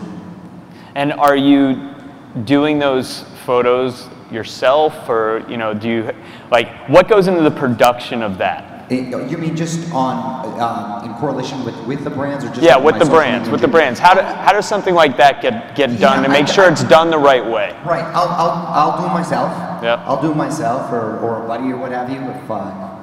If my arm's not long enough for the selfie or something, then I'll do it myself. And you need to get an X shot. You get an X shot from those guys back there, a selfie stick, you know? Right. Little plug for my boys at X shot back there. Maybe they can hook me up. But yeah. That's that.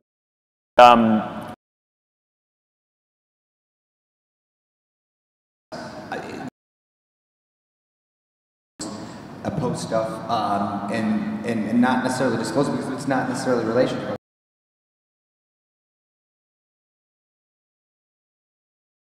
He's been on in the past. I can't think of the names of the time. You know, you've gone now from that age, right? Thank you. And he still looks great in time. Last night. Believe it or not, I was a kid.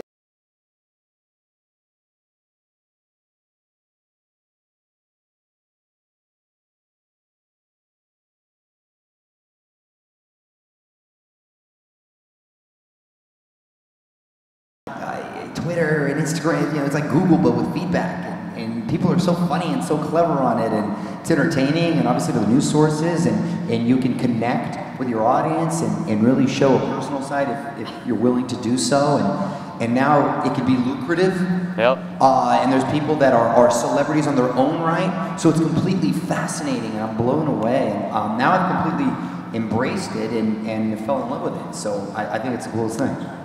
So you mentioned celebrity. How do you think that the definition of celebrity has changed? I mean, you spend all day, every day surrounded by celebs. Right. And we have people in this room that are, web celebrities and Vine celebrities, Periscope celebrities. How has that definition changed, and how does that play into what you guys are doing with this show? So I started hosting my own entertainment show, Extra, about 9 years ago, I want to say, and then also a nationally syndicated a radio show. And about 10 years ago, so about 10 years ago, and gosh, even before that, you remember like People magazine used to have major movie stars on their cover, or once in a while, human interest stories, the little girl that got stuck in the well or whatever.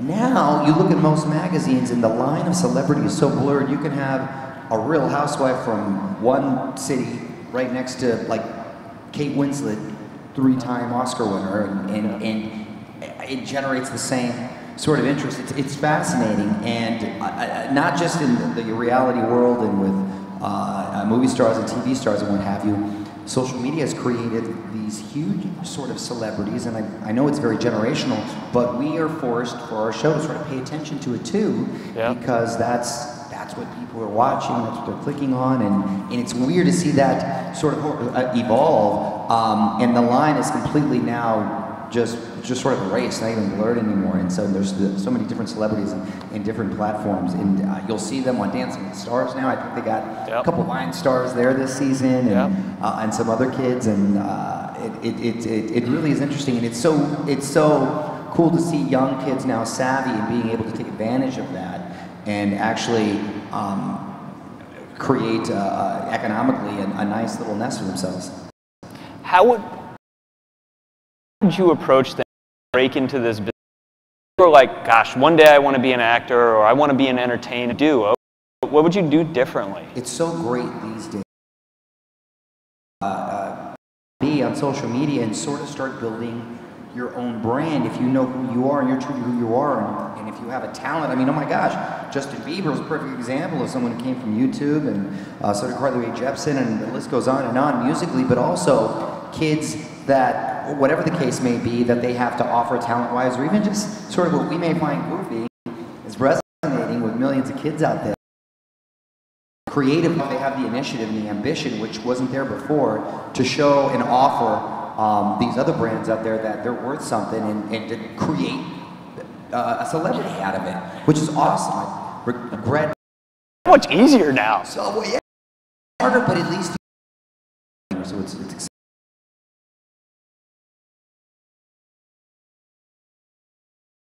And where do you make?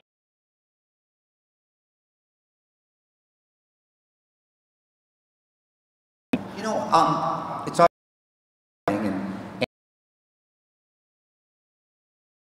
I almost look at it as like your own little documentary, right? So it's as much as you're comfortable to share, and I'm willing to share my family and my kids and dogs and whatever goofiness I'm getting into with my friends, and like I said, it's sort of a running narrative as a doc for me. Now, some people are very reluctant to talk about.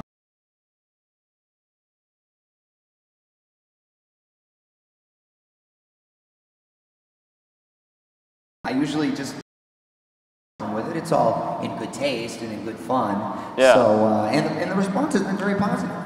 Do you get more engagement on the personal stuff or the red carpet photos? I mean, and do you look at that? Is that something that like you come back and you're like, oh, this one got 1,000 likes and this one got 12,000 likes. Maybe I'll do more of those. I don't necessarily measure them or keep track, but it seems like when the kids, funny stuff with kids and my dogs, they seem to generate a lot. And the red carpet stuff is just because it's just so I get excited and I want to post a picture. And you become friendly with them over the years. Yeah. So it's kind of cool.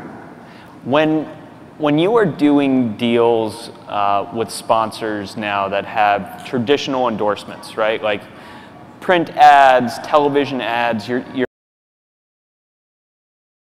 goals now.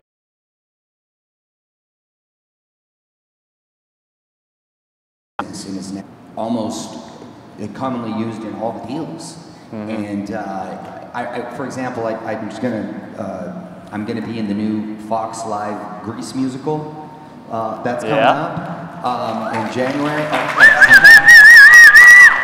So they said we want to release or break the news if you would do it on social media. And that was literally in the contract and part of the deal. I was like, yeah, sure, no problem. But it's interesting that Fox, the network, wanted me.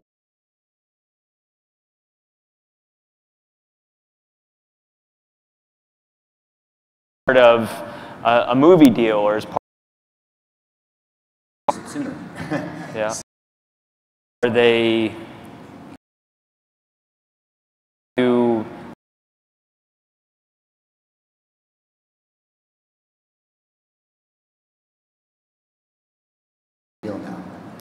or photo costs you X, whether it's on Instagram or on Twitter? They usually just sort of have like a blanket social media statement. If you could, they'll put it like if you could, you would, for example, using your example, 10 posts on your social media platform.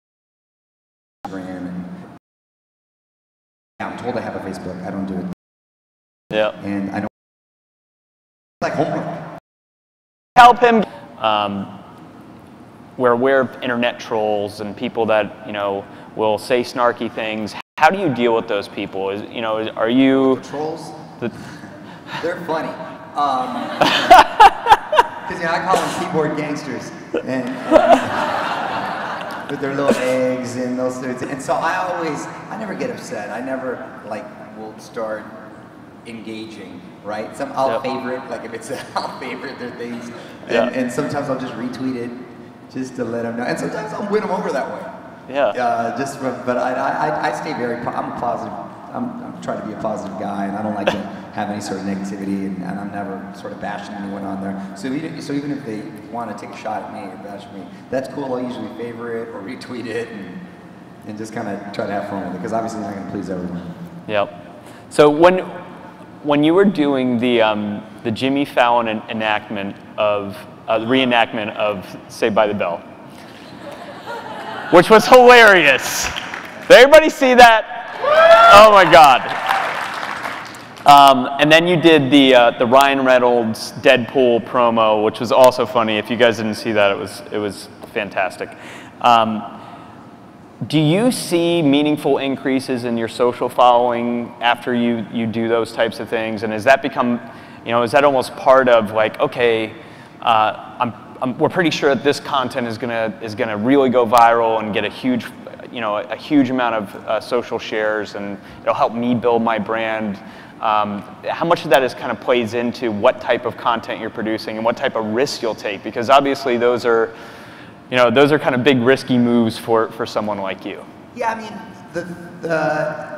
it was a result of doing those. Yes, the numbers did increase, and it was sort of a byproduct, but I don't think that was initially the intention. At least not on my end, I think they might have factored that in. But with Jimmy Fallon, great guy, and he had been reaching out to me to want to do. He was a big fan of the show and wanted to do a reunion for a long time, and we almost had it a couple times, and then he was going to do his show out in LA for a week. So he says, Mario, you got to help me get the cast together. And so we made it happen, and then it turned out to go viral and got all crazy on the internet, and it was a lot of fun. And same thing with Ryan Reynolds. He wanted to do something a video where hopefully it went viral, and it did in a big way for his upcoming movie Deadpool. Yeah. So I flew out to Vancouver where he was shooting it, and we shot that funny video and where he kills me. And you know, who doesn't want to get killed by Deadpool? Yeah, that sort of comic fanboy base too. I got a lot of love and fans from that and followers from it. So it was a nice result, and both things were, you know, for the sake of comedy and a lot of fun. So do those types of videos come about from just, you know, you guys talking to each other, or is that something as more of a bigger marketing push, and you know, you've got other people that are trying to make that happen, or is that just like Jimmy's like, hey Mario, come on, let's make this happen? It usually just came from them as like a fun idea, something that could be cool, that with the hope and intention that it could go viral and people could start talking about it, and obviously raise the awareness level for the projects. So when you are doing things on your own show, how much does social media play into that? You know, you're tweeting out photos, you're sharing things.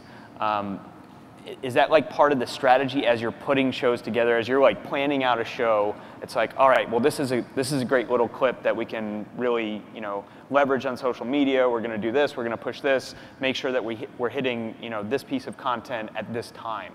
Yeah, absolutely. I mean, now the network and the producers factor that in, and it's all very strategic, and they want you to post things at a specific time. So at the highest levels, it's thought about, and usually I can't even do it on my own. You'll get in trouble or reprimanded a little bit if you sort of post too early or start talking about it, or don't do it at the time that they would like, because it's all very sort of mapped out now. So you've got a team that then is managing it while you're doing the show to make sure that, you know. Well, usually the network or whoever your employer is at the time, they're the ones that are sort of mandating and setting the schedule. Yeah.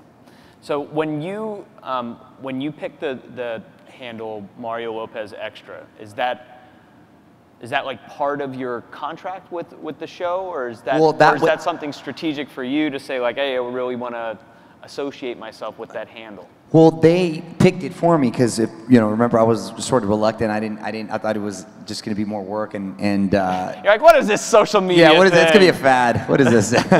And so it was back in the day. Actually, not that too long ago. So they sort of did it for me, and it's funny because there was a Mario Lopez already taken, and that could have been like any Latin dude in any Latin country. He happened to live like 5 minutes from me.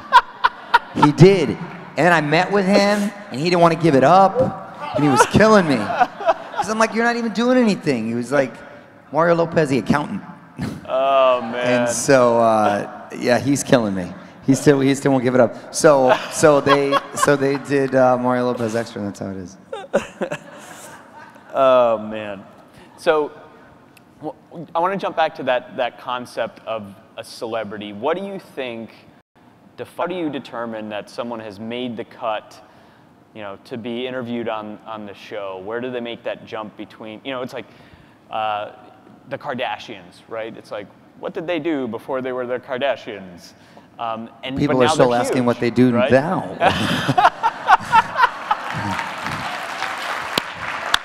That's the fascinating thing about it. But I mean, the word celebrity is, before, the word celebrity used to sort of be synonymous with having some sort of talent and some sort of substance, and you don't really have to offer anything. Yeah. You can just be pretty or cute or handsome, whatever the case may be, and as long as you're engaging with a certain audience out there and they're responding, and someone is paying you to appear somewhere to do something, I think that qualifies as a celebrity at some level. So when you think about children growing up, right, totally different world than when you and I were younger. Do you want them on social media? Do you want them sharing? I think it's inevitable that it's sort of irrelevant what I want. I think it is what it is. It's sort of like you don't even want them driving, right? Because you feel there's the accident rate, and you look at them, but they're going to drive. So you got to embrace it. So it's just, it is what it is. So you just sort of educate them on the best way to be wise about it, because as you know, you can post something that could haunt you for the rest of your life later on when you think you're just being funny and Do you have any posts you silly. regret? No, fortunately I don't. I really think twice about, I'm a pretty conservative guy anyway, so it's not, but I really think twice about kind of what I put for that reason alone. And I've heard some horror stories and people losing their jobs and ruining careers and not to mention personal relationships off of stuff they posted, which is pretty crazy when you think about it, and pretty dramatic. So that will be drilled into my kids' heads, because once it's out there, it's documented forever. That actually brings up a great point, because I think that one of the reasons that we have so many requests to do things with you is because you're perceived as very brand safe, right? People know that you're not going to post crazy things, that they're not going to be worried that something, you post a picture with their product one day and then the next day you've got things that they don't want to be associated with. Right. What advice would you give people that say, look, I would like to be able to work more with brands. I'd like to be able to monetize more. What are kind of your rules to make sure that you're sharing content that is engaging and fun, so it can't be like too filtered down and not real, but is also polished enough and safe enough so that brands can say, look, I want to associate myself with that? Well, there's some individuals who are pretty salacious and it's worked out well for them. Yep. So if that's it, I mean, it has, right? Yeah. And you might not reach as many brands, but they're reaching some, and they're getting paid a lot for a particular post. But essentially, you can be edgy and funny and all those things and still not be over the line and still be brand friendly. I think it does, at the bottom line, come down to who you are and the essence of what you're about. And like I said, for me, I am fairly conservative. I'm a father and I got kids and all those stuffs that I'm the ambassador for the Boys and Girls Clubs of America, and it's a big part of my life. And there's enough bad guys out there, I think. I mean, I don't have to prove it. I came from a bad neighborhood, and especially it's important to me, just as a Latino and in my culture, I want to be a positive role model for them. So, because there isn't too many of us. Do you want to take questions from the crowd? All right. Mario's open to taking questions from the crowd. We're going to do 2 questions. Do we have mic runners out here? All right, I'm going to come up here. I'm going to grab your mic real quick, and I'm going to jump right back up on stage and give you this. All right. Earlier, I won one of the Pfister faucets, and I took a photo with the package in the back, and I showed my husband up in the room, and I said, now all I need to do is get a picture with Mario. And he kind of challenged me, so I have to ask, can I please get a picture with Mario? Come up on stage. Come on up on stage. Every day, guys, you get presented with opportunities. And if you don't seize those opportunities, it's your own fault. So she just made that happen. All right, while this is going down, we're running out of time here, so I am going to field one more question, and you can't ask to take a photo. Any other questions? Oh, right here. Hold on one sec. All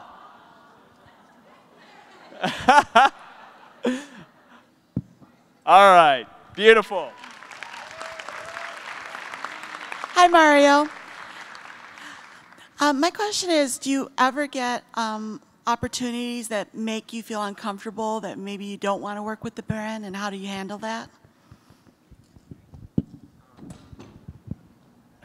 Well, I mean, if she asked if there's opportunities that present themselves and I don't necessarily want to work with the brand, and how do I handle it? I mean, I just respectfully say no, thank you. I mean, pretty much. And again, I gotta feel comfortable with it, and if asked about it, I gotta be able to speak on something that I genuinely like, or I care about, or I'm familiar with. So that's the only way I think it's going to work, and I'll be comfortable and able to sort of just be true. Words to live by. Be true to yourself. All right, guys, we are done. Thank you. All right, we're going to do a quick...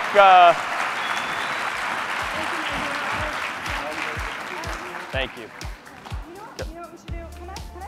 Please, what is happening here? There we go. There we go. All right. You know what we should do? Let's give everybody a chance to be in a photo with Mario. We're going to do a selfie with the back. Yes? Boom, let's do it. Get out your phone, because mine's janky as hell. All right.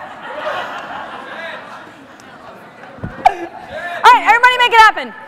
Get happy, get lively. We're taking one photo. All right. X shot moment. X shot? Hey, estimate. Okay. All right, hold on. Give my phone. All right, hold on here. Yes? All right. Okay, come on up. I don't know, who cares? All right. You gotta be quick, Yes, Ted? Oh, shoot. Yeah, there we go. Okay. All right. Oh my God, how cute. That's not good. All right. All right, we're going to have a 10-second timer here. You guys count it down for me. All right, here we go. Ready? Okay. Ready? I'm not in it. All right, go. Okay, here we go. 7, 6, 5, 4, 3, 2, 1. Yeah. Perfect. You'll send that to me? Yeah, we'll send it to you. We'll send it to you. We'll send it to you. All right, you guys, Mario will be back later. There's a break right now. Calm down, ladies. Calm down. That was awesome, dude. That was really good. We're going to take a quick break, but I don't know how to send it to Ted, you, but... you guys, Ted Murphy is totally smitten by Mario Lopez. There it is. It's happening before your eyes. Ted Murphy, come to the stage, please. Please. Ted has a very special guest to announce. Yeah, here we go. All right. Where's You're wearing one. Oh, I am. Do you want to click? I'm so Ted excited. Murphy, everybody! Was that awesome? All right. So Mario is actually going to join us back here in just a minute. We've got a really cool session that is sponsored by Kellogg's. They're going to talk about some campaigns that they've done. But before that, we have another special guest. And I'm going to play a quick video for you, and then I will introduce her.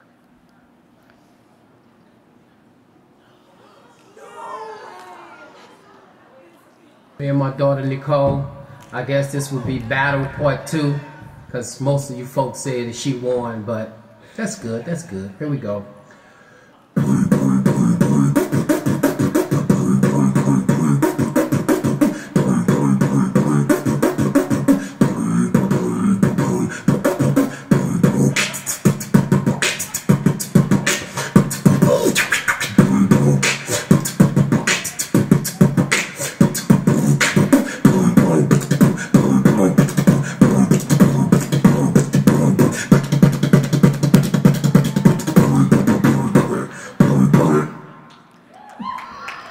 What in the cottage cheese?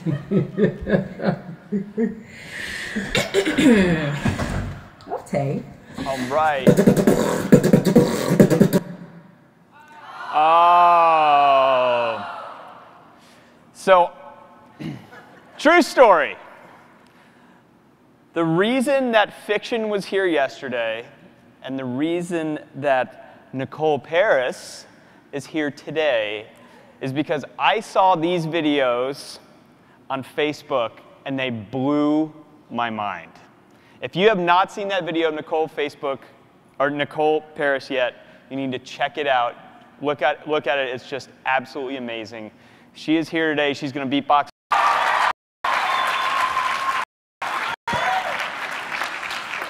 Awesome. Awesome. How you guys doing? How you guys doing? Oh, you guys can be louder than that. How you guys doing? Are you ready?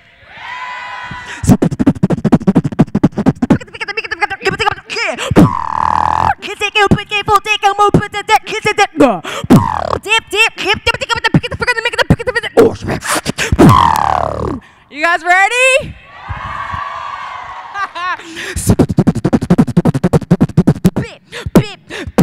Burst.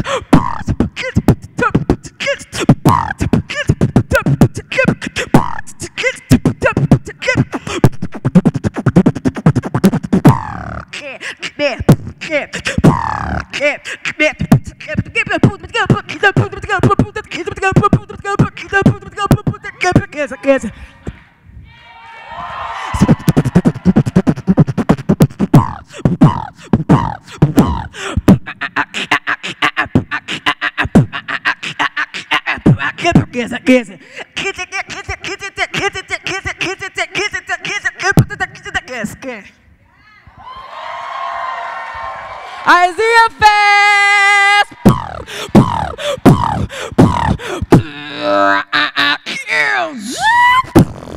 Watch me! Watch me!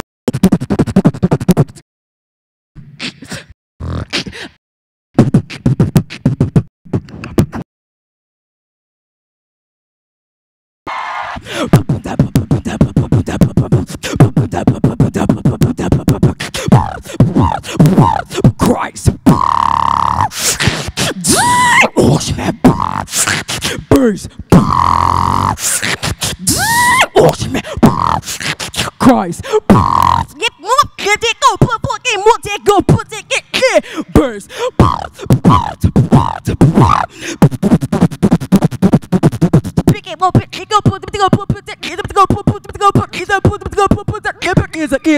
Done.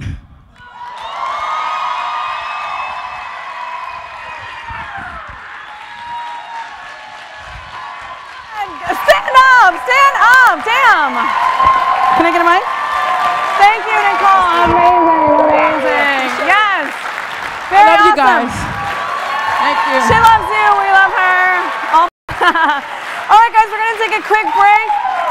Yeah, I was going to do that, but then I was like, yeah, let's call Nicole. Okay, we're going to take a quick break. We will be back here in, what, 10 minutes? 10 minutes? 10 minutes. Be back here in 10 minutes.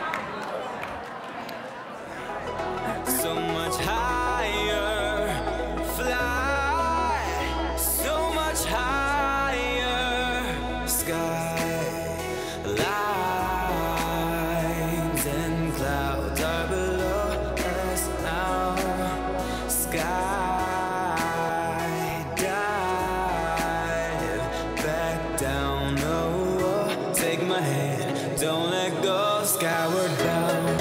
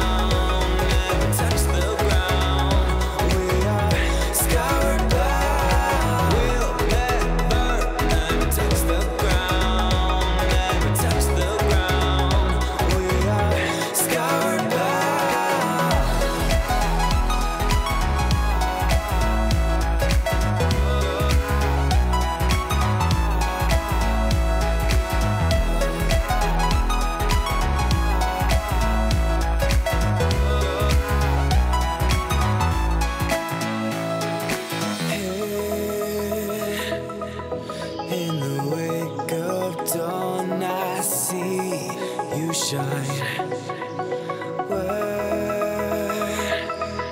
When I feel that heartbeat, I fly so much higher, fly so much higher, fly.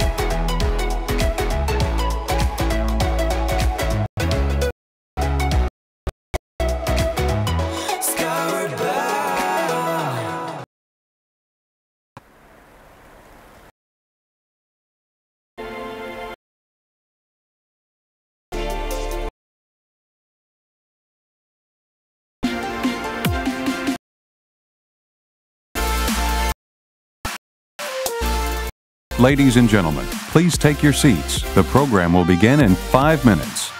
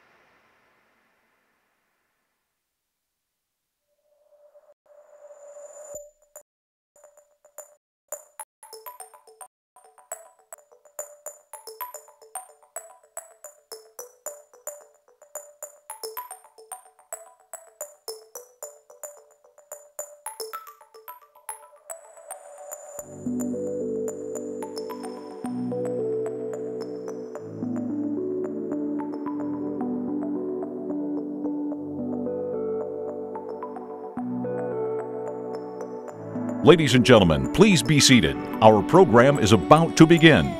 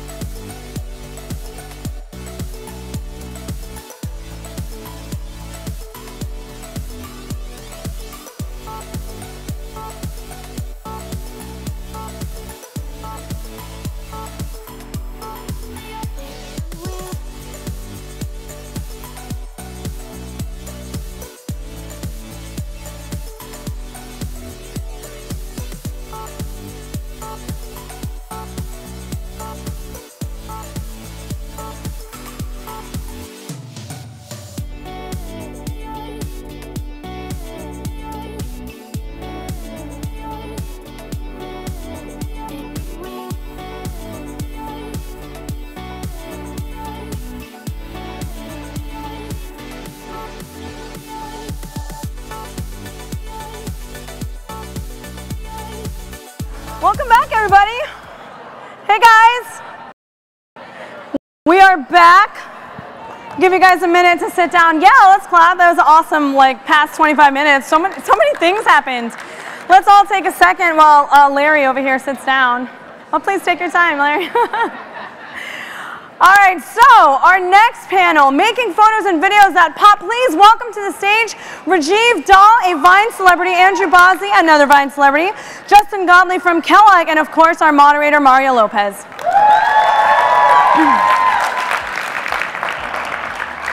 Pop-Tart party, everybody's having fun. Pop-Tart party, everybody's having So fun. just so you know, there is a monitor down with the time. I'll up.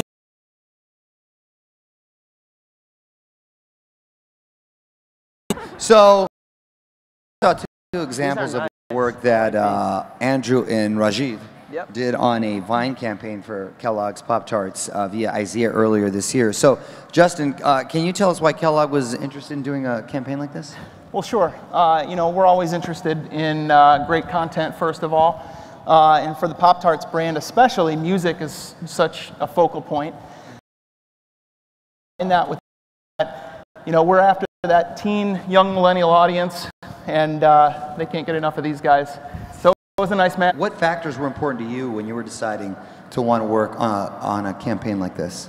I think it's important to consider kind of like our main demographic, which, like he said, you know, young teen girls and, you know, people, you've got to really be kind of, you know, interested in the product that you're promoting, you know, and with Pop-Tarts, it's something that they're all kind of interested in, and it came off very organic and real, you know? Yeah, it's something we always just try and keep it something that is natural. So it's like almost for the first time in history, it's like real advertising, like faces that these teenagers or whoever it is that follow us see us and go, all right, well, these are like real people I know, like real people I'm looking at through my cell phone, and like they like this, and it's like an easier form of advertisement to look at.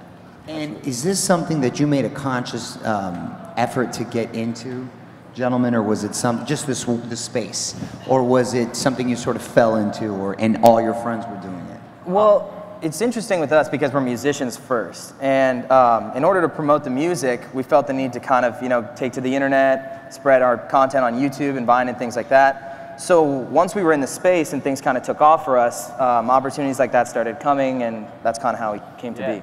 Got it. Yeah. And Justin, what made these two guys fit for this campaign for Pop-Tarts? Well, like I said, I think the music, first of all, is really nice. I think if you look at even just the things that you guys put out there, Andrew specifically, I know that we had kind of two different instances, where one with music and one without. And I think if you actually look at how those both performed, the one with music, I think, had twice as many revines. So when you're creating such a short video, how do you make sure you get the message across in such a short amount of content? I would say it's about finding the points that matter. Like whatever it is that 6 seconds is definitely not a lot of time, but fitting the right things in the most important part of it with the little words that you can is always good. And we try to always have like a nice clean loop. So it's easy to listen to again and try and understand it better maybe the second time around. So, yeah. It's all about the punchline with Vine, you know? 6 seconds, you really just got to kind of say what you want to say. Get and then straight to it. Knockout punch right away. Right. So has our ADD hit its limit? Can it get shorter? Because it started off with, there's 15 seconds on Instagram, and now we're at 6 seconds in Vine. Is it going to get to the point, seriously, where we'll be like 2 seconds? I mean, who knows? At this point, a new app called like Vi might come out. They like cut the N and E. It's like it's too long at this point. We just need Vi. So. Well, I mean, you've even got GIFs, you know, where it's like people don't even want to hear the sound, and it's not even a real video. It's just kind of like an action, and then that's the thing. Now, and it's pretty insane too. I was just talking to a friend about this the other day. Everything is becoming so quick. Like now, football games are all on Snapchat. So. You could not watch a football game and just tap through, see all the highlights through different perspective of the fields. And Unbelievable. It's just kind of crazy. It's like everything is so quick now. Is it just because we want to be more efficient, do you think, or we really are that bad at paying attention? I think it might be a mix of both, a little bit of both. But I would like to hope that it's because we just want to be more efficient. That's Nice. a That's optimistic. Yeah. Optimistic. There we go. So Justin, we saw that these videos that are combined 1.5 million views, 20,000 likes, and 3,800 revines. So when a brand like Kellogg sees numbers like that, what goes through your head? Well, I think obviously they perform well, and numbers like that are great. I think they raise some eyebrows within the organization. We've got the work that we did with them. We did another campaign with Zach King from Pringles, with Pringles, and between those two, I think that really kind of blew the lid off of influencer marketing at Kellogg. It just adds that, it gives that added layer of authenticity and relevancy to the audience that we're trying to reach. Rajiv and Andrew, seem like you guys go back a while, and you're pals, and that real friendship seems to resonate with the audience. And do you think that's important to partner up as opposed to maybe going out on your own when sort of trying to get into this sort of space? Absolutely. I think that there's obviously strength in numbers with social media. You know, when we put out content together, oftentimes we revine every single post that each other puts out. Yeah. So anybody who follows him automatically sees my stuff and vice versa. So we've kind of grown this audience together, and we play shows together. So you know, you really kind of capture the fans that way. And for brands, it's great because when we put out content like that, the brands kind of get it twice sent to the fans. You know, in that case. So it builds your audience all around. Absolutely. Yeah. Got it. Oh yeah. And when you're thinking about making a video, whether you're involved with a brand or not, what's your creative approach, and how do you decide whether or not you're going to post something? I always like to post something that if someone is scrolling through my page looking forward to seeing an Andrew Bozzi Vine or whatever it is, something that they can watch and not feel weird about seeing. So they can just scroll through and see and be like, okay, cool. Like, right. Yeah, it's insane too, because like talking about the Kellogg's campaign, like I did that campaign. I did, I think, 3 posts, and like we'll play shows, and fans will bring me boxes of PB&J Pop-Tarts now. And it's like, nice. It's literally insane. It's like, it's a form of like this, just like this real understanding between a fan and content creator, and that's what I think the coolest part about. And how long from when you posted your first Vine did you start to generate interest from companies like Kellogg, and you were able to sort of capitalize on it? How quick was that? That was about at around, I would say, we hit like 100,000 followers. 100,000, and we got our first promotion for. And how much time? What was the window? How much time was it? It was very quick on Vine.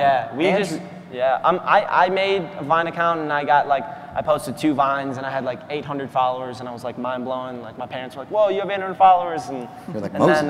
Then so many. It's like looking at it's like forget Vine. I think I'm running for president next year. So, but Nice. You and Kanye West? Me and Kanye are racing against each other. You're the So, VP. yeah. So I went to Rajiv at 800, and I'm like, I see some really big potential in this. We should try and make. We both kind of came up with this idea to make a polished, clean, like a YouTube look, a YouTube polished Vine, and started doing. So from the first one, was it a couple years, a year? Oh, it was months. Months. Like we posted, Yeah. he posted a few Vines just messing around, but once we started looking at it as an actual like music outlet, right? We posted a cover of Monster by Eminem and Rihanna, and it got like 50,000 likes in a day. That's awesome. And then within 3 weeks we had few 100,000, 100,000 followers or something. And why did you specifically choose to go the Vine route as opposed to the other platforms? Well, I mean, it wasn't necessarily us choosing to do Vine. It was more, at first it was just to enhance YouTube, because we thought at the same time, like, how can we do music in 6 seconds? Like, there's no way. We just kind of wanted to direct a new audience to the YouTube page to see the full songs into iTunes. And then once it just started blowing up, it's the biggest platform for both of us now. We have, collectively over like 3-4 million followers, and so it wasn't really a conscious decision. It became that way. It chose you. Vine chose us. Yeah. And do you think about being brand safe? We were talking about that earlier, and do you hold back on content or certain issues because it might affect you later on? Totally. I think we like to both have this understanding that there is a lot of younger eyes on us. So it's like holding back for definitely like brands and that cleaner, polished look that's a lot easier to work with, but also just there's a lot of young people watching our stuff, and like we don't want to pervert their minds. Well, that's a mature or, approach, so not just business-wise, but also like a sense of responsibility. Yeah. Sure. Yeah. But it does get tricky sometimes because like he's 18 and I'm 23, and there are obviously, you know, like situations that you naturally find yourself where it's like, to be authentic, you want to post about, but you have to do it properly and respectfully to where it's not, you know, it's not something that a parent would get upset about or something that you would, you know, break a fan's heart or something. Right. You know, over. And do you have jobs other than your no? I mean, I asked that. Sure. I asked that just respectfully in the sense that do you make enough money and interested because you're both so young with social media now that you don't have to, as my dad would say, get a real job? Right. Well, it's funny because like the first thing was always music. Right. And so the majority of our money comes from, you know, iTunes and, you know, album sales and putting out this music. Luckily, Vine and stuff help us sell those songs and things like that. So I mean, music comes first for the both of us. The brand opportunities are great. I'm also a college student. I'm finishing up my last semester as a marketing student right now. So be joining you guys pretty soon. But you know, we're all, he just graduated high school and so I'm in college as well, so yeah. And it's cool that this has allowed us, so I mean our entire lives, I've known since a very young age and we've known each other for about almost 8 years now.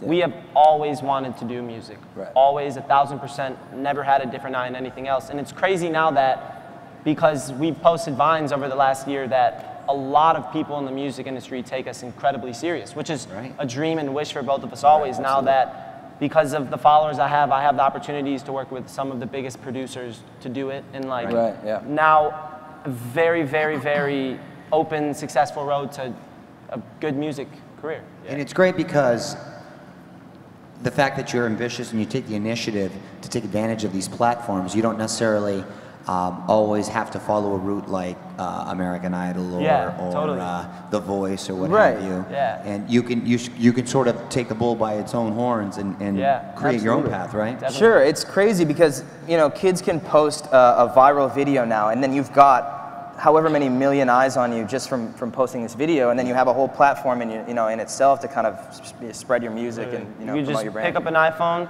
hold it, and say something, and next thing you know, you have a couple million people staring at you every day. Right. So. Do you still work or engage in the other platforms as well? Absolutely. All of them? It's definitely like a group efficiency between all the platforms because they all sort of like micro boost each other. So if you're doing well on Vine, you're going to be doing well on Instagram and Twitter and Snapchat, and it's just this kind of collective thing that you definitely have to pay attention to all of them. Because all these people on Vine, they're on Twitter, and then they're on Instagram, and then they're on... Hit them all. Yeah, you gotta have access to all of them, yeah. There you go. And Justin, where do you see sponsored social heading? Do you think there will be more of this type of marketing in the future for Kellogg, for example? Yeah, I think it's absolutely growing. It's fairly evident. I think that companies like IZEA and the like do a great job of being able to help companies like Kellogg kind of filter through and find the right fit. We have some great partner agencies that help us with that as well. But yeah, I mean, you look at how it's evolved. I mean, starting with just posts where a celebrity or an influencer will tweet about your brand. Continuing to evolve into product integration. I think we are having some internal conversations at Kellogg just about maybe even more possibilities with things like Periscope. Right. When you think about what Pop-Tarts has done with the Crazy Good Summer Concert Series and whatnot, maybe in the future it's a private concert event live on Periscope where Taylor Swift is answering questions, taking requests, we're crowdsourcing the next song. There's all sorts of possibilities out there. Yeah. And when you're selecting talent to work first, or excuse me? Do you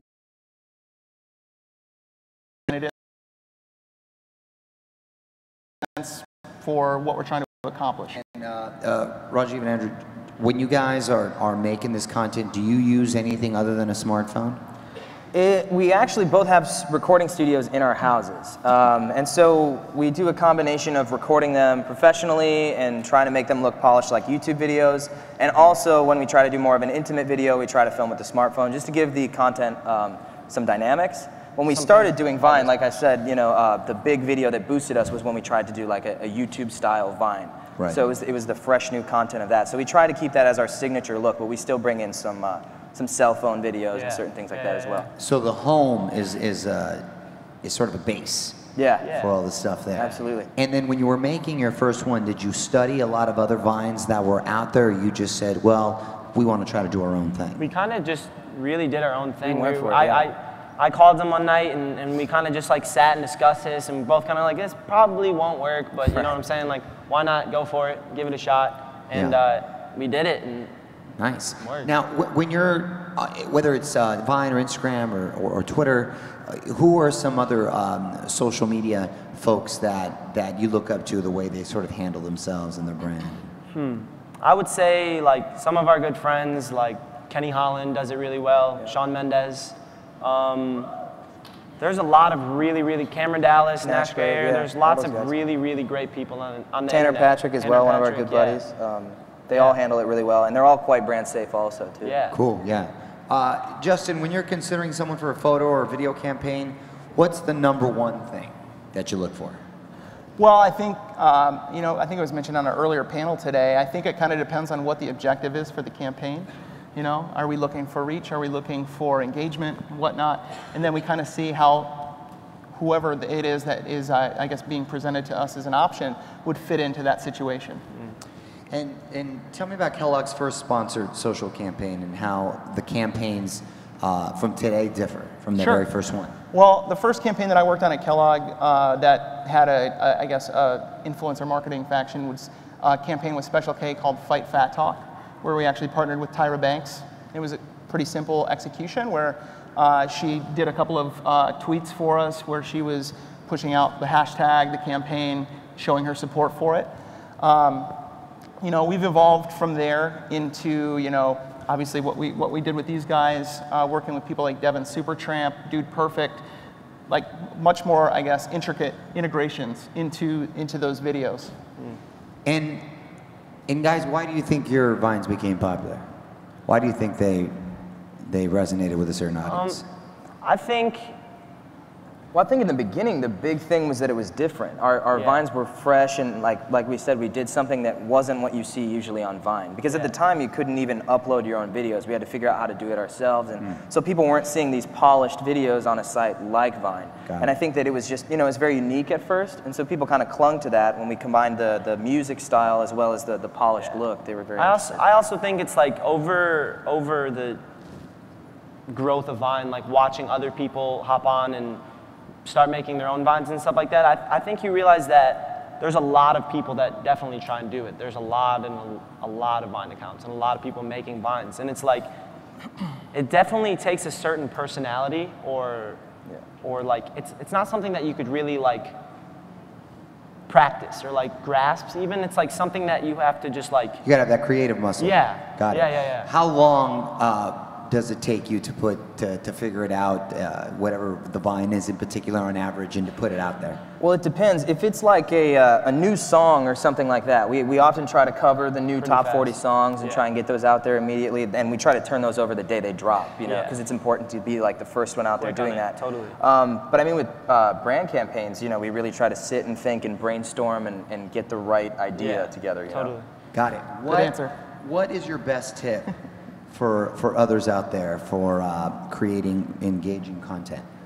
I would say to just do something that you can look at and be proud of. Absolutely. And do something that you can try and make somebody's day a little bit better. That if they can open up the Vine app and watch a couple of your 6-second videos and smile, you know what I'm saying? Like, I think that's the most important thing out of all of this. And to create authentic content too, because people can see through, you know, like a front or something that you're faking. Totally. So it's important to be honest and be yourself. Yeah. You know, to followers. Justin, from a brand perspective, what matters more when it comes to sponsored content, the reach or the quality? Well, I think that kind of harkens back to what I said before. I think it totally depends on the project. You know, you look at some of the stuff that we've done specifically with everybody on the stage, you know, the reach is there. And so I think the right answer is the content has to be a given. It has to be quality content. We're not going to amplify content that isn't worthy of it. But, you know, scale is important, just as, you know, just as much in some cases. And so it definitely depends on the project. Yeah. So how much do you trust the creator to reflect the brand messaging versus giving them certain creative parameters? Yeah. Because you Well- can't just like, okay, run with it, and then you come back and you're like, wait, what happened?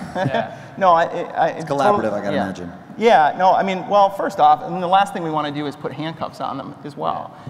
Because there's a reason that we selected them in the first place to take part in it. It's because, you know, we've looked, we've, you know, liked their content, felt like it was a good fit. And so what we want to do is look for the most authentic way that we can integrate into that, so that the content doesn't feel foreign when their followers are getting in their news feeds. Yeah. Got it. And Rajiv and Andrew, for you guys, have you met other fellow Vine celebrities, if you will, and do you decide to ever work together with them, or how is that community with each other?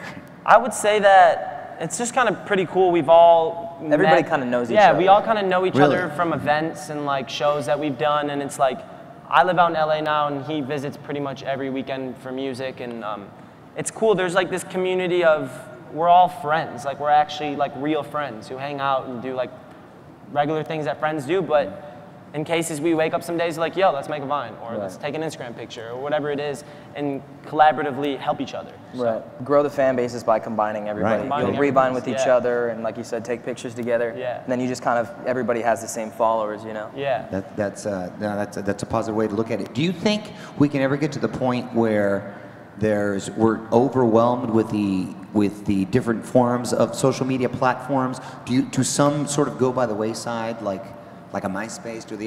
Will we eventually be done with the other ones, or should we really try to attack all of them, or is it trending?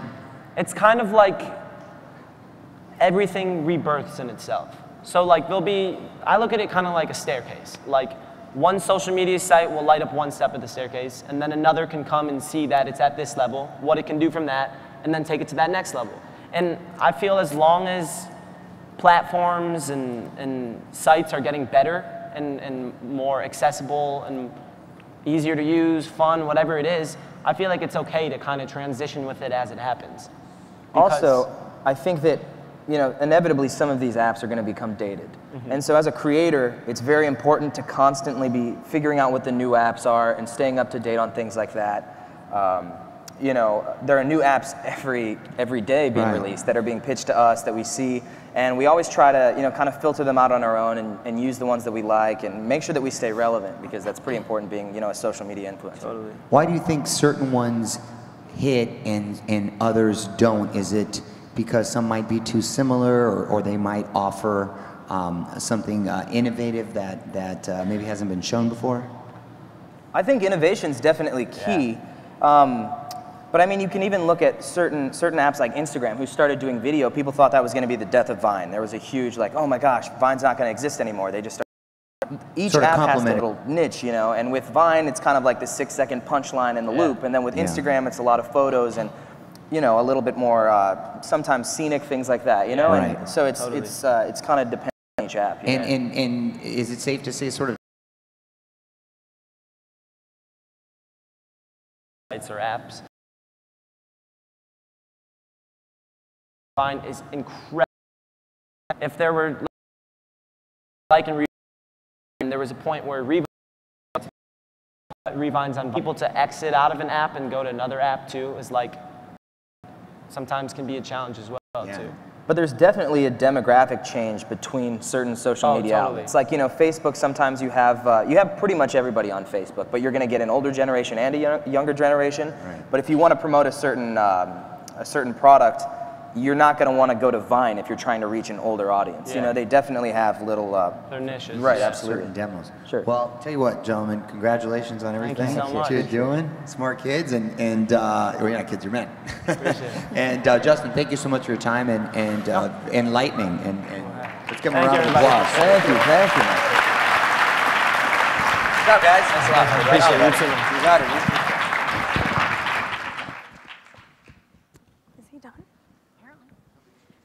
Somebody should come up shortly. There we are. Thank you. You got it. You got Thanks, guys. Oh my God. Huh, you guys jealous? Hi. Thank you so much. Big round of applause for our panelists. Yeah. Let's go ahead and get our couch crew up here to get rid of the big round of applause for the couch crew, guys. All right, next up we have Search and Discover presented by Hormel and our guest speaker. But first we have a giveaway. All right, what are we giving away today? Today, oh, you know what, guys? Actually, I have notes. Okay, number one, somebody lost this pair of sweet glasses. If these are yours, I'm gonna put them right here for you. Just go ahead and grab them. They look like this. Somebody lost them. Second, who provided the selfie stick, the X-Shot for Mario's photo? That was you. It's back at the X-Shot booth. So, yep, they have it for you. That's that. Okay. Third thing, there is a Shift Your Brilliance book on your tables. Those are yours to keep. Make sure you don't forget them. Put them in your bags or whatever it is you put things. And that's it. Okay, let's go ahead and do our giveaway. We're going to give away 2 VIP gift baskets. Come on up and show us the gift baskets. Yeah. So exciting. There they are. God, what a show. You're doing such a good job showing that off. Look at this. Amazing. Yeah. That's that IZEA talent. You guys, you won't believe it. We're actually related. That's my brother. Okay, so what's in these gift baskets? Ray-Bans, Michael Kors purse, some Gucci perfume. So you can wear that when you go. When you go to the special NASCAR iDrive kart racing. Now, how are we going to give these away, Jen? Who loves NASCAR? First, oh my God, too many of you, too many of you. Go ahead, Julius. Jen's gonna go this way, Julius is gonna go that way. Make some noise if you want the things, God. Louder, louder, louder, louder. And go, go. They're gonna go where it's loudest. So, keep going. Whoa, whoa, yeah. Go. 7. I picked 7. 12. 4. You guys are so awesome. Thank you so much for being so involved. You're the best. You're the best around. Now we're gonna move on to the next thing, which is, allow me to introduce to you Joel Kahn, the best-selling author of Twitter Power. Thank you. Hello, IZEAFest. Look at this stage. I'm gonna get all my steps in today in my Fitbit, because there's so much stage here. Thanks, Ted, for inviting me. I asked if I could fly in on a rope, and he said maybe next year. So not going to happen. Wow, I've never seen my name that big either. Dang, somebody get a good picture of that. You know what? Ted did this, and I was like, I was going to do this, so I got to grab a selfie. Is that okay? Is that okay? All right, everybody stand up like you just heard the best news ever. You ready? Get up, do it, do it, do it. It was not the best news ever. So, who am I? Well, I'm this guy. I've been doing this internet stuff for a very, very long time. I built my first website back in 1995, probably before some of you were, well, maybe some of you were born, I don't know. There was only 18,000 sites in the whole world that year. Imagine that, 18,000 sites. I co-founded what's now known as Yahoo Games, and if you've ever played Yahoo Games, you know the little avatars that you can pick? One of them is a guy with a red cap, glasses, and a goatee. That was me. I'm a New York Times best-selling author. I've written 12 books. I conduct high-level mastermind, thank you, high-level mastermind groups. I've developed software, including a #1 best-selling iPhone application, which my apologies to the ladies in the house, but I'm the guy who unleashed the iFart on the world. Hey, #1 for 23 days, and we can laugh and it's all a lot of fun until you discover that I net $500,000 on making fart noises. So So that's good. I've been podcasting and blogging since we've had both, and I've either been a consultant, a trainer, or an influencer for some of these companies. And you can find me just about everywhere on social media, even that Google Plus graveyard. I'm there as well. Author of 12 books, and I want to do a giveaway since we're in a giveaway mood. Who's got a birthday today? Birthday? Today. Today.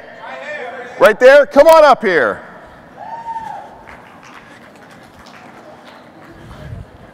What's your name? Antonio. This is Antonio. Say happy birthday, Antonio. There you go, my brother. Enjoy. You bet. And handshake. My pleasure. The reason I'm going fast is because I have so much content that I want to fit in here. So I'm going to need you to listen fast. Go ahead, share, use the IZEAFest hashtag, use @JoelCom for me. All right, you ready for some content? I said, are you ready for some content? Excellent. Because in the beginning was the web. Information at our fingertips. And thus saith two students in Stanford, we must findeth a wayeth to categorizeth this stuffeth. Let there be Yahoo! And the web saw and said, it's good. It's almost gone, but it's good. And the rest of the world said, but we need a way to find what we want. We don't just want a directory. And we said, let there be search.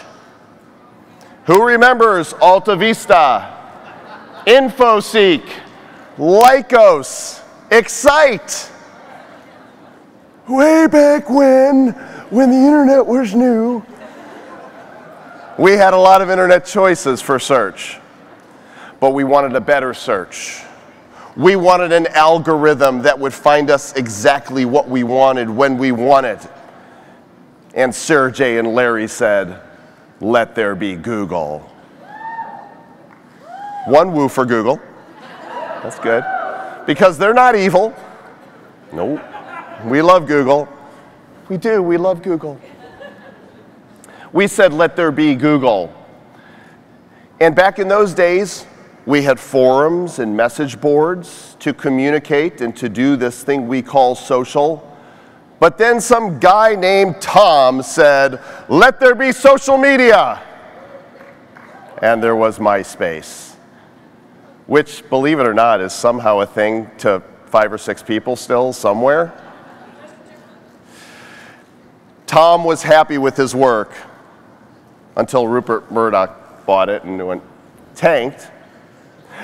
But the beginning of social media then found us saying, let them be fruitful and multiply. And multiply they did. And they grew, and they grew, and they grew. And who's on all these sites? Little side note, rabbit trail here. Who's feeling a little overwhelmed with social media? Go ahead, be honest.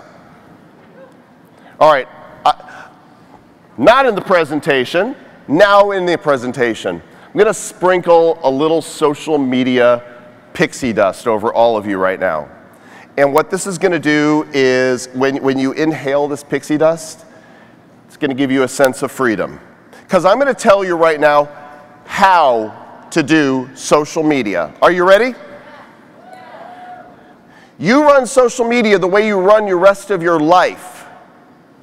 You post where you want, when you want, what you want, how you want, for the reasons you want. You cannot do it all. Don't even try.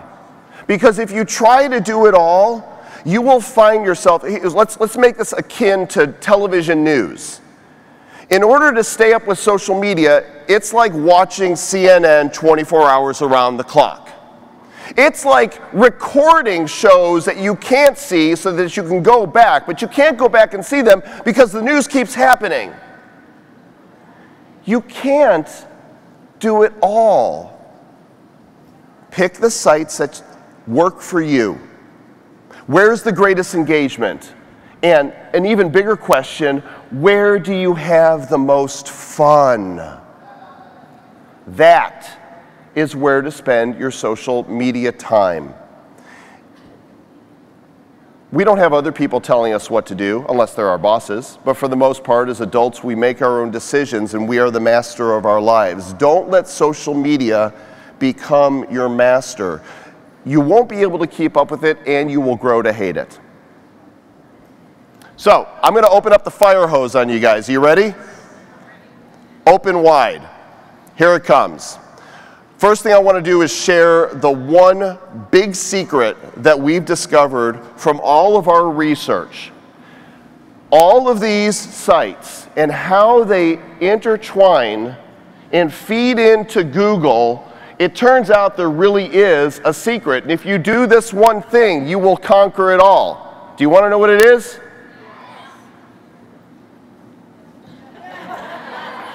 That's it. Thank you very much. Isn't that the best picture ever? A cat riding bacon through the universe. So it's funny, but in order for humor to be funny, there has to be an element of truth to it, right? That's the sad truth to it, is that sometimes it is the inane, the banal, the common that gets us the most likes, comments, and shares. The truth is, there's two ways that we are found online. The first way is through indexed search. And for those who don't think that this is still relevant, I'm going to show you why it is. The other way is what we call in the moment, driving that traffic now so that people can find us. And there's a really simple formula that doesn't involve cats or bacon. This is serious, but it's simple. Original content plus syndication multiplied by social engagement equals greater search visibility. It's a simple equation, but this is how the search engines, and I'm going to refer to Google a whole lot, but I'm also including that little thing that Microsoft runs called Bing, because people do use it. I actually use Bing. No, I'm not being paid by Microsoft to say this, but I use Bing because they actually give me rewards to search. So every month I think I get to claim a $5 Starbucks card or something. But Google doesn't give me anything, damn it. So that's how that is. And here's the thing with increased presence, is once you've got greater search visibility, if you're doing these things, it begins to rank you for the non-branded keywords. You want to go after the branded ones first, but you also want those common keywords that your competition is using. So increased visibility will give you that. It all comes down to trust. Google wants to trust that you are a legitimate, reliable, real-world source for information. One of my friends, Tim Carter, once said it to me like this: Google likes things the way they are in the natural world. That's good. I'm going to say that again. Google likes things the way they are. Over the 20 years I've been doing this, I've watched everybody try to figure out the search engines. And they try to game it. And then what happens? Google goes and, oh, see that rug under you? And they pull it out. And all of a sudden, that thing that you had labored to crack the code on doesn't work anymore. Google's not interested in people who game the system. They are interested in real people creating real content, delivering it in an authentic way. So we build that Google trust rank through our websites, by content creation, through Facebook, through Twitter, through YouTube, Pinterest, Yelp, the Better Business Bureau, through Wikipedia. And we tie those profiles together, and it is an exponential compound effect, which is why I try to have a presence everywhere, even if I'm not using those sites. At least I own that profile. In fact, if you do a search for my name, first of all, I'm the only person in the world with my name, so I have that benefit. I'm sorry if your name is Bob Smith. Sucks to be you. But if you search for my name, these are the first results on Google. My blog, my Twitter profile with the latest tweets. Google Plus, who figures on Google, comes up third. Wikipedia page, scroll down a little more. What comes up next? Another Google Plus post. Maybe there's a little something to this Google Plus. My LinkedIn profile, my Amazon page, my Facebook fan page, my Facebook personal page, and my YouTube page. First 10 results. So it's essential that you claim your profiles. That's why everybody said, when people say to me, there's a new site you got to check out, first I do this. Then I go and grab my name. Just go grab your name. You don't have to use the site at all. Just go grab it, because if that thing does take off, and you are Bob Smith or Laura Jones, you're going to be glad that you had it. So there's 3 parts that I want to cover here today. The creation of content that will get you that trust rank, the distribution of content, and then the sharing of that content. Or I could just attempt to juggle, but it's not going to be real pretty. Content? Yeah? Okay, let's go that way. Number 1, creating content. No matter what anybody says, content is still king. Content is still the driving force of everything you do. People are looking for compelling content. People on the internet have questions. You can be the resource with the answers. And it's not on your branded sites just about self-promotion. Nothing makes me shake my head more than when I go to a brand site and their blog is all about their products, all about their service, giving people no compelling reason to really come back because it's just a brochure. There's so many things in your industry that you can talk about, new technologies, things that other businesses are doing, other brands are tapping into. Remember the whole Miracle on 34th thing? Macy's gimbals? If you don't have it, our competition does, that's okay. That's part of the sharing economy. There's nothing wrong with that. Find relevant topics, regardless of the type of content we're talking about, whether it's articles you're writing on your blog, whether it's audio for a podcast or other distribution, SoundCloud, whether it's video, whether it's live video that you're repurposing. Find relevant topics that your audience is going to be interested in, and think like your user, the person that's searching for you. When you're trying to come up with the perfect topic for an entry on your site, think, what is somebody asking that will help them find me? For example, think about the searches you do. How do I fix a type that you have topicked their entry, but a lot of people are not a rocket scientist. Make sure your topics are relevant. Make sure your content is high quality. Google is looking for this. I don't know how their bots figure out what's good and what isn't, apart from social signals, but they know. Make sure your content is high quality, and frequency is important. Quality is results. As far as articles go, I'm not going to tell you how to write. But if you don't think you're a writer, if you're a content creator of any kind, you can write. It's basically taking the thoughts that you're streaming. If you're really afraid to write, let's just see a show of hands. How many are just video content creators? Raise your hand, please. Video only. Okay, a few of you. Transcribe that stuff. Find somebody on Elance that you can pay $10 to transcribe your content, put it on your page with your videos. That will make Google love you more. It will make you more findable. Video is the big deal, and we've heard some about it here today. Of course, YouTube is the mama jamma, the grand poobah of places to put your videos. And you've probably heard these numbers, but they're worth revisiting. Billion users. 1 billion.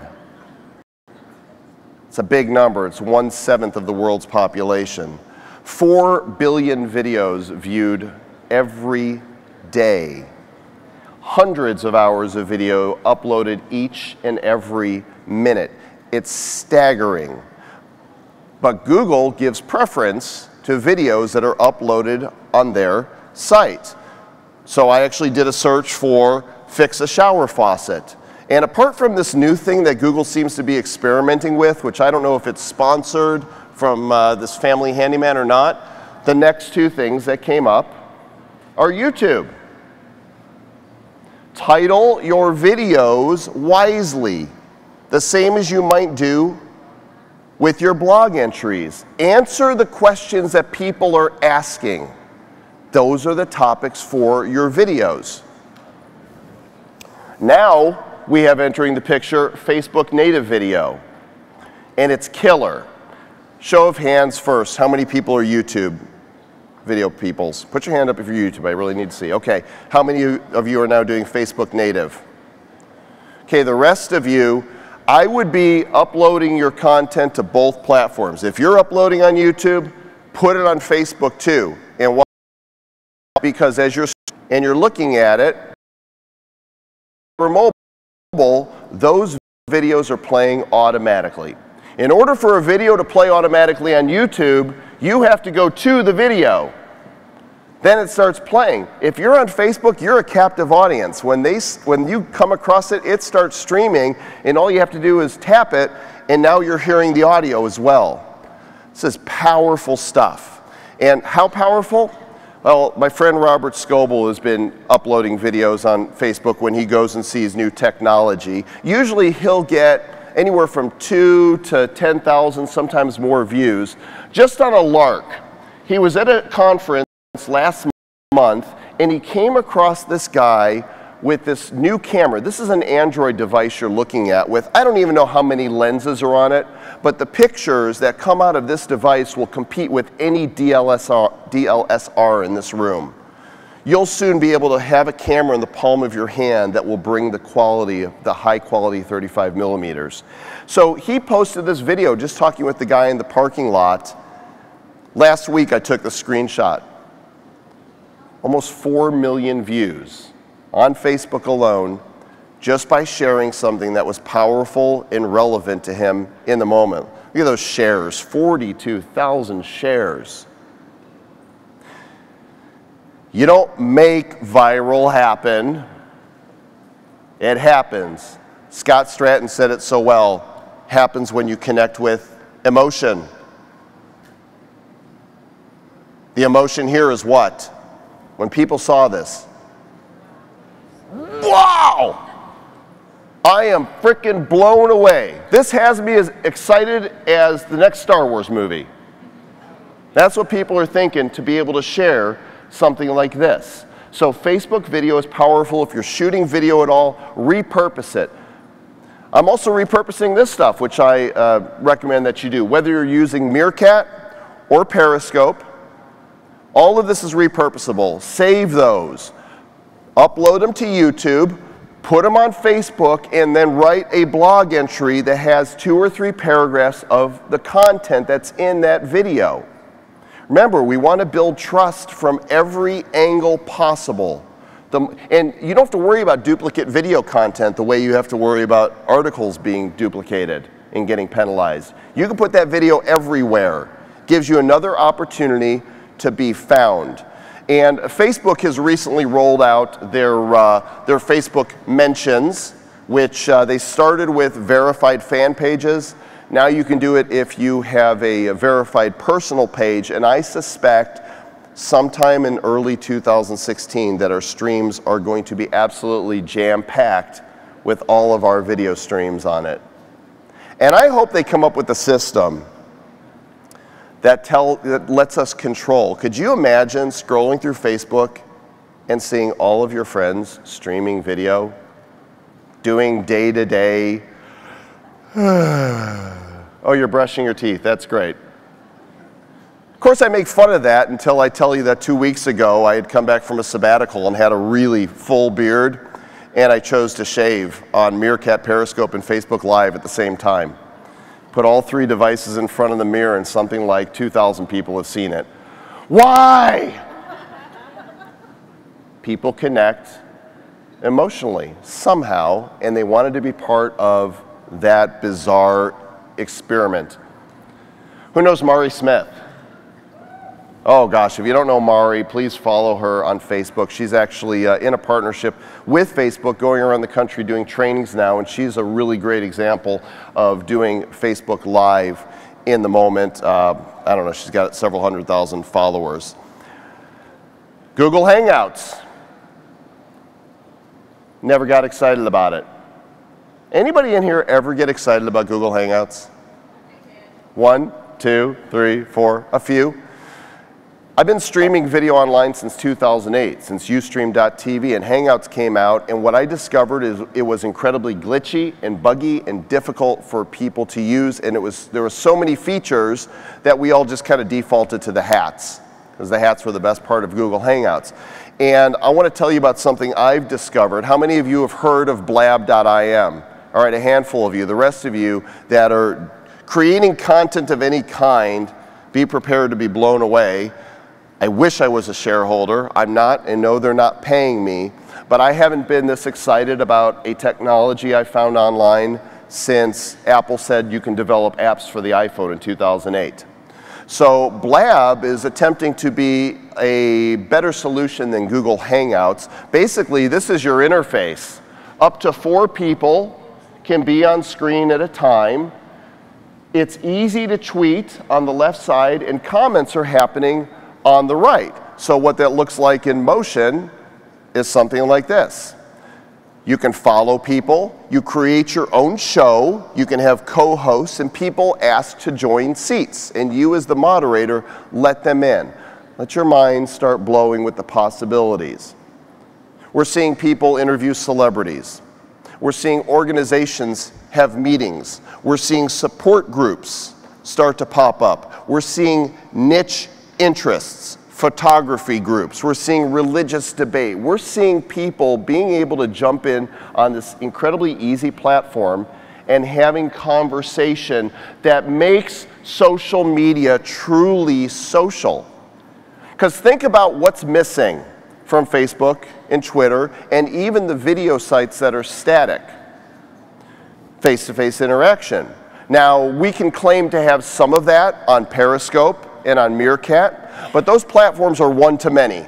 It is us broadcasting to the world, this is what we think, and then we do this with our phones to look at the comments and people get to see our foreheads. Right? I need a monitor to see what the comments people are saying, because you're always looking at my forehead because I'm trying to interact. You're just performing. But Blab is like a town hall. And the thing that's made it so compelling is that it's easy to use. So once you're in a Blab room, you just click Tell a Little Bird, and it'll automatically compose the tweet based on the subject that's there. You hit it, and Blab has single-handedly reinvigorated my Twitter account like nothing else that I've done. When I do a show, the tweets just start piling on, and friends telling friends, you want to be found? Try to take your content to Blab and do a show live. Interview somebody, bring a group of your fans together. I think for celebrities, what we're going to discover is it's a great platform because they can sit at home behind their screen and be safe and engage with their fans without fear of, oh, here come the paparazzi taking pictures and so on. And on top of that, it's just a lot of fun. We just have fun. We got Robert Scoble on there for the first time. He said, I'll do an hour. 2.5 hours later, he said, I really got to go. So what I'm actually doing right now is peddling digital crack. Because what we've discovered, are you a blabber? Are you addicted? Yeah, once you get on, it's hard to turn away. So this is just the latest discovery I've had. They've been around probably about 5-6 months. Who remembers Bebo? Video site. The guy sold it for buttloads of millions, and he's funding this whole thing, so it's not going away anytime soon. So if you happen to go on Blab, at JoelCom, find me and try to check out one of the shows or tell me about one that you're doing. Okay, so from video, being found with video, let's hop over to images. Pictures are a big, big deal, and there's some basics that a lot of people are missing when they're posting images on their website that make a huge difference into the search engines loving you. Your file name. Don't use the big stock photo name for your file. Give it a real name that relates to the actual content, something people would search for. If there's an option for caption text, the link to the image, the alt tags, all of these things, they're little things, but they make a big difference. And if you look on your WordPress site, the fields are right there. If I don't do it, it's because I'm lazy. Don't be lazy. Take those extra steps. Google sees those sites that just don't have the garbagey image names or no alt tags. They take that seriously, because what that tells them is that this content matters to the author, to the composer. They're taking the time to use proper naming conventions.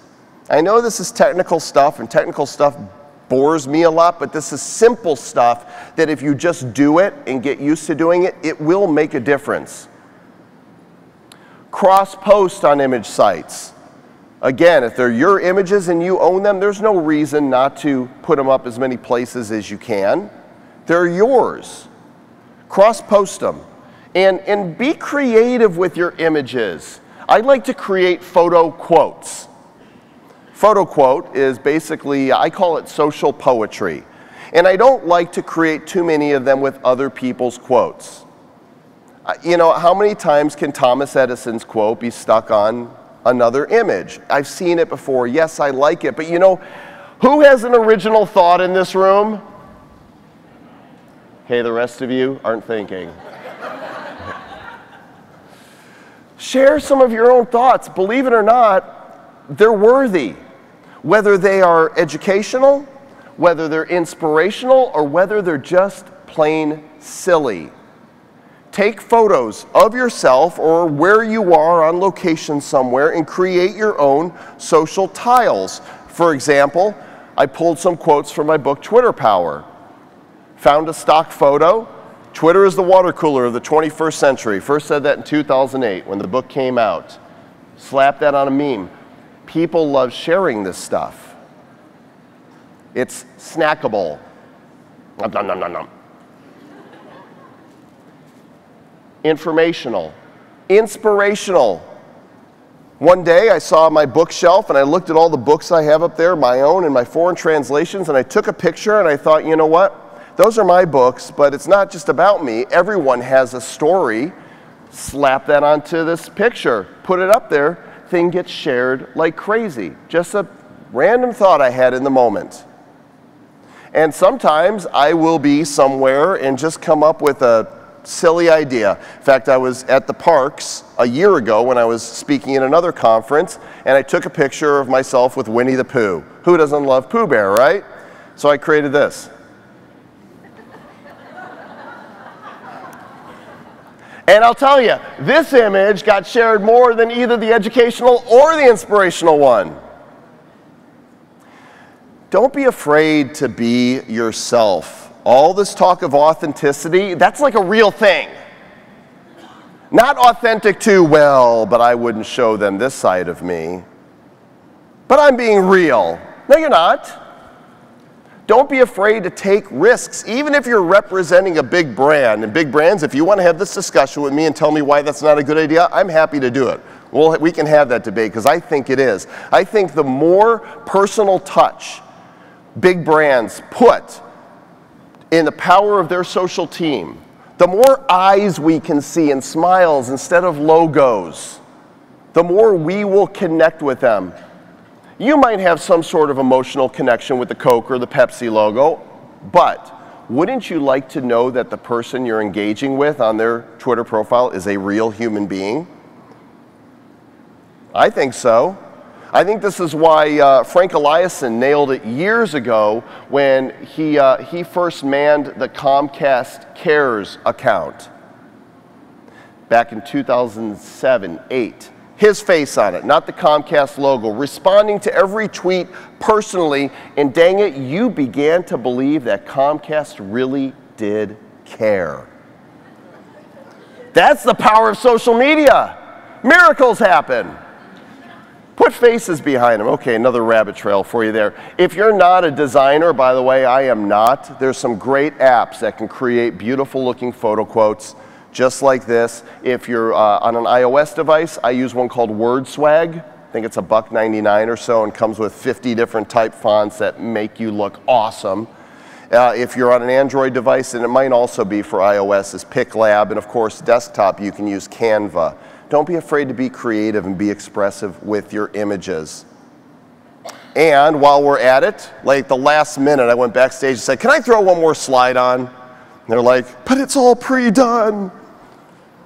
Here's a freebie, a copy of my book, Social Poetry, that has quotes that I've made over the last year or so, my AdSense book, and so what do you do? Just go to com.us/IZEAFest, and they are my free gift to you, people of IZEA.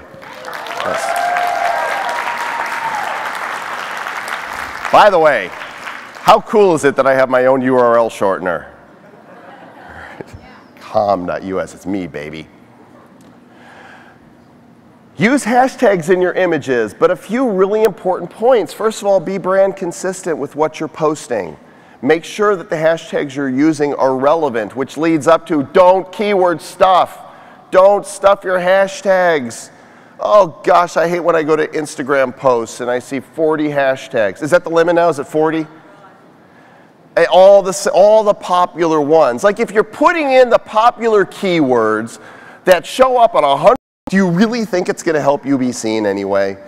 It just makes you look like a spammer. Ride trends if you see them happening and it's relevant, but don't ride a hashtag just because it's popular. Don't be stupid. Or else, this is what happens. A campaign like this that was supposed to be stories of domestic abuse using the hashtag why I stayed and why I left. If you're not paying attention and you just see that these hashtags are trending and your DiGiorno pizza, why I stayed, oh, SMH, you had pizza. Don't be stupid. It's not hard. Just like look, find out what the hashtag is about before you try to ride on its coattails. They did apologize. What they should have done is offered free pizza. So there's a few basics that I want to go back to hit on. One of them for the search engines that's really important is keep your URL short. Seriously. Keep them short. Not only are the long ones difficult, but ones you can't spell. We didn't know what a Yahoo was, but Y-A-H-O-O is simple. By the way, any old timers or just really smart people that know what Yahoo actually stands for? Anybody? You know? All right, I'm going to drop some knowledge on you. You ready? Yahoo actually stands for Yet Another Hierarchically Organized Oracle. That's right. Well, while I'm at it, let me try something else that's almost impressive. Who knows the longest word in the English language? Oh gosh, I can't believe I'm doing this. Who knows the longest word in the English language? What is it? It is not anti-disestablishmentarianism. It is, what is it? It is not supercalifragilisticexpialidocious, even though the sound of it is something quite atrocious. It's not a word. No, my friends, totally off topic, but the longest word, going through a Peter Brady moment there, the longest word in the English language is pneumona ultramicroscopic silicovolcanoconiosis. Did you say bless you? Was that?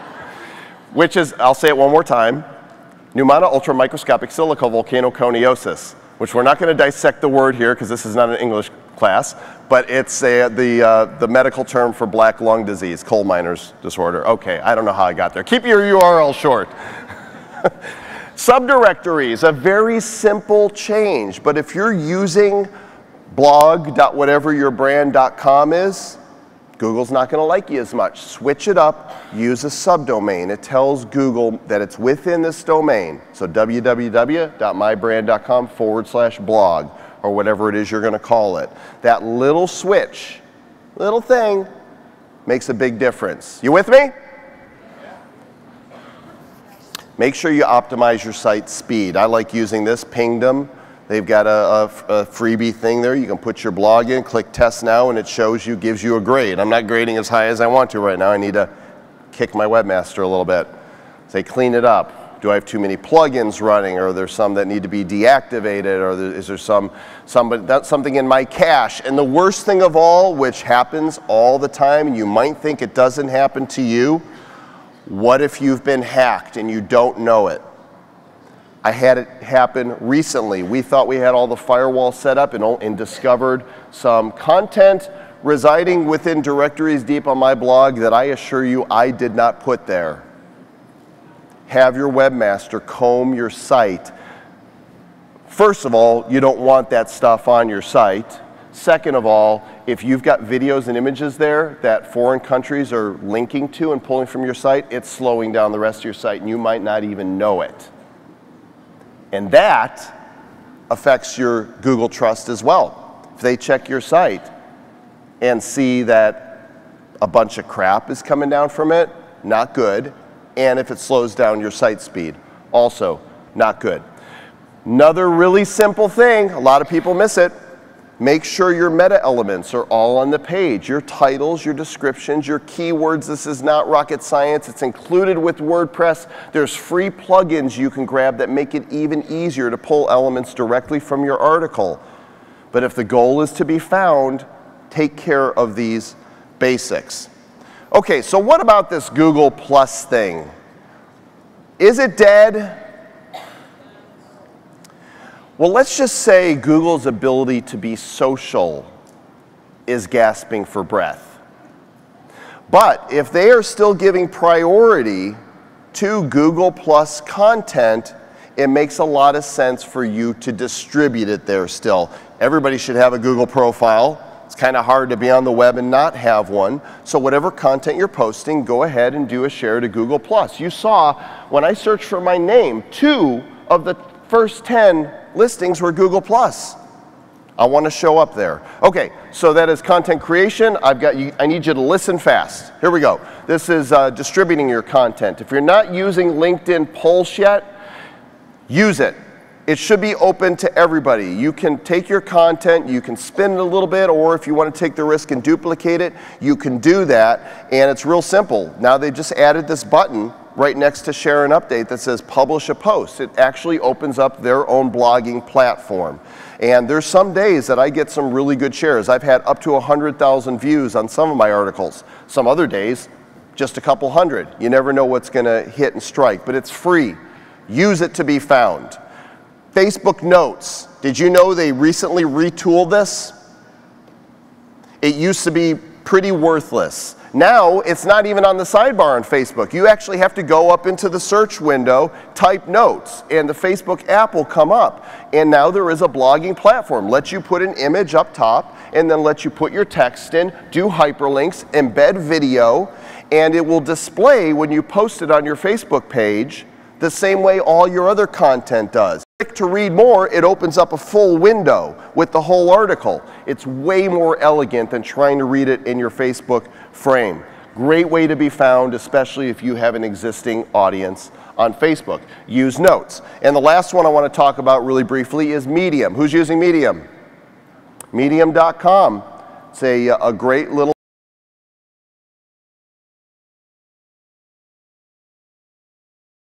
so I get to go and see it, and then because I love mounted in the car, wrote an article about it, shared it, and the CEO of Uber reshared it. Thousands and thousands of views, creating relative content. Press releases are still a great way to get your content out there, but for the love of all humanity, we don't care who your new CFO is. We don't care about really any of the staff unless you are Tim Cook taking over where Steve Jobs left off. That's a big deal. That's news. Real press releases are stories that engage people. And oftentimes, it's not the story that you think it's going to be. I'm going to do another little rabbit trail here and tell you a story. When we came out with the iFart app in 2008, I'm thinking, how do we get attention to this stupid novelty application? Do we just put out there that you can now fart with your phone? Didn't think anybody would pay attention. So what I did is in those early days of the App Store, nobody knew what it meant if you were ranked number 75 in the entertainment category. How many copies are you selling? How much money are you making? Nobody knew. Nobody knew what the number 1 slot was making. Nobody had yet taken the risk to go against Apple because their terms of service, you know, is it say, can I tell? Is it okay? Am I going to violate terms? Am I going to be pulled from the App Store if I share this data? I said it's better to ask forgiveness than permission, and I started writing out on my blog every day the sales to rank numbers.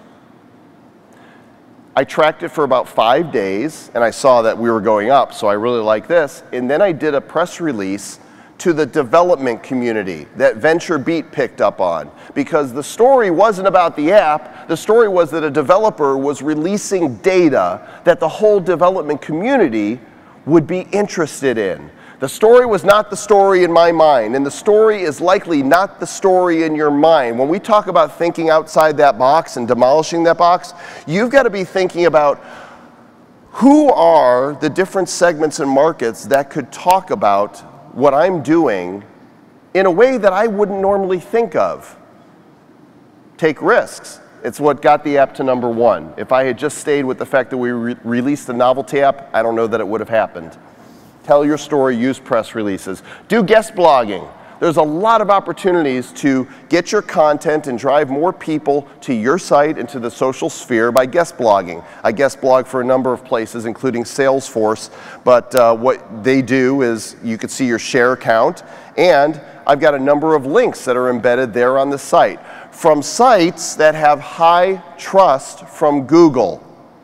See the theme. Trust is a big theme in getting your stuff seen. These are a few of the sites. I've made a short URL for you to an article that I found. If you'll go to com.us/guest blog, it will take you to the various places that accept guest bloggers. It's a very long place that you can syndicate. As far as distribution blog, comprehensive resource I found of 600 places to distribute your content, com.us/600 places. Okay, finally, sharing content, and I'm going to be quick. Some of the basics that I still go to sites and I discover that people don't have share buttons. Provide buttons, do contests, do surveys, have community organized types of events and ways for people to participate. Here's some examples. My share button's way prominent, right up there, right by the header image on the blog, and people click on this stuff and they share because I'm basically telling, here it is. Just if your buttons are hidden at the bottom of your article, if it's not prominent, they're less likely to share. Contests are a fantastic way to get people to share. This is Gleam is this, and you could actually conduct contests with them using a number of different social sites, and these are what some of like their samples look like. So you give people points for each action they take that can provide them with entries. So on Facebook, one of their samples was visit our app on Facebook. You get an entry. Refer friends for extra entries. Same thing on Twitter. I made a short link for you there as well, com.us/Gleam. Takes you right to their site. I'm actually getting ready to ramp up a contest myself after asking them a few questions and feeling confident about what they're doing. Add value to your existing content. So I mentioned earlier I took a little bit of a sabbatical. I actually unplugged from social media for 18 days. Completely. I know, gasp for air. How did you do that? Had my assistant check my work email, and I set up a Gmail address. I said, if it's urgent, if it's a speaking gig or if there's money involved or life and death, send it here. She sent me no more than 8 emails during the 18 days. No Facebook, no Twitter, no YouTube, not even looking at the feeds, let alone posting. I took pictures, and for the first day that I went away, there was like, oh, I should post that. And then I thought, nope, I'm not doing that. And once I got past that first 24 hours, it was like there was new life.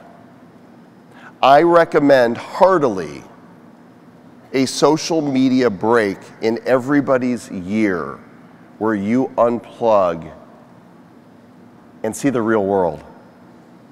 And I'm a social media guy. I love it, but it was worth it. So anyway, the point here is I ran across this article on Wired. How about a social media sabbatical? Well, this is an opportunity to add value. I posted at the bottom where the comments were. I took an 18-day sabbatical. You can read about it here. Now, I've got a blog. I get all kinds of crazy spam that's unrelated. Just like you, I have a Facebook page, and people post offers for things that are unrelated. Delete, ban, usually in that order. But if somebody's talking about something and there's an opportunity for you to get a backlink from a site that already has trust, go for it. Automate stuff when you can. Of course, Instagram lets you do this, so I will post pictures across Twitter, Tumblr, Flickr, and I'm not afraid to reshare my content multiple times, especially on Twitter. Because if you know the metrics, you know when you post and you've got your 100,000 followers and only 3 people replied or shared it, and you're like, where are these people? Well, they're not all watching at the same time. So reposting on Twitter using Buffer or Hootsuite is a smart thing. Repeat your greatest hits. I think I've actually got, yeah, a picture here on Buffer. If we're getting a lot of traffic on some posts like these got, I just rebuffer them again. If people liked it, there's a bunch that haven't seen it that will like it again, and this will get you found in the moment. All right, one more thing, and time's about up here. So I really like this for my blog. It's called the Quotable plugin. It's free, and basically you just click on the thing you want to be quotable and click the quotable link, and it embeds in your blog this tweetable line. And I'm amazed at how many people will click on this one line and tweet out, send people back to my blog. I don't have time to go into Tribe or LinkedIn. We talked about creating content, distributing content, sharing content. Has this been valuable? Yeah. Fantastic. I have one thing I've got to do, because yesterday I made a tweet and I did something that I wasn't proud of. The nice lady who did the session on ethics, Lauren Thomas, are you in the room? Lauren, are you here? Come up here, please. Lauren, come here, sweetie.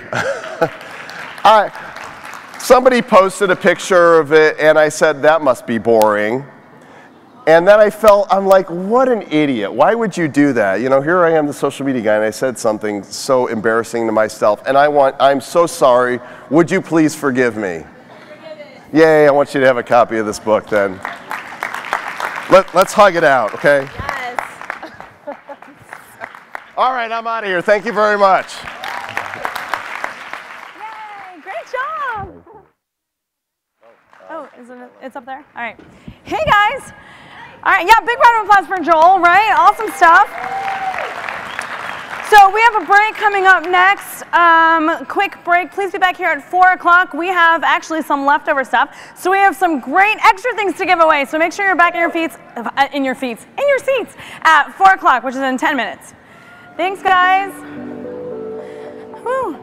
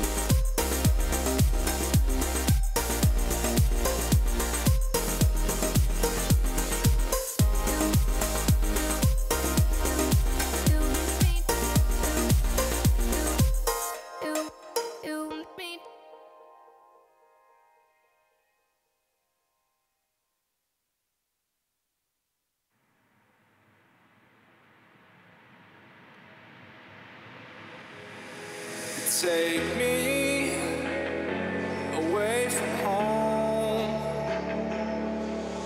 Show me all the places I've never known. And we'll chase the night. Erase all of these broken dreams in flight. And we'll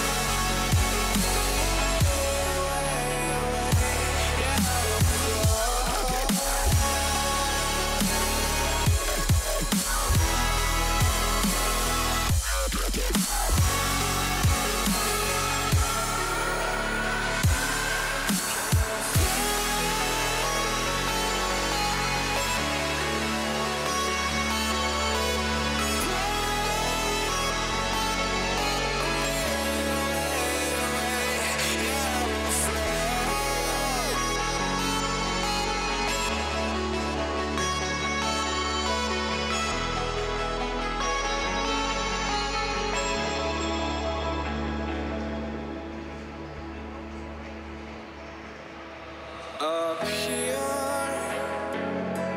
we're free, bound only by frozen memories,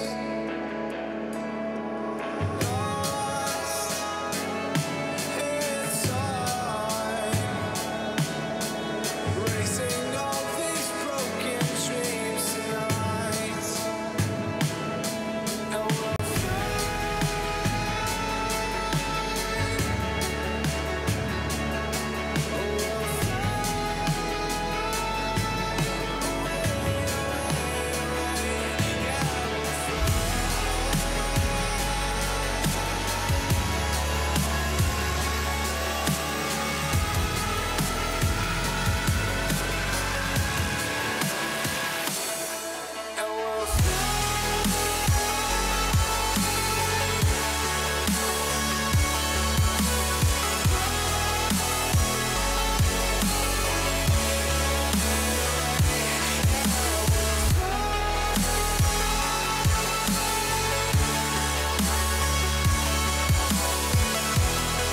Ladies and gentlemen, please take your seats. The program will begin in 5 minutes.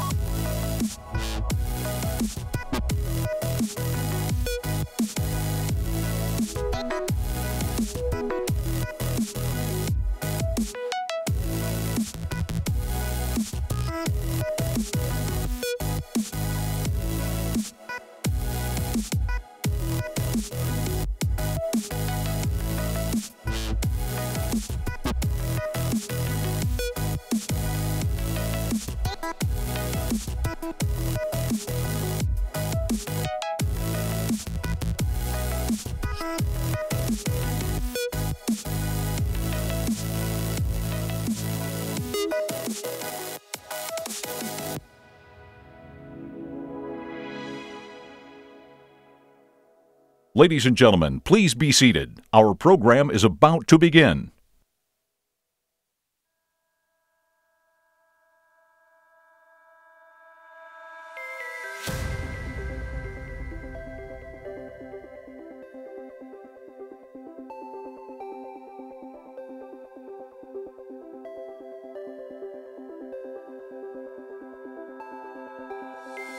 Look into my eyes and show me your adventures I haven't seen.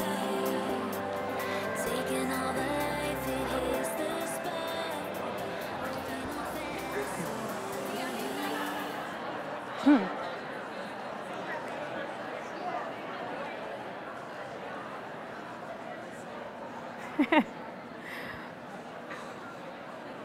Just got real nervous all of a sudden. No, not yet, not yet.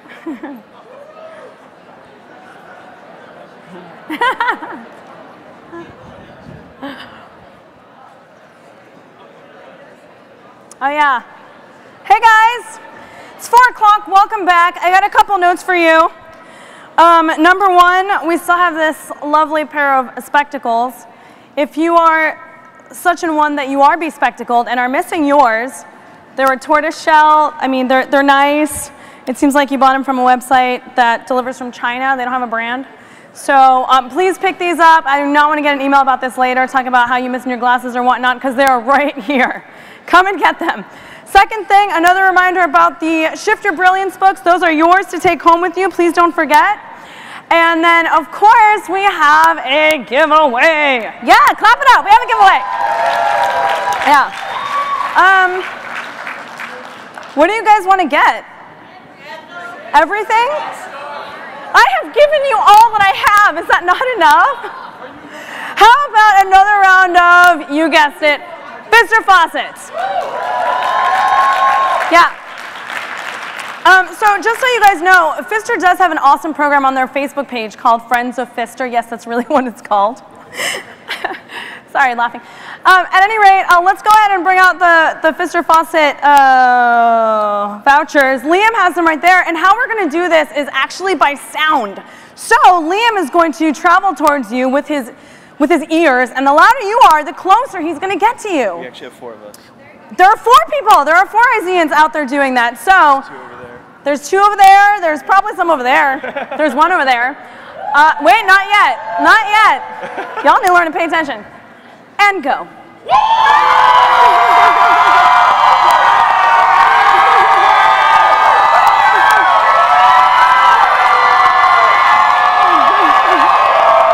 Wrap it up. Wrap it up.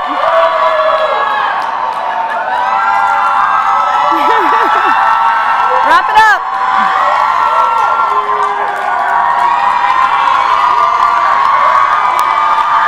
Liam, wrap it up, boy.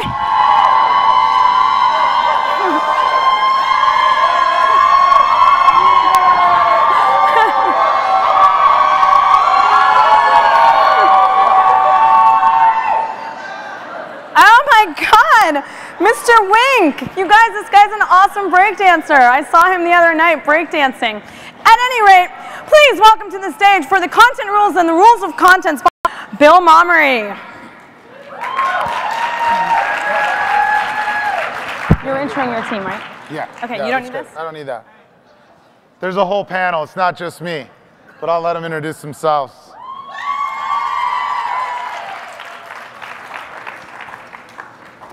All right. How are we feeling? Good? That's good. Good? So we're the last ones of the night. So rather than make this panel kind of a typical, dull, slow talking type of thing, we're going to try to keep it upbeat because I think it's a really important topic, right? What we're talking about today is content really as digital currency, right? What's the #1 rule? Well, if we think about rules, what we're thinking about is everybody here, we talked about this last night, everybody here really makes their living around content. And so we think not only is it an important topic, but that it's one that requires a lot of interaction. So we're going to take this panel a little different. I'm going to let everybody introduce themselves. We're going to start talking about a few topics we think are important collectively, and we're going to really turn it over to the audience and engage and solicit questions. So there'll be plenty of mics around, but we want everybody to really feel free to answer or ask any questions that either the creators on my right or the brands on my left can really contribute to, because we think that'll add a lot of value. So without further ado, I'll start over here with Louis. We'll let you introduce yourself. So first of all, is there anyone still here today that was at karaoke last night? Do we still have any karaoke? Oh, there's a few hands. Okay, all right. Karaoke again tonight, guys. So my name's Louis Broadnax. I run Lenovo.com's marketing and merchandising for North America. Happy to be here. Been with Lenovo about 15 years. Quick shout out to my family at home. They're watching on the YouTube live stream. Hey Kim, Jenna Lewis, I guess. Glad to be here and talk a little bit about content, some of the things we're doing at Lenovo. Great. My name is Lee Gordon. I am the Director of Public Relations for Mercury Marine. Everybody like boating? Yeah. Right? I'm your guy. You want to get on a boat? Let's talk. I'm the Director of Global Public Relations, so I'm in charge of all PR for the world. Prior to that, I was a television anchor for a little over 15 years down here in Florida, Jacksonville and Tallahassee. Yes, go Seminoles tonight. We may be getting crazy. I was also a sideline reporter for the NFL on Fox, so I was the guy that the coach yelled at halftime when they were down 30-0. I was the one that was supposed to ask those right questions. This is a fantastic conference. It's great to be here. This is such a topical conversation right now. Good. And the creator side. Hi there, I'm James Hills from mantripping.com. I also wear a lot of hats. So I also run a group called Men Who Blog that's about empowering male influencers to kind of come together and emulating some of the stuff the mom bloggers have done in the past with working together, sharing content and becoming more professional. But now it's time for the guys to rise and do some really cool stuff that's unique.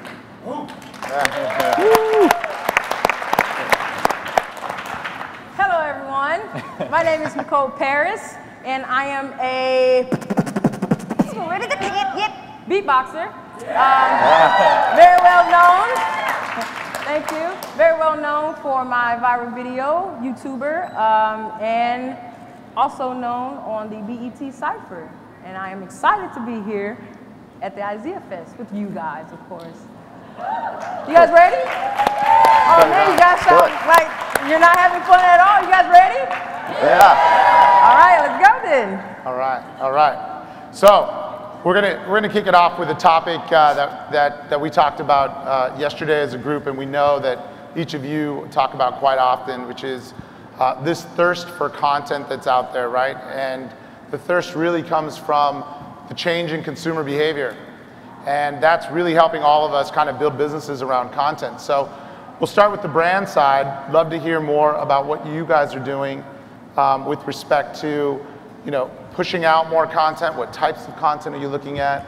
And what is good content in your eyes?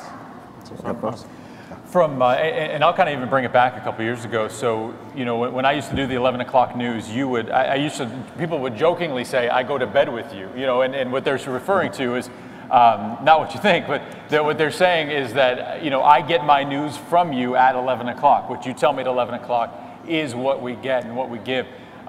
Things have completely changed now. So from the Mercury side, what we tried to do is take that newsroom mentality and bring it to the corporate level. So we have morning meetings. What is the content that we want to talk about? Do we just want to talk about the engines? Do we want to talk about the boats? But more than that, it's that emotional tie. The stories that have resonated the best for us are the ones that we've got this woman who's been in a wheelchair for 40 years and she doesn't have a lot of mobility, but getting on the boat gives her freedom. Kids and dogs always win. You get a picture of kids and dogs or get them on a boat. It's that emotional storytelling that we had in the newsroom. If it can appeal to a 6-year-old or a 60-year-old and really drive that emotional tie, that's the type of content that we're trying to push out now. Yeah, and for us, it's really been an evolution. If you go back some years, our IBM heritage was, hey, everyone wants to know about the speeds and feeds of their computer. What's the processor? What's the hard drive space? And now it's really more about how does that technology better my life? How does it make me do what I like to do? And how do we actually drive that into your day-to-day lifestyle? So we moved from feeds and speeds to really showing the product in context with how you're going to use it every day. And that's really been the big shift that we've had over the last few years. Yeah, we talked about content in terms of being genuine. I think we've heard that throughout the conference, right? And Nicole, we talked about a lot about that yesterday as well. And maybe you can talk about kind of what resonated with your audience and kind of how that just happened and it became instantly a success. But I think there were a lot of elements there that were just genuine storytelling. Yeah, definitely. Well, as far as the content that I do is a lot of videos, as you can tell. And what I really strive for is doing me, honestly. You see a lot of people in the entertainment system they do a lot of the same music, So I was really raised up on just doing my own beats, doing my own sounds, just doing me, what's best for me. And so I put that out, I put the content out, I do things differently, things that you don't hear, nowadays. So. Yeah, well, and I think that it's a big part of it. And James, just to add in there, you have an interesting background because you also worked with the Washington Post and in traditional media, and you kind of went out on your own. So maybe talk to us about that transition in producing different kinds of content. Yeah, sure. I think one of the challenges, and I was lucky to be with WashingtonPost.com, that kind of first .com boom. We're lucky I got laid off, but not so lucky maybe. But it really got me prepped for this concept of always on, that there's new stuff, that it was more than just regurgitating what was in the paper once a day. And something happened at 5 o'clock, you posted it. You didn't have to worry about news hole, you didn't have to worry about that kind of stuff. But it was still very highly regimented. You had a very highly organized editorial calendar. And today the reality is like, hey, I'm sitting backstage, I'll snap a picture and do it. So it's good to have an editorial calendar be regimented, but you got to be able to seize the moment. I think that training that some people just don't do it. Frankly, even me, I mean, now I'm almost 40, but I feel old compared to some of the guys doing Snapchat that like, oh yeah, just take a picture of what you're doing. I'm like, but nobody cares, but they do. And so that's kind of, it almost defies editorial calendar, but you got to have both. And I'm thinking that's probably going to continue transitioning where it's going to be more free form, but you have to know the higher level stuff, if not the what you're going to post at 5 o'clock versus at midnight. Yeah. One of the things we hear at IZEA from advertisers all the time is that they don't want content that is advertorial in nature. meaning that it's gratuitous promo so much. They really want to get into finding out and learning about genuine stories. And one of the things we talked about, Nicole, was that, you know, your dad's reaction in that first video was what really kind of also captured a lot of interest, because you could tell it was a natural, proud moment, the smile, and you guys were both laughing. You were just having a good time. Yeah. And maybe all of you can kind of share, you know, experiences and kind of creating those moments, you know, whether you're on the creator side, you say it's just being you, but also on the brand side, how do you find people who have that affinity for your product? And I'll let you start over here on the creator side. Maybe how do you do that again, and how do you kind of make that come out naturally? Oh man.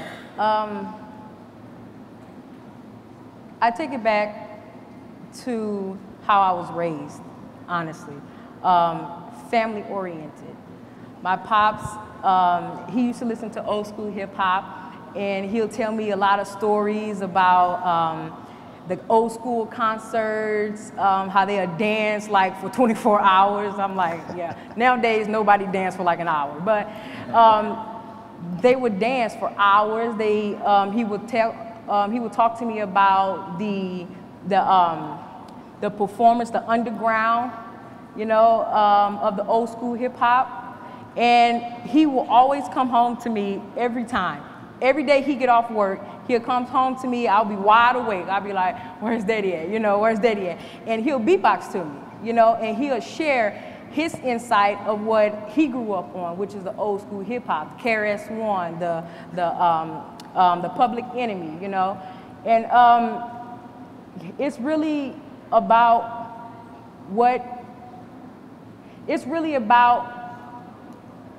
how you appreciate your audience, honestly, you know?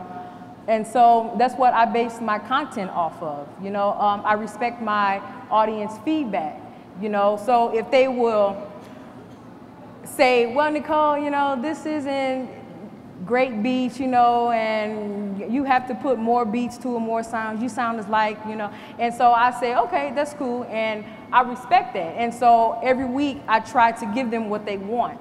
It's really all about respecting your audience and your talent and the content that you put out. Right, and I think that's one of the things brands tell us all the time, and I'll let you jump in here. And basically they tell us that, you know, if it resonates with the audience and it's true to being natural, that it's going to really create a better ROI for the brand. And maybe you guys can speak to what you're looking for in a content creator. I think that goes for Mercury Marine and in my house as well, because if we post pictures of engines and specs and oil filters, and I've already bored myself with this. I've bored most of the people, but if now we're posting a picture of here's a guy and his wife and his kids and the dog and they're wakeboarding or they're surfing or they're tubing, I look at that and I go, I look like them. I get that.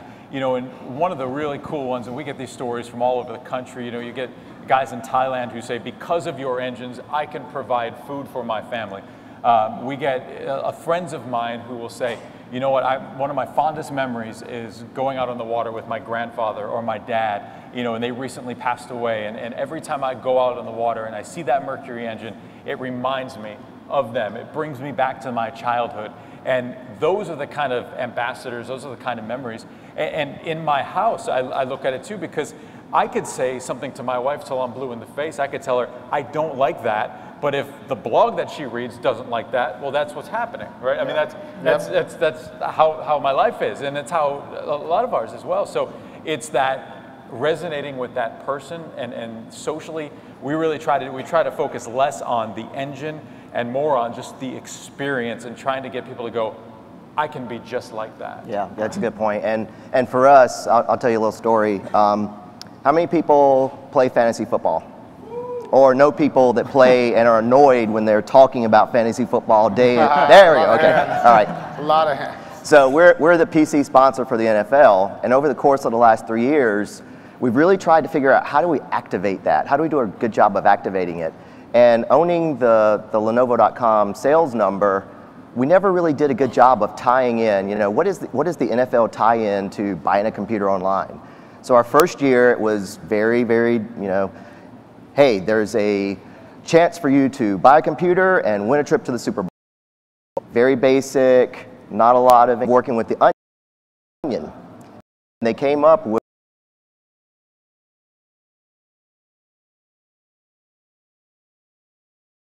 helping us create content around someone's passion. So it's back to passion and what you're passionate about, what you really want to be relevant for.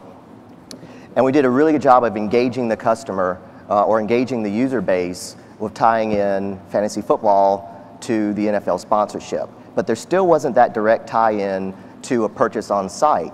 So this year we actually have a third program which takes it to the next level, where we have what's called Fantasy Online College. Again, video content, print content, online blogs, lots of social engagement, and for the first time, we now have product that's laser engraved with teams' logos. So as the fantasy football season's kicking off, we're trying to make sure that we're relevant, we're in the conversation. We have football players that are sending their competitors, you know, a computer with the other team's logo on it. So we're just trying to make it fun and make it a little more relevant for the tie-in between the sponsorship, the product, and passions that people have. And then the one that we're working on right now, of course, is the fantasy football. Yeah, and I think, you know, brands have always, and James, you know, jump in here, because brands have always really been worried about their customers for all the right reasons. And so everything that they've been doing is about clustering, you know, content around what the customers enjoy, what they need, and what's also going to convert ultimately, right? How have you seen from starting your blog and to today that part of managing your own brand and really worried about the audience? And maybe take us through some of that. Sure. Well, first of all, I'm going to challenge the concept that brands care about their audience. Okay, fair enough. Some brands, we have personas, and it's, you know, Sally is a homemaker who drives a Volvo, and she uses a Lenovo computer. But the reality is, Sally is different on Twitter than she is on I think the first thing is you really know who your audience is on that channel and speak to them. Yeah. You know, as a creator, you know, it's important for me to know, you know, who my audience is. But it's not even, it's a little bit different because it's not even who Sally is. It's they're following me. I think one of the challenges is, as someone and you can probably attest to this as a journalist as well, you know, we were trained to, you know, not be the story, to be reporting on an event. And I think the most successful bloggers and influencers, you know, we are the story. And so to put ourselves out, and that's a challenge that brands have as well, that, you know, they just don't understand how to do the content that puts themselves out there. You know, as an example, earlier, you know, 10 minutes ago, we were talking about beatboxing. And you're like, yeah, you know, James, you can beatbox. I'm like, I'm the whitest white guy you can imagine. Like, what do I know about beatboxing? But, you know, and I think later we're probably going to do a little video or doing something, you know. Yeah, yeah. And like, that's cool. It's something that I guarantee you, even me looking like a complete idiot, you guys are going to retweet and engage and can have a connection, you know, with me, with you, and probably with IZEAFest. So I think that's one of the biggest things that all brands, whether they're, you know, a corporate brand or a creator brand, really needs to be aware of. Well, let's talk about that real quick. So do brands care about their audiences, and do they care more now than they used to before? Is there some validity there, and what tactics do you take to ensure that you're listening?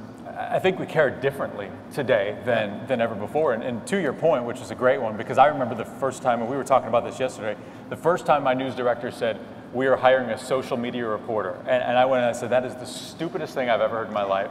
There's no way I'm sending it to this person. We're going to do our stories. And I said, well, what do you want to do? They said, well, we're going to, you know, compile the tweets and the Facebook posts, and she's going to read them off. I'm like, that's ridiculous. I'm like, that's the stupidest thing. I said, people are going to change the channel.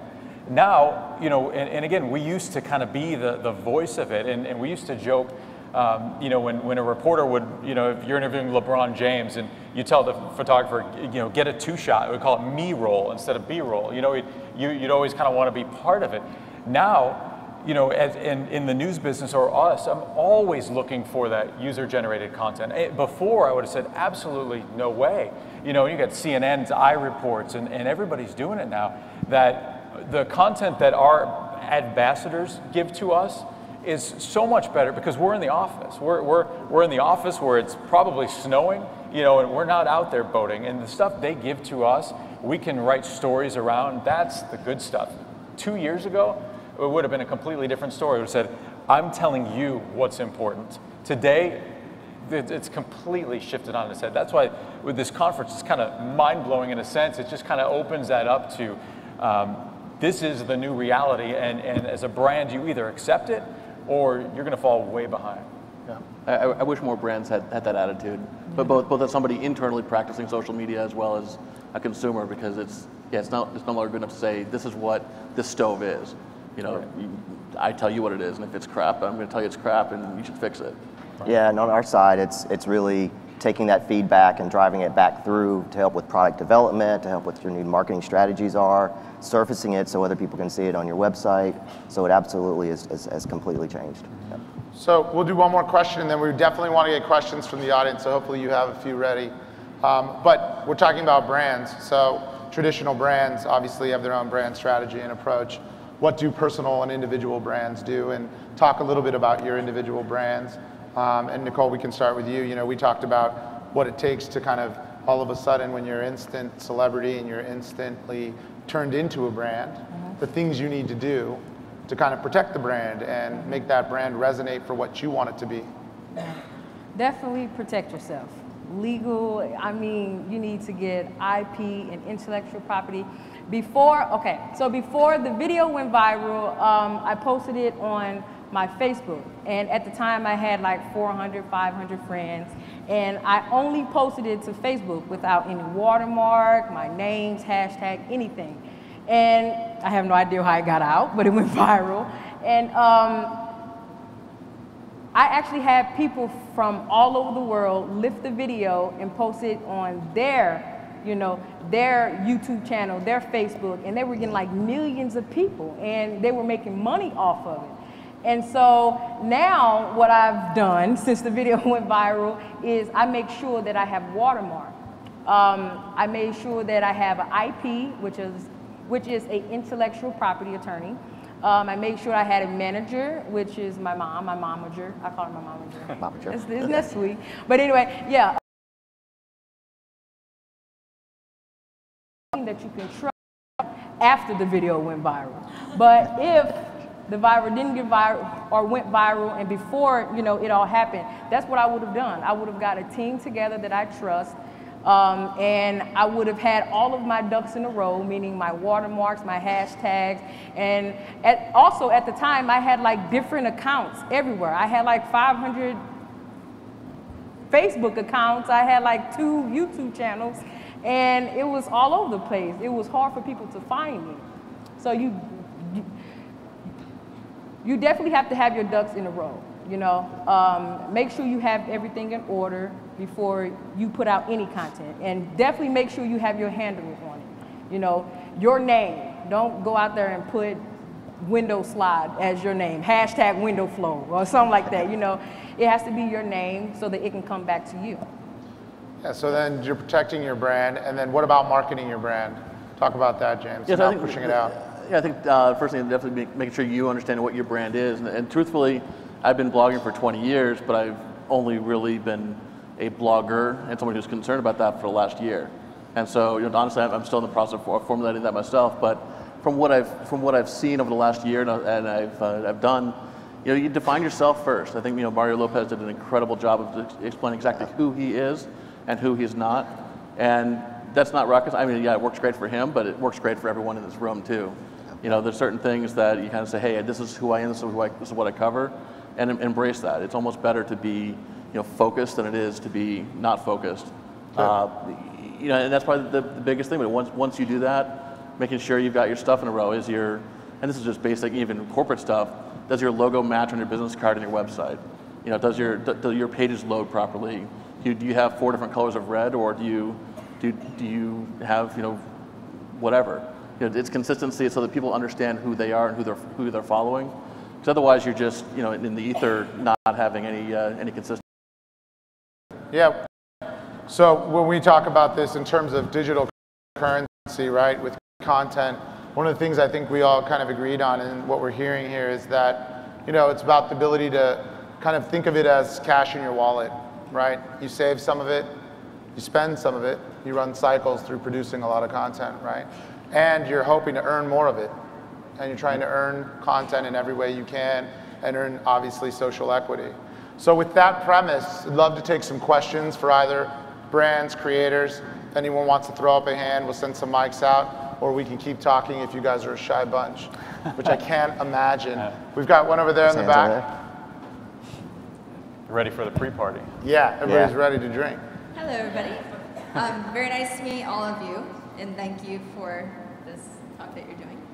I have a question about if you're trying to identify the influencers in a new market, or a subsect of a market that you don't really have as much of a grasp on. You're trying to find, you know, the current people who are influencing that market, and possibly building collaborations with that. Are there any steps or key points that you look for that you found helpful?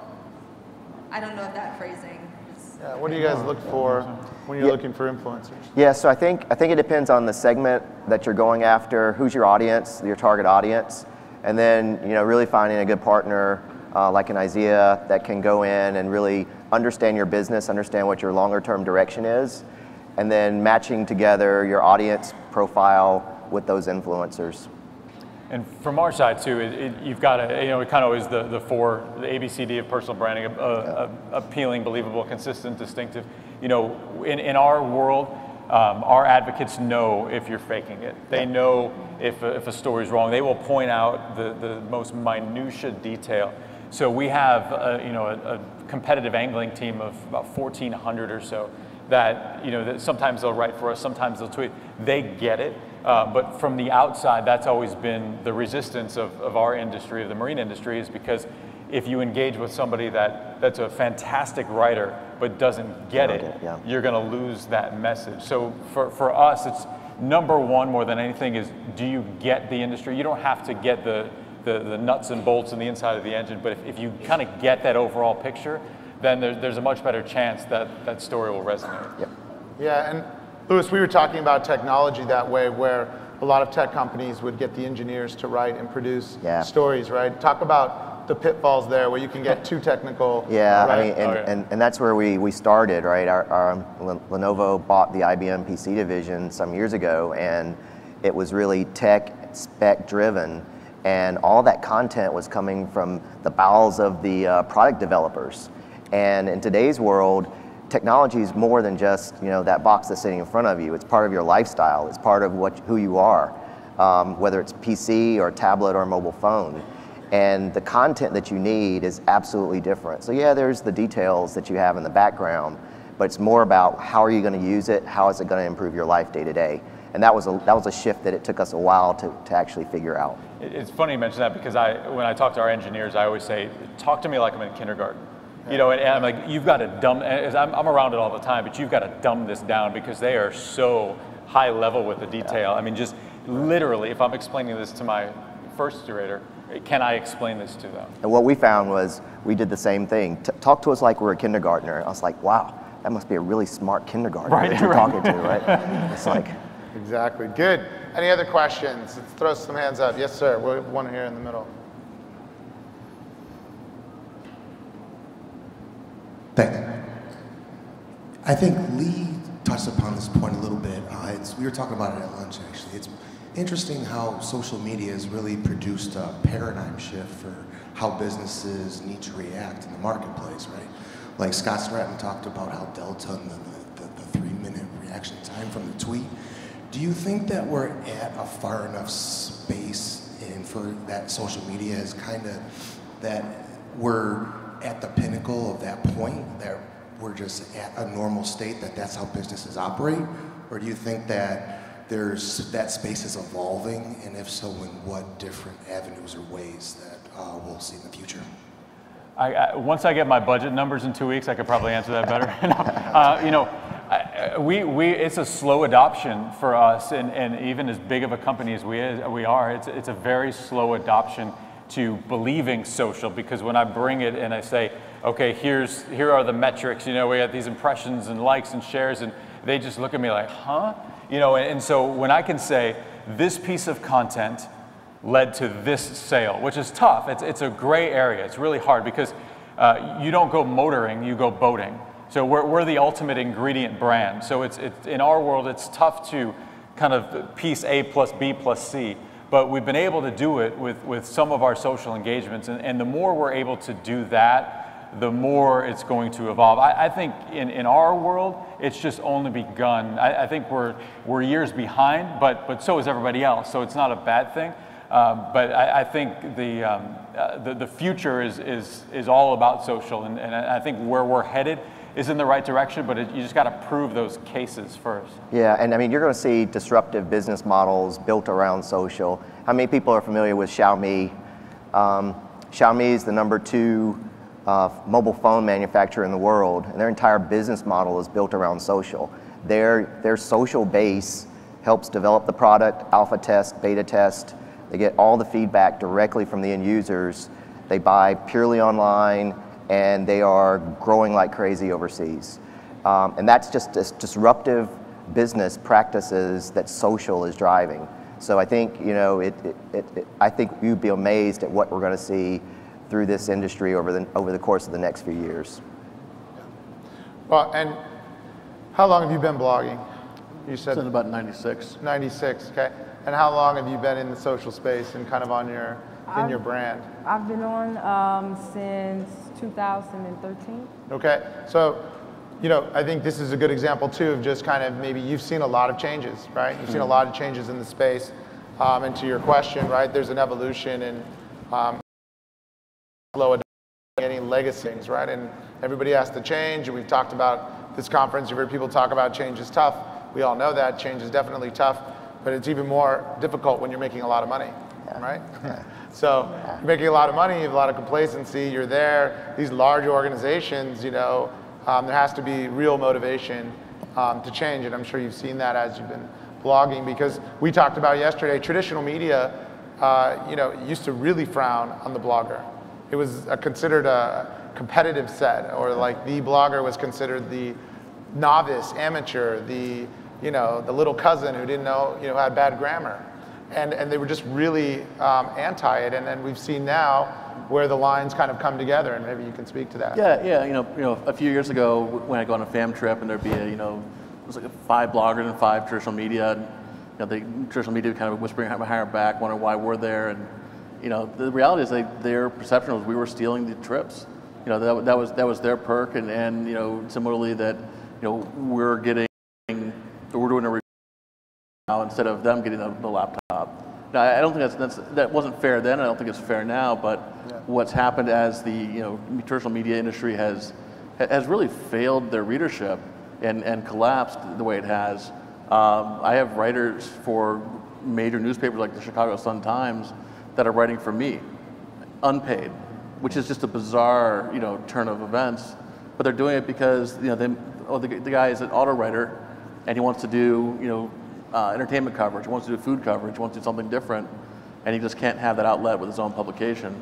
That's a huge change. That's not just that one guy. There's other bloggers, probably guys and women in this room that have the same event. But the one thing that's consistent with the inconsistency and the transition is technology will always change. And I think if you have, and I was the AV dork in high school, you know, carrying the camera around and, you know, on the morning announcements and stuff like that. And that allowed me to be a communicator and allowed me to really understand what the story was. And as a result, I've been able to transition from, you know, public access Cablevision to, you know, Powwow and ICQ and AIM back in the 90s to, you know, whatever's happening now. And, you know, even though I don't get Snapchat personally, it's not right for my brand where I am. I do explore it, I do follow it, and, you know, you gotta be there, you gotta understand what the technology is, but don't lose sight of the fact that you're a communicator. Because that personal nature is never gonna change. If you can walk into a mall and, you know, say hi to 5 guys, you know, that's social media too. Yeah. Well, good. Other questions? Please don't be shy. Yes, up here in the front. We have a mic up here in the front. Thanks, boss.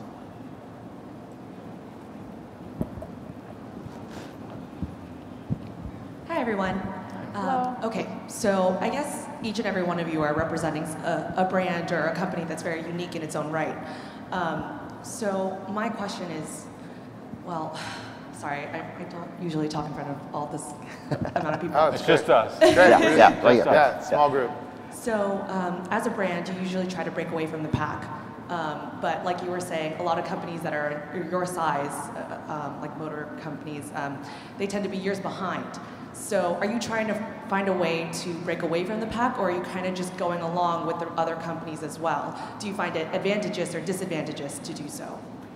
We try to be ahead of the curve in all the different things. So we were last year, or that's actually this year, this February, we were the first marine company to stream a product launch. But we are, then I also have to take a step back. We're a publicly traded company. So while I want to go rogue sometimes and do some crazy things, I always have that, that guy on my shoulder going, hold on a second, wait a minute, it's got to pass all the muster tests. But I think what we're trying to do is set a new standard. You always have the people who are like, oh, I don't, the no comment, and I'm like, don't ever say that. Don't ever say no comment. We're going to say something, but so I think there's kind of that happy medium between trying to be a trendsetter, trying to set a new trend for how we get the content out, but then also making sure our stakeholders and my boss is happy in the way that we do it. It hasn't changed the business model in any way. So there's kind of that dynamic, but I think as we continue to move forward, they're starting to see, there's a lot more value to the social currency, as you brought up. Yeah, I mean, I think as long as it's you're being true to the brand and you're being true to your customer base, we try to do everything we can to be as bleeding edge as possible, but not just to be bleeding edge for the sake of being bleeding edge. What's the longer term strategy and does it fit in? Yeah, I think we hear that a lot just in talking to a diversified group, that you can win by biting off small pieces versus kind of this transformational disruption. And I think you're seeing that in the influencer marketing space. You're seeing people who are individual creators who really care about what the audience is telling them. They're really listening. They're attempting to really value the core content and their beliefs, and they're to make sure that they're true, which is just a great aspect of it altogether.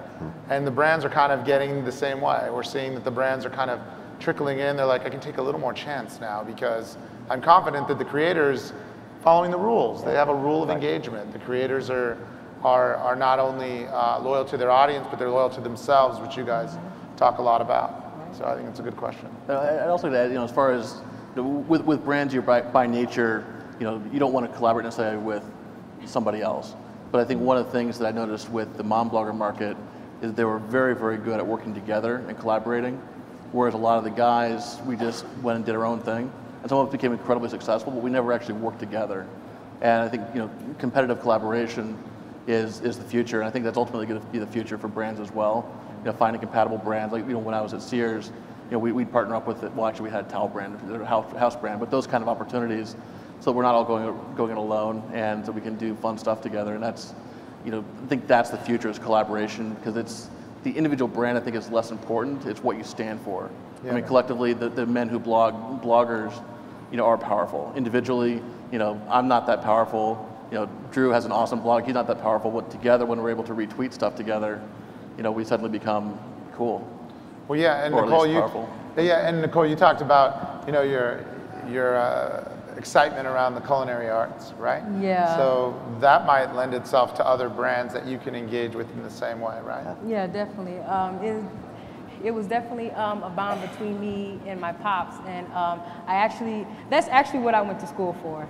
So I actually have a degree in culinary arts, but yeah, that's definitely a bond that me and my pops do, and so I try to incorporate it in my content as well. That's great. That's great. Other questions? I think we have time for one more, maybe two. Yes, in the middle. Hi guys, thanks for being here. My name is Omar, and this is my question. So, we talked a lot about how the market really rewards those who focus on micro niche environments, and with our own customers and followers, those are the ones who really define and write the story. It's not us, but it's them. So it makes sense to not make assumptions and to go directly to them and ask them questions. What do you want to see? What's important to you? So my question is this: how often should you do that, and what are the best ways to do so? Right. Yeah, so I think all the time. I mean, you have to have that continual feedback loop. An example of what we're doing right now is we're about to launch gaming products. We've never had a foothold in gaming, and we know that that audience has a very, very specific set of requirements. So we've spent tons of time getting that feedback, and now as a program, we're actually running a game development play where we want the game developers and people that are into gaming to help create a game for the community. So it's how do you get the community working on content themselves to help the community out, and at the same time get you more input from that group of people. And that feedback has to happen continually. So it can't be you're in, you're out, you're in, you're out. You have to put the effort in and make sure that your entire organization's behind it. And it's a pitfall that we ran into some years ago where we thought it was one big burst. You go out, you get feedback, have your product launch, and then you're done. And you never get that 360 loop if you do that. So you have to have that continual way of measuring. Good, good. Yeah, we still have time. Let's do another question. Let's do another question. We had another hand. Oh, sorry, over there. Sorry. Sorry. Well, thank you. My question is somewhat of a fun question for you guys. I want to know your insight into the future, considering how, as technology keeps evolving, the audience keeps getting distracted into micro niches and smaller and smaller and smaller. For example, the final episode of MASH captured an audience of 100+ million viewers. A couple decades later, Friends' final episode only caught about 50. And Breaking Bad a few years ago, deemed the best show ever, only caught 10 million viewers' attention. Given this trend, how can we capture our audience's attention in 10 years, 20 years, 40 years from now? I would say let's talk about what the schedule looks like at this conference next year. You know, I mean, what are some of the panel discussions we have? I think it changes. I think it's going to change 6 months from now. I mean, you know, again, we didn't have Snapchat before, or Vine, or Meerkat, or Cyberdust, or fill in the blank, what's next? You know, I mean, we live in a world now where I can binge watch Orange is the New Black with my wife over the course of, you know, a night or two, and I love that. You know, you don't have to do anything on schedule anymore. And there's the only schedule I have is I have to be at, you know, this child's birthday party at this time, or the real things. But to do the things I want to do, I do that on my own time. So where is it going to be 5, 10 years from now? I assume we'll be holograms. We won't even have to be here, you know, at some point. But I don't even think we can grasp where it's going to be. I think, you know, to your guys' point, we used to, when we would cover a story in the news business, you know, and the bloggers would come around, or the website guys would come around, and like almost second-class citizens in a way, and the coaches and athletes treated them as such.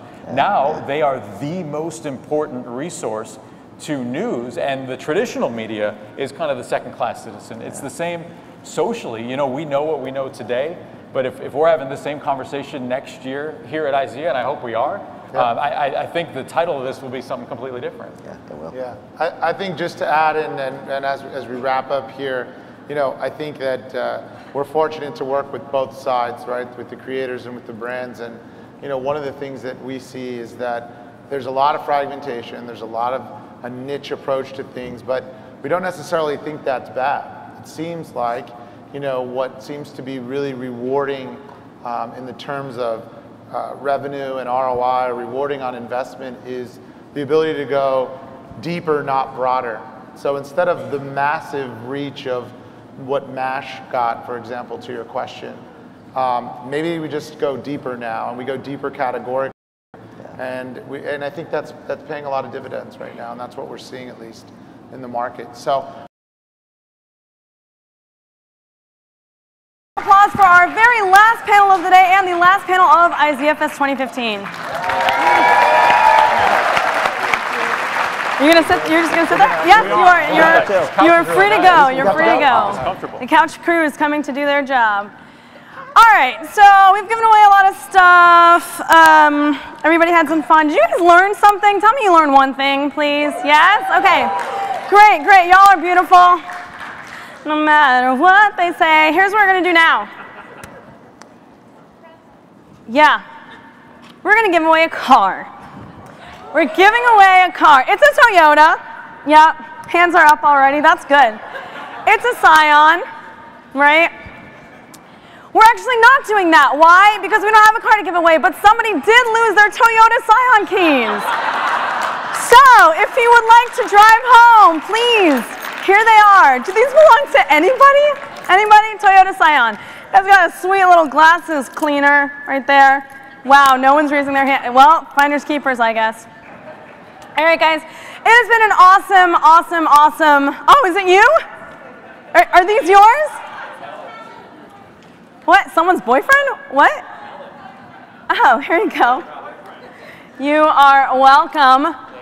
Almost drove home in a new car. Me in the parking lot. Beep, beep. Where is it? It's been an awesome. Who had a great time at IZEAFest? It's pretty much over. It's almost over. All right. Yep.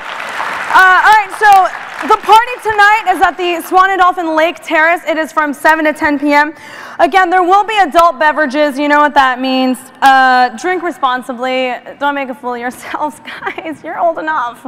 And please eat something prior. Before I leave, I would like to welcome one last time to the stage IZEA's founder and CEO, Mr. Ted Murphy. All right. We live here? Is this thing on? Is this thing on? Can I sit? Oh my God, are you so tired? Yes, are you guys tired? That's right, you're not tired! We got another party to go to, people! Oh my God. All right, so our good friends at X-Shot who have already hooked everybody up in this room with selfie sticks. Let's give a round of applause to these guys. We have... Do you have the clicker? You got the clicker? All right, good. I'm going to get that. All right, so we have 3 bags filled with stuff that you have not gotten for free. There's some like GoPro accessories in here. There's this little sticky tripod thing that I don't even know how it works, but it's amazing. It's amazing. So we were trying to figure out how are we going to give away these last 3 bags because we've been pretty creative. I think. We've been trying. We've been trying. We've been creative. So we were like, all right, this is like a social media conference. Let's use the social media. Get your phones out. Yeah. So do you guys have the Twitter? All right. Great. So here's what we're going to do. What's Twitter? This event, did you guys have fun? Yeah? So I think we're going to do it again next year. All right? So I'm going to pull out my phone loaded with the Twitter. You can get it on the internet. And the first 3 people that tweet out hashtag IZEAFest16 will get one of these bags. Are you tweeting? What's in the bag? Oh, these are the X-Shot bags. What's in the bag? What movie is that from? Somebody yell it out. All right. Yes, let's see. thank you. I don't have everybody Let's yet. see what's in the bag. Okay. Big thanks to all of our sponsors, of course, including X-Shot Pfister Faucets, Amazon, Red Bull. They're amazing. An X-Shot selfie stick. What else we got in here?